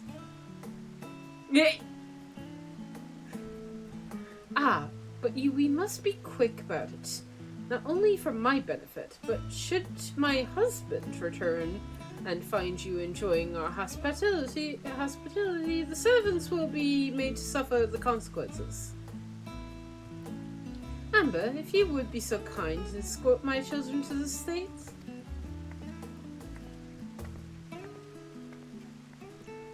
And then she's gone. Then she was gone. And with her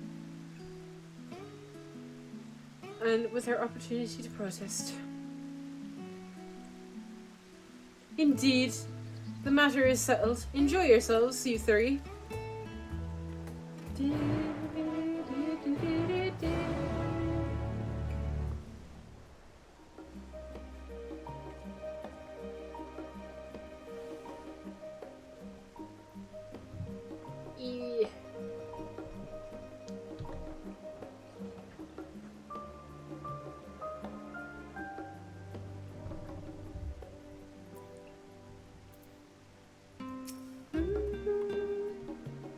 I apologize for my mother. She will not is not one to take no for an answer. Still, I'm glad he relieved even to see such high spirits. What do you say, Amber? Though it seems we shall have little time to enjoy it, will you accompany me to visit our home? Fine, if you're going, then let's get this over with. But be sure to stay in the entrance hall. No peeking into our private chambers, thank you very much. Why ever not? Your room is perfectly neat and tidy. Everyone has things they'd rather keep to themselves, don't they? Cherished mementos you couldn't bring yourself to throw away. Childhood toys. I mean, yeah, never mind. Levy your estate is this way, straight down the stairs. Come on.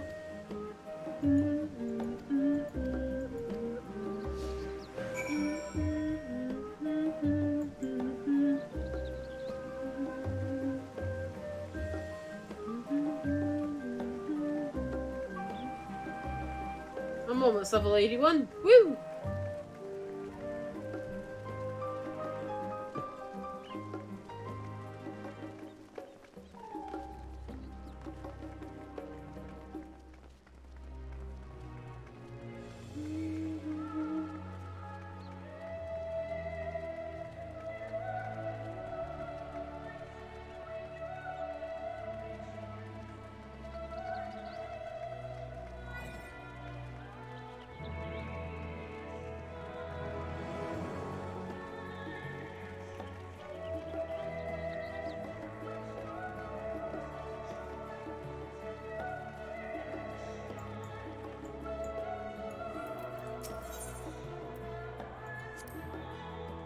When Alize and I were little, this bridge was as far as we were permitted to wander alone.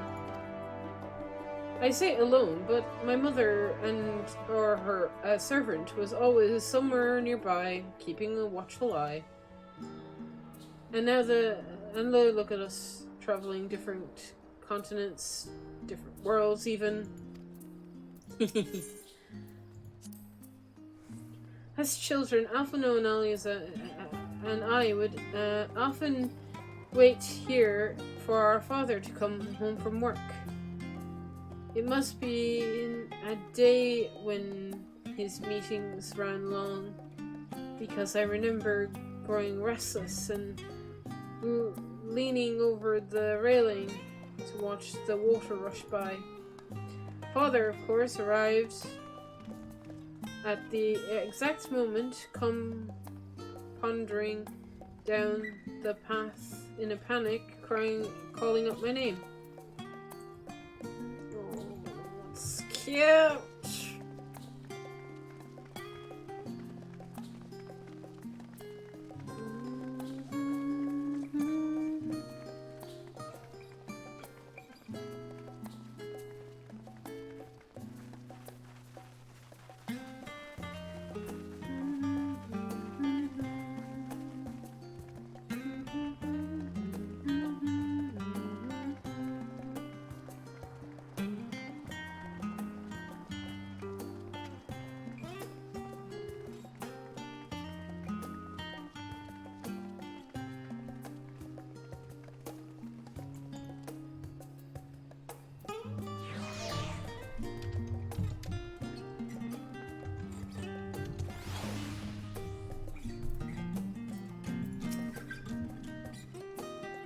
And here we are at last. Please, do come in.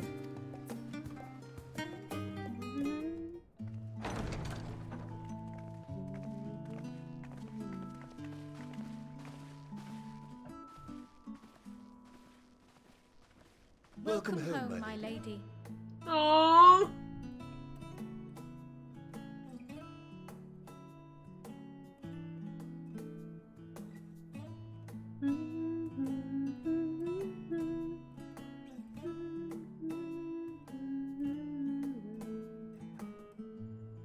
They have so many servants. Good lord. My face. What are you gawping at? House Savier is in all its grandeur. Science headquarters seems squid indeed.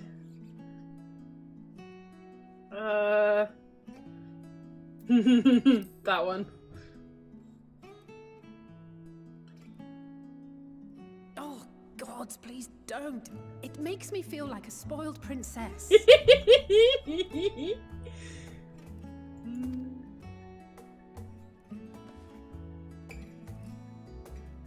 Lord Fortuneau is not to hear of this visit. And I should also like the children to have their gifts, ere my husband makes his return. As you wish, my lady.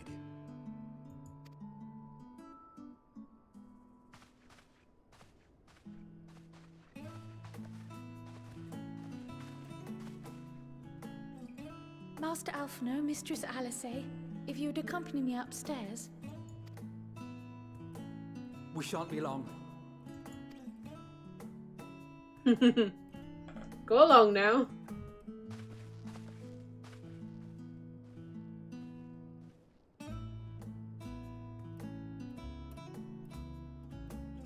The twins have been sending letters home from time to time, recounting their latest adventures. I am sure they withhold certain details, of course, if only to keep me from worrying. Aww.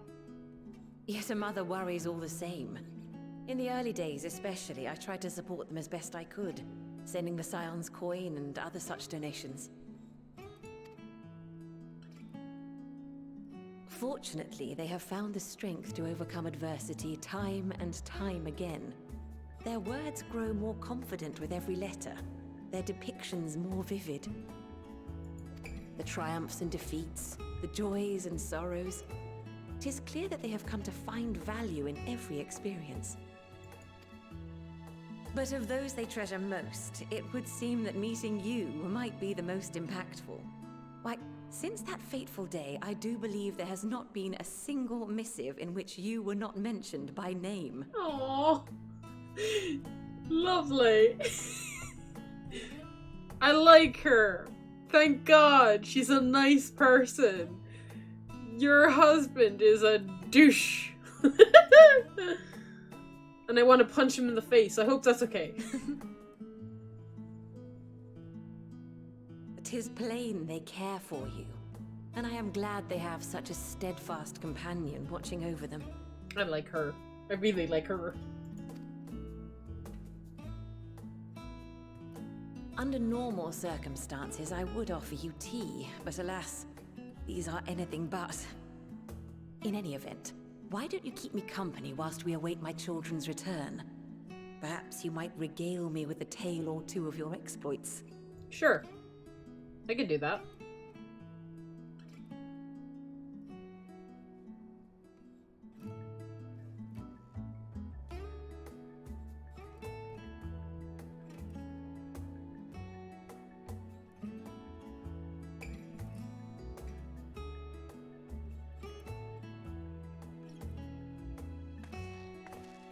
Oh, the new outfits! When you mentioned gifts, I wasn't sure what to expect. I love it. Mother,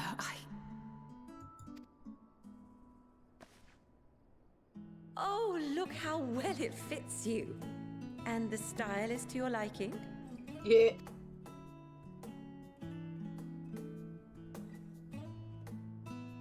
It's perfect. Exactly what I would have chosen.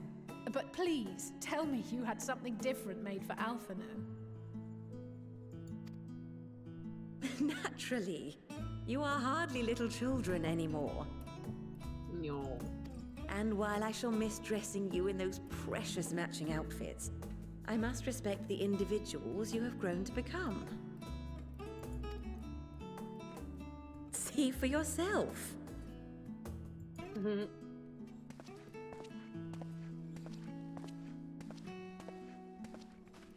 Thank you for the splendid clothes, Mother. Stylish, comfortable, and eminently practical. LOL. I am so glad you like them. They are, however, missing one final touch. Oh?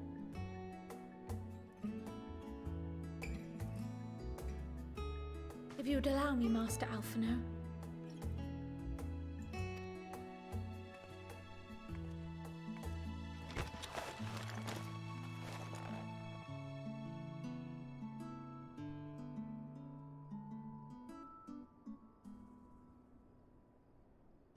Wait.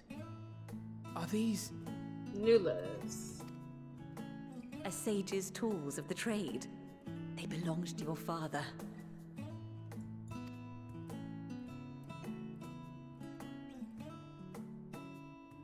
Though he may as well be chained to his desk these days, as a student he was often called upon to venture into the field. He wielded those armaments, both to heal and to harm in no few battles. None so fierce as those you two have braved, perhaps, but battles nonetheless. Thus did I pull them out of storage, to show you that he was not always the man who stands in vehement opposition to you now.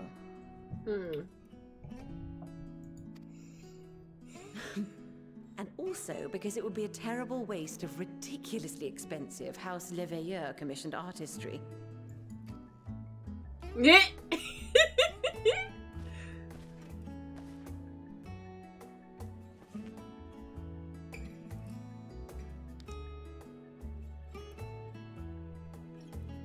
I am told these devices are quite difficult to master, but someone of your extensive experience should soon have them darting about with grace and aplomb.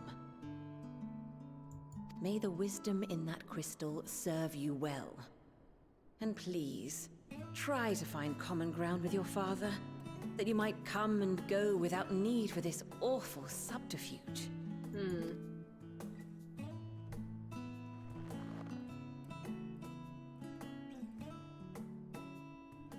We will, Mother. I promise. My final gifts to you, before you run off, are an observation and a suggestion. Oh?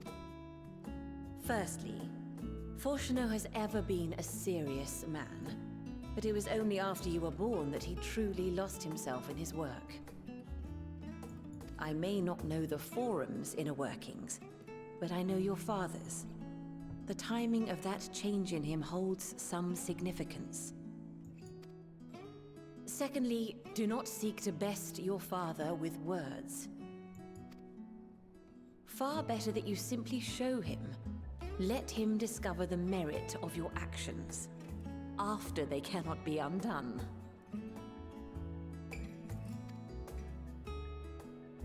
Actions speak louder than words. Oh, Mother. We shall take your wisdom to heart. Thank you again for these gifts, and farewell for now. Safe travels, my children.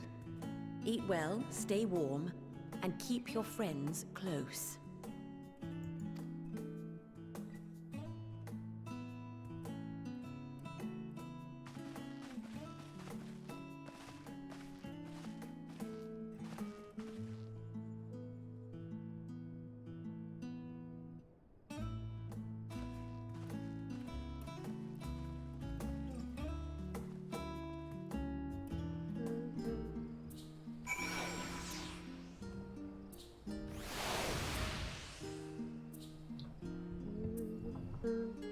New outfits. So that's how he gets the sage. I thought he would apply to learn it while we were here in Charlotte, but I guess not. I guess it was just a gift, and I like it. Oh, I see a thing.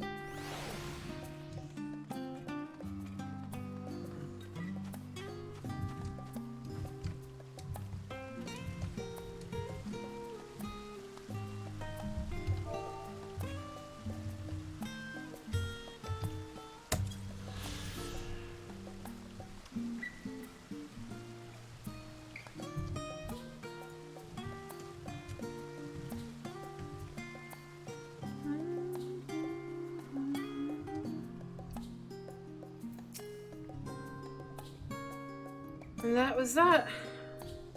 Only the gods know when we'll be back again. Thank you for indulging Mother's request.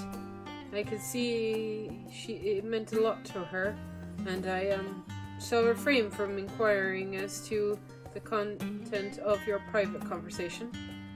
Our visit was all too brief for now, however. It will have to suffice, as well as these tokens from home that we carry with us. These gifts shall help us remember who we are, and whence we came. But enough sentimentality. Let us return to the Axum and rejoin our companions.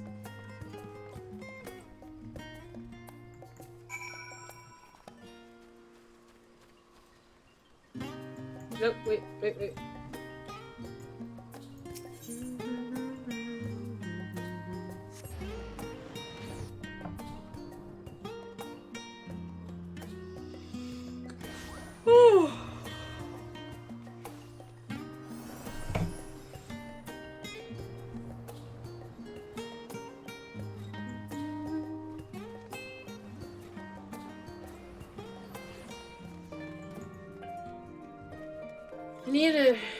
I need a break, but what do you guys think? Long stream, or shall I call it? Very tempted to call it a day, if I'm being honest, so I can do other stuff.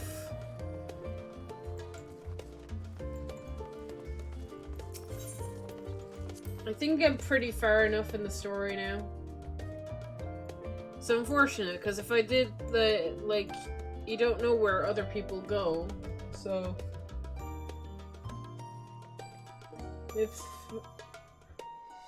because you have the choice of either doing Sharlayan or Thavner, so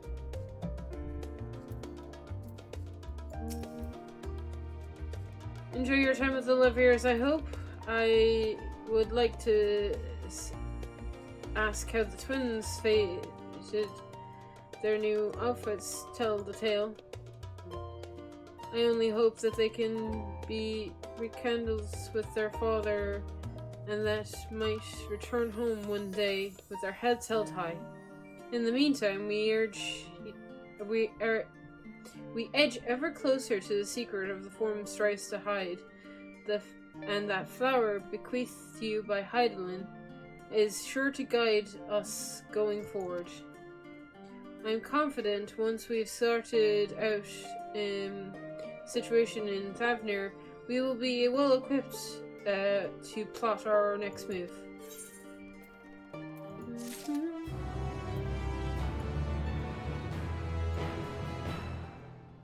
Whew. Let's see.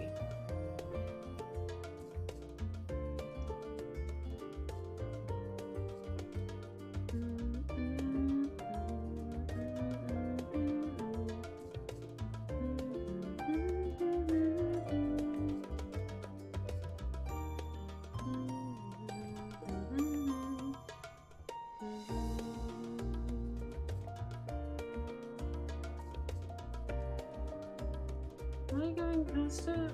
Am I blind? I'm blind.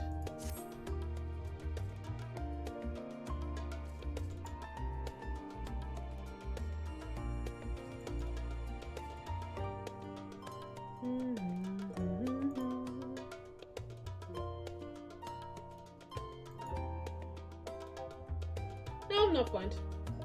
Okay, never mind. Alright. I think we're gonna call it a day here, guys. I'm gonna level my white mage in Labyrinthos, I think, and explore more and get more Aether Currents, hopefully. I might turn in some of the quests on other classes as well, so that I get more XP with other classes, because my white mage is almost there, so it's time to work on other classes, getting them up and stuff. I might do some Sage off screen as well, see if I can get that to 80. Yeah, and I'll try out Reaper as well. I need to sort out Sage's hoppers, and actually, whilst doing that, I might actually sort out like Summoner's hotbar and see how that works, and maybe try it out next stream, which will be tomorrow.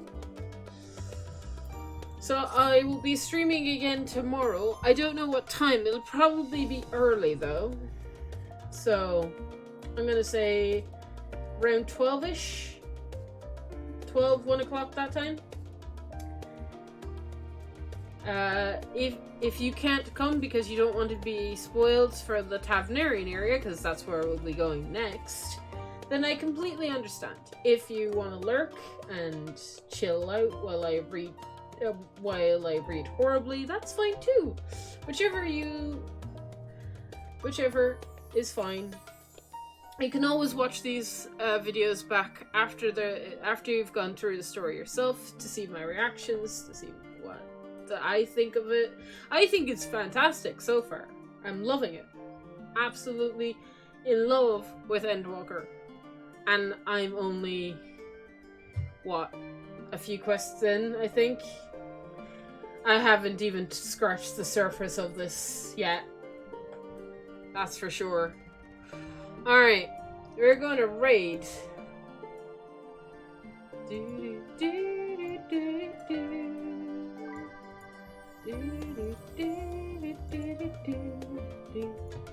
And I'm going to help out my friends so that they can so that they